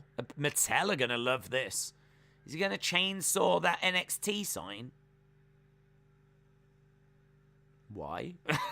That would be my question. Why? Right, we've got NXT sign. Bron Breakker comes out.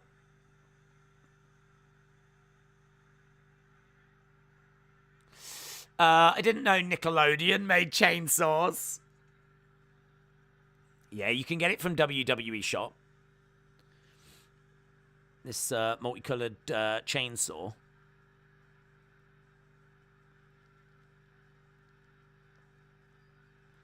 Putting on protective eyewear. I mean, you have to, guys. You can't mess around with chainsaws.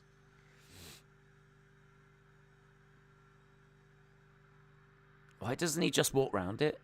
Like, it's not. He doesn't have to cut it in half. It's not a problem.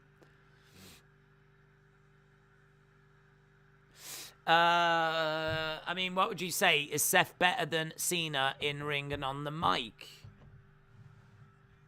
I wouldn't say he was better than Cena on the mic. in-ring.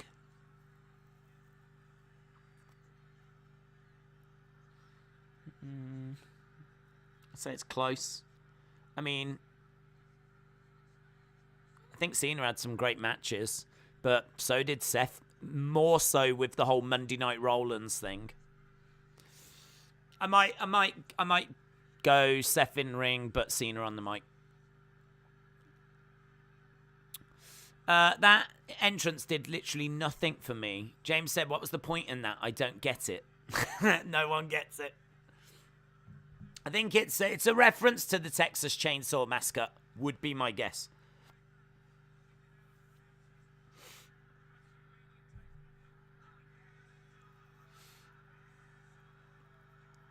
Right, here's Dolph.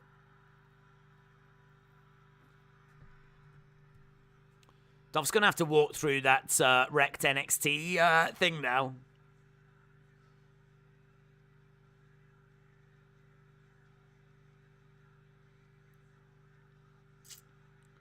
Okay, so here are the Dirty Dogs. This is our main event of the evening. 375 should have been longer because it was only 11 minutes, but it was still pretty great. That was an apology to the black and gold entrance when he broke that logo.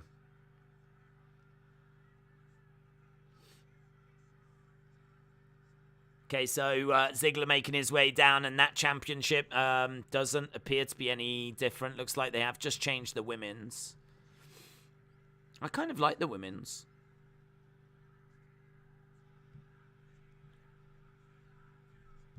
Okay, so Ziggler making his way down. Days, when you said that, Barrett said the same thing seconds later. Oh, what? I can't hear the commentary. In comes Ziggler into the ring. That is old gear that Dolph is wearing.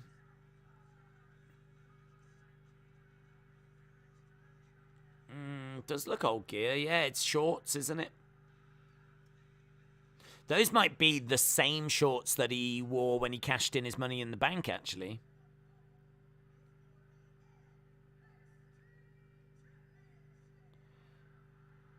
Okay, so he's standing there with the NXT Championship over his shoulder. I like Bron Breakker's white singlet.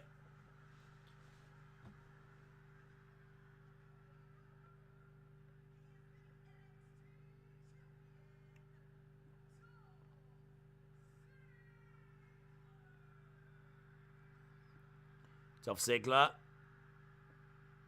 slaps Bron Breakker in the face.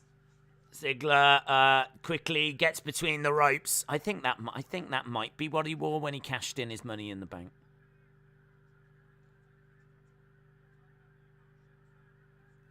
There's the NXT Championship. Texas Chainsaw Massacre didn't feature a chainsaw sponsored by Nickelodeon.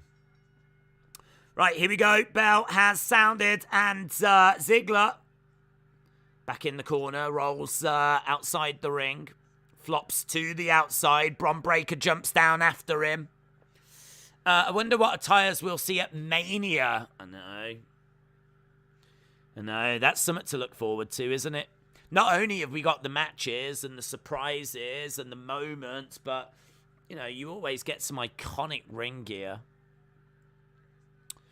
Right, we've got Ziggler going against the ropes. That's botchy. That's botchy. That's botchy. They do kind of just fall over there.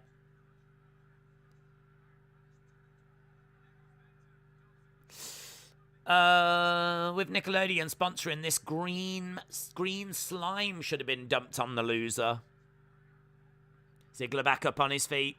Against the ropes. Drops down. Boom. Spinebuster. Smile on the face of Bron Breakker. Damn, I feel bad for them. Again, there seems to be a little bit of a botch there.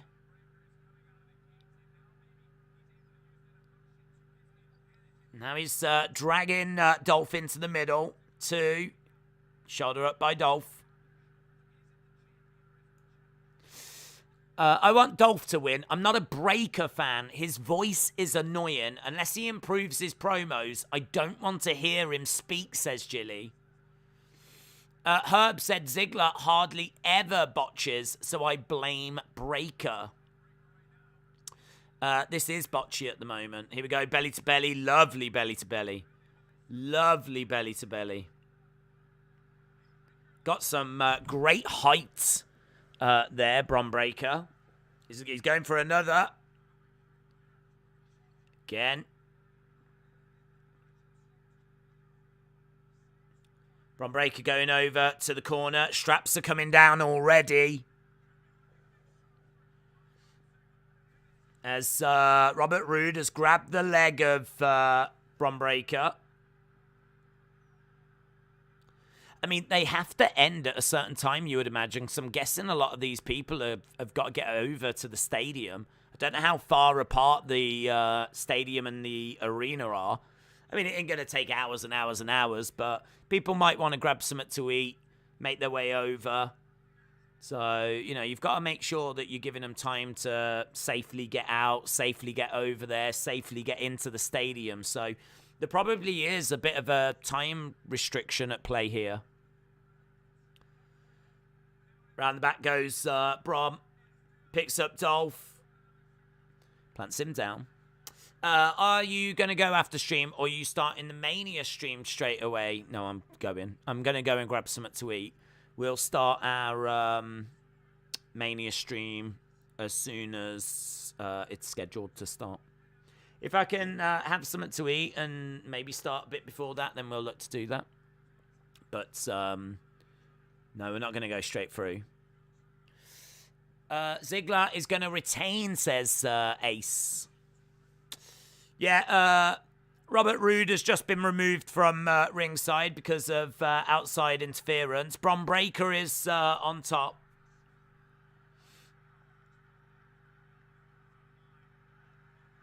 Bron Breakker up top with Ziggler.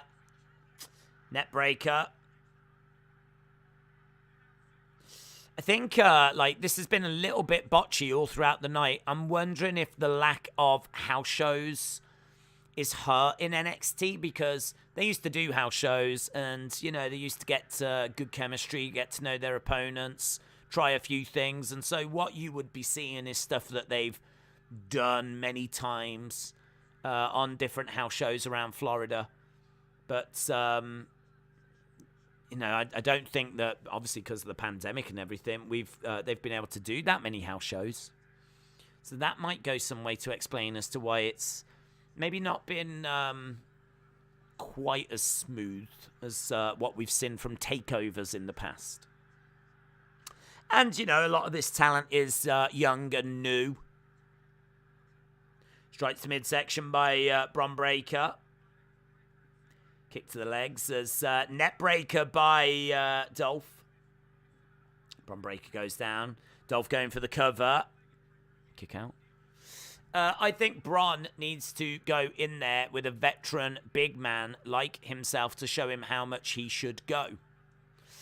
Days, you excited for WrestleMania? Absolutely. Yes. I wish I watched this show instead of the United game. That was a bore fest, says Asib. It's you said Bron catches a leapfrog for a spinebuster, just like his uncle. Bron Breakker is very talented due to his size and athleticism. Someone needs to teach him how to slow down sometimes. It's a good point.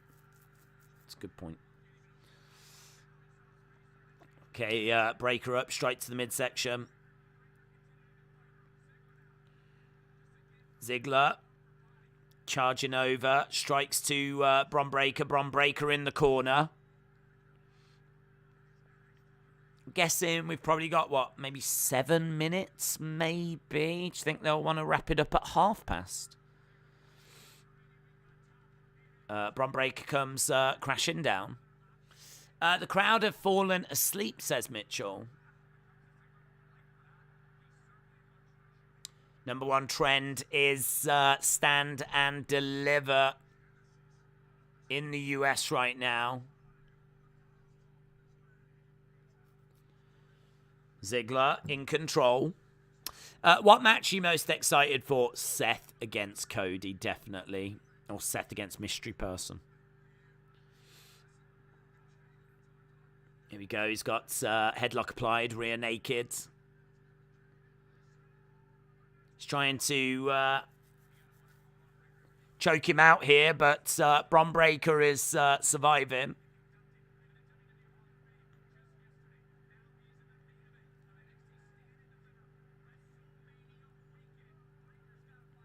Breakker is trying to get over to the ropes.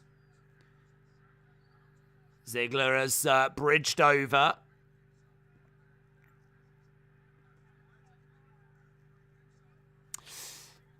This match is dull. There's no chemistry. Who will walk out as champion? I'm thinking it'll be Dolph. Because I'm thinking Bron's going to get called up, but who knows? Maybe they put it back on Bron and that's it for Dolph in NXT. Perhaps Dolph was just down there to build towards this show and that was it. Straight to the midsection by Bron Breakker, and again, kick coming in by Dolph. Smile on the face of Ziggler. Looking for a net breaker. No joy. Against the ropes goes Ziggler. Shoulder tackle by Bron Breakker. And again. Against the ropes goes Dolph, belly to belly. He does those belly to bellies so well. So well. This match is slow, says Supreme Rose. Round, plants Dolph down. 1, 2... Shoulder up. Breakker is an explosive athlete, but was Gacy on the show? We did get a little vignette from Gacy, yeah. This match needs to hit the second gear, says LSW. Bron Breakker going over to Dolph. Dolph in the corner. Dolph is up top.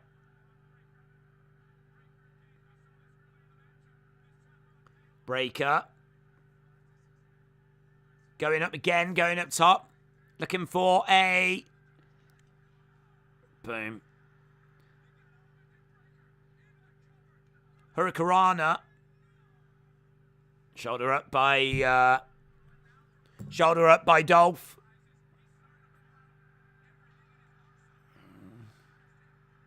Even that didn't look very clean.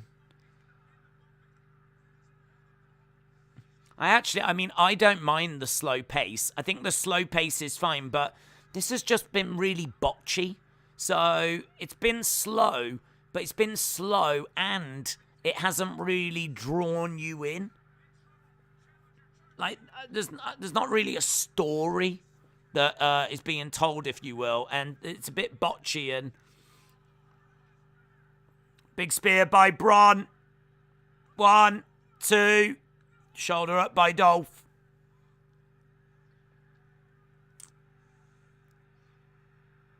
That was a nice spear by Bron, though. He's got a nice spear and he's got a nice belly to belly. What match has been the best? What match has been the best? Probably the ladder match, I would say. Probably the ladder match. It's not very entertaining. Now, that is a spear. That was a great spear. Breakker gets thrown to the outside. So, Bron Breakker on the outside. Dolph Ziggler in the ring. Breakker comes back in. Knee strike to the side of the head. Breakker goes down. 1, 2. Breakker kicks out. Here comes the piped-in crowd noises, says Mitchell. I think the botchiness could actually explain away a little bit of the emphasizing the amateur wrestling of the two. Play it off as being shooty instead of botchy. To be honest, when they're like just falling over and it's looking a bit off. I mean, like, there's moments in this. I don't mind if it looks, as you say, shooty and realistic. Like, I actually quite like that. Like, things don't need to look perfect all the time. Like, things don't look perfect in a real fight. So yeah, I agree. I don't mind that, but there's definitely things here that just look really, really off. But again, another great spear there by Bron Breakker. Great spear. Picks up Dolph. He's got Dolph up in the air. Boom, plants him. 1, 2, and Robert Roode is back down. Robert Roode has come back out and dragged Dolph out of the ring. The referee has told Robert Roode that he's been removed from ringside. The ref doesn't want a DQ, which I can understand because he knows if he DQs, the title isn't going to change hands. Against the ropes goes Bron, goes over the top, crashes down on both guys. What was the point in being ejected? The ref literally sent him away and he still interferes. Is that not a DQ? It would be a DQ. It should be a DQ. I can understand the ref not wanting to do that, though. If this was a normal match, I think the ref would do it. But this is the main event. It's a title match. I can understand the referee not wanting to penalise Breakker. He knows that title won't change hands if he DQs. Famouser. Zigzag. Dolph. 1, 2. Kick out by Bron. Kick out by Bron. Daisy, you keep saying you're excited for Seth Cody. Yep. But don't you feel if that happens, it'll be a squash? No. I don't think Cody will come down and squash Seth. I could see them having a good back and forth. I mean, I don't know how long it will be. But I'm excited to see Cody come out and that moment and the crowd reaction. And, I mean, look, Seth's a great wrestler. Cody's a great wrestler. I don't think it'll be a squash. I'm hoping it'll be a flipping 5-star classic. Dolph is perched. Elbow drop. 1, 2. Shoulder up. Dolph might be the best spear seller of all time, says Harley. There's been some good stuff recently in this match, past couple of minutes. Massive elbow drop by Dolph Ziggler. NXT really is developmental. You've got to expect some botches, says It's You. Ring of Honor Supercar was a million times better, and I was a huge NXT fan, said Don.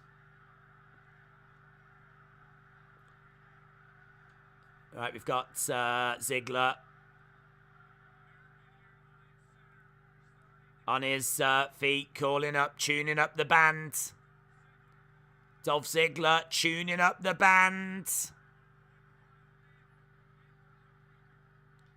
Again. Calling for it. He's getting people up on their feet. Bron Breakker's stood back up, though.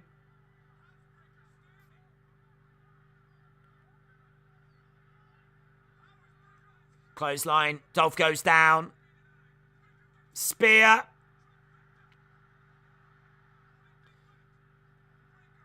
Breakker. Thumb to the eye. Breakker goes into the corner. Super kick. Breakker goes down. Dolph. 1, 2, 3. Dolph wins. Thumb to the eye. Dolph wins. So Ziggler has retained. Breaker is surely main roster bound. Is someone going to challenge Dolph now?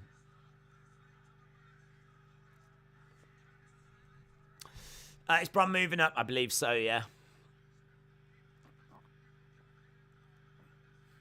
There we go. There's a sign in the background that says, Dolph, thank you for not doing your stand-up comedy today.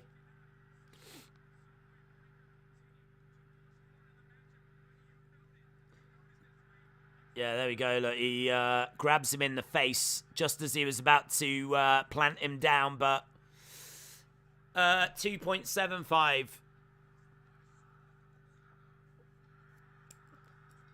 There we go. Right, is someone going to come out now and attack Dolph, or is it just literally going to end this way? Or maybe it's going to end with people saying thank you to Bron Breakker, who I think has only been around about 6 months.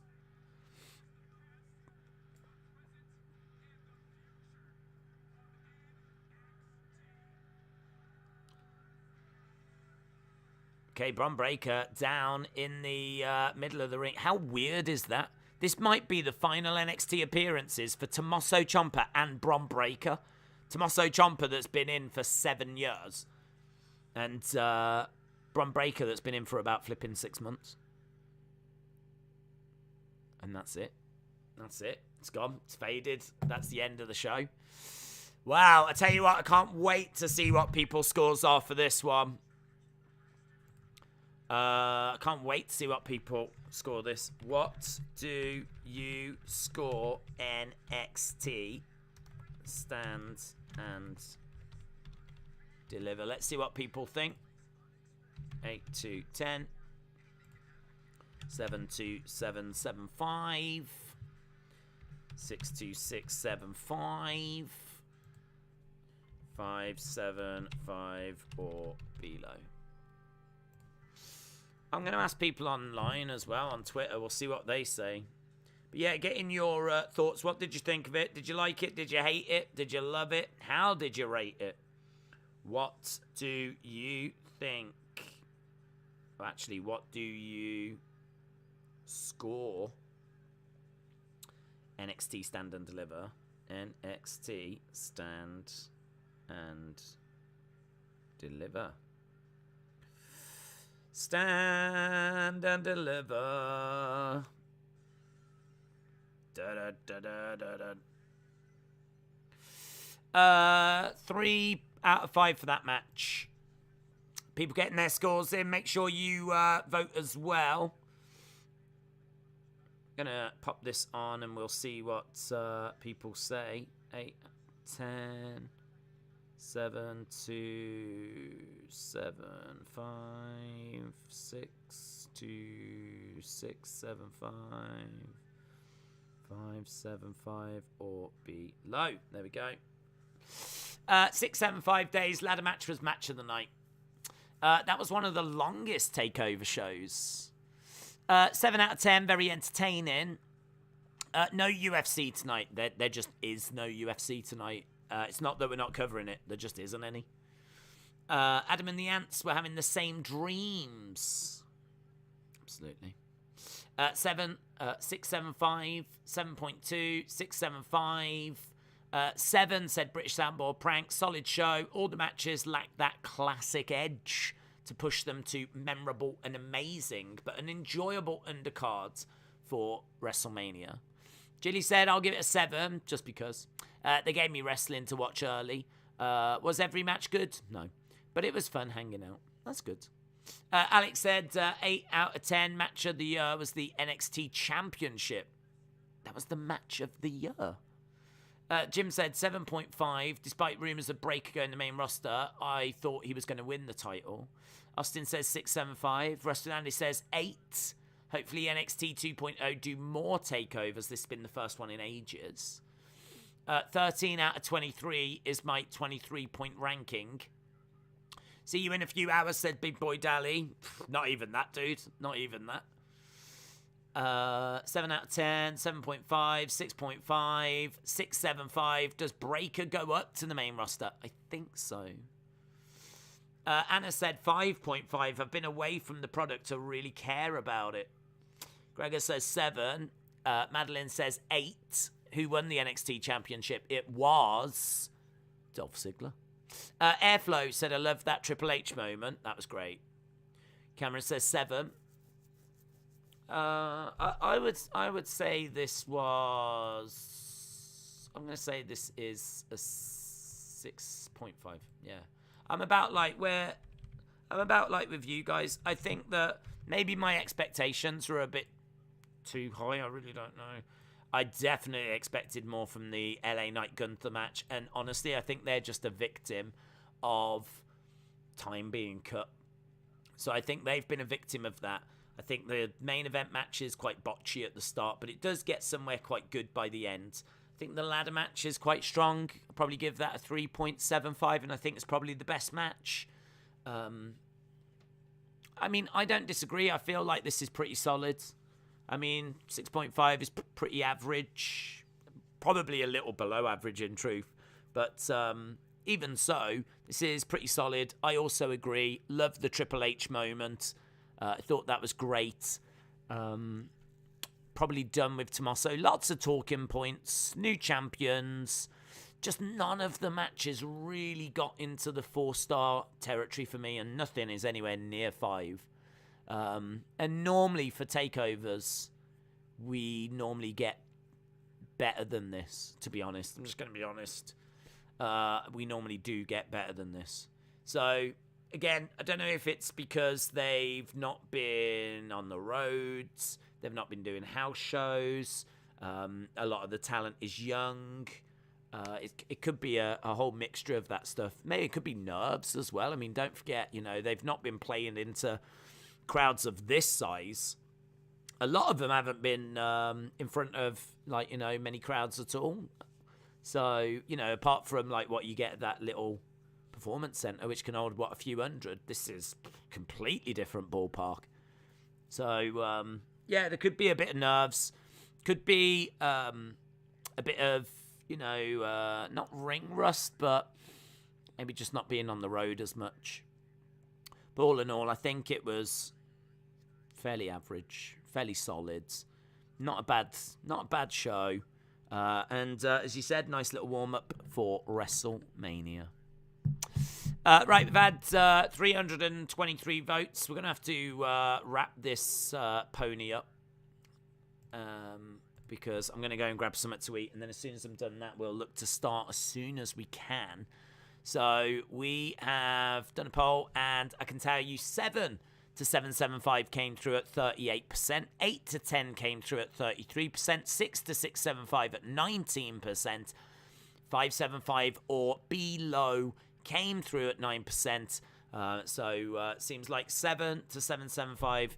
And I would say that's probably reflective of the community. There was a lot of 7s. So seems like it was around that ballpark for people. I can tell you, just having a little look, because I did ask this online as well on Twitter. We'll see what Twitter's saying. Twitter has actually come through. 52% of people on Twitter say 8 to 10. Okay. I'm quite surprised at that, to be honest. I don't feel like this is anywhere near 8 to 10.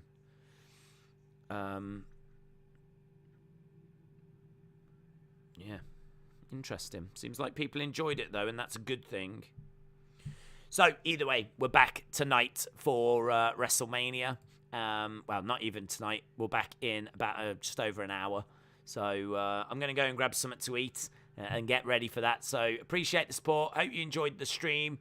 And as we said, we will be back in a bit for night 1 of WrestleMania 38. Awesome, guys. Thanks for watching. Bye for now.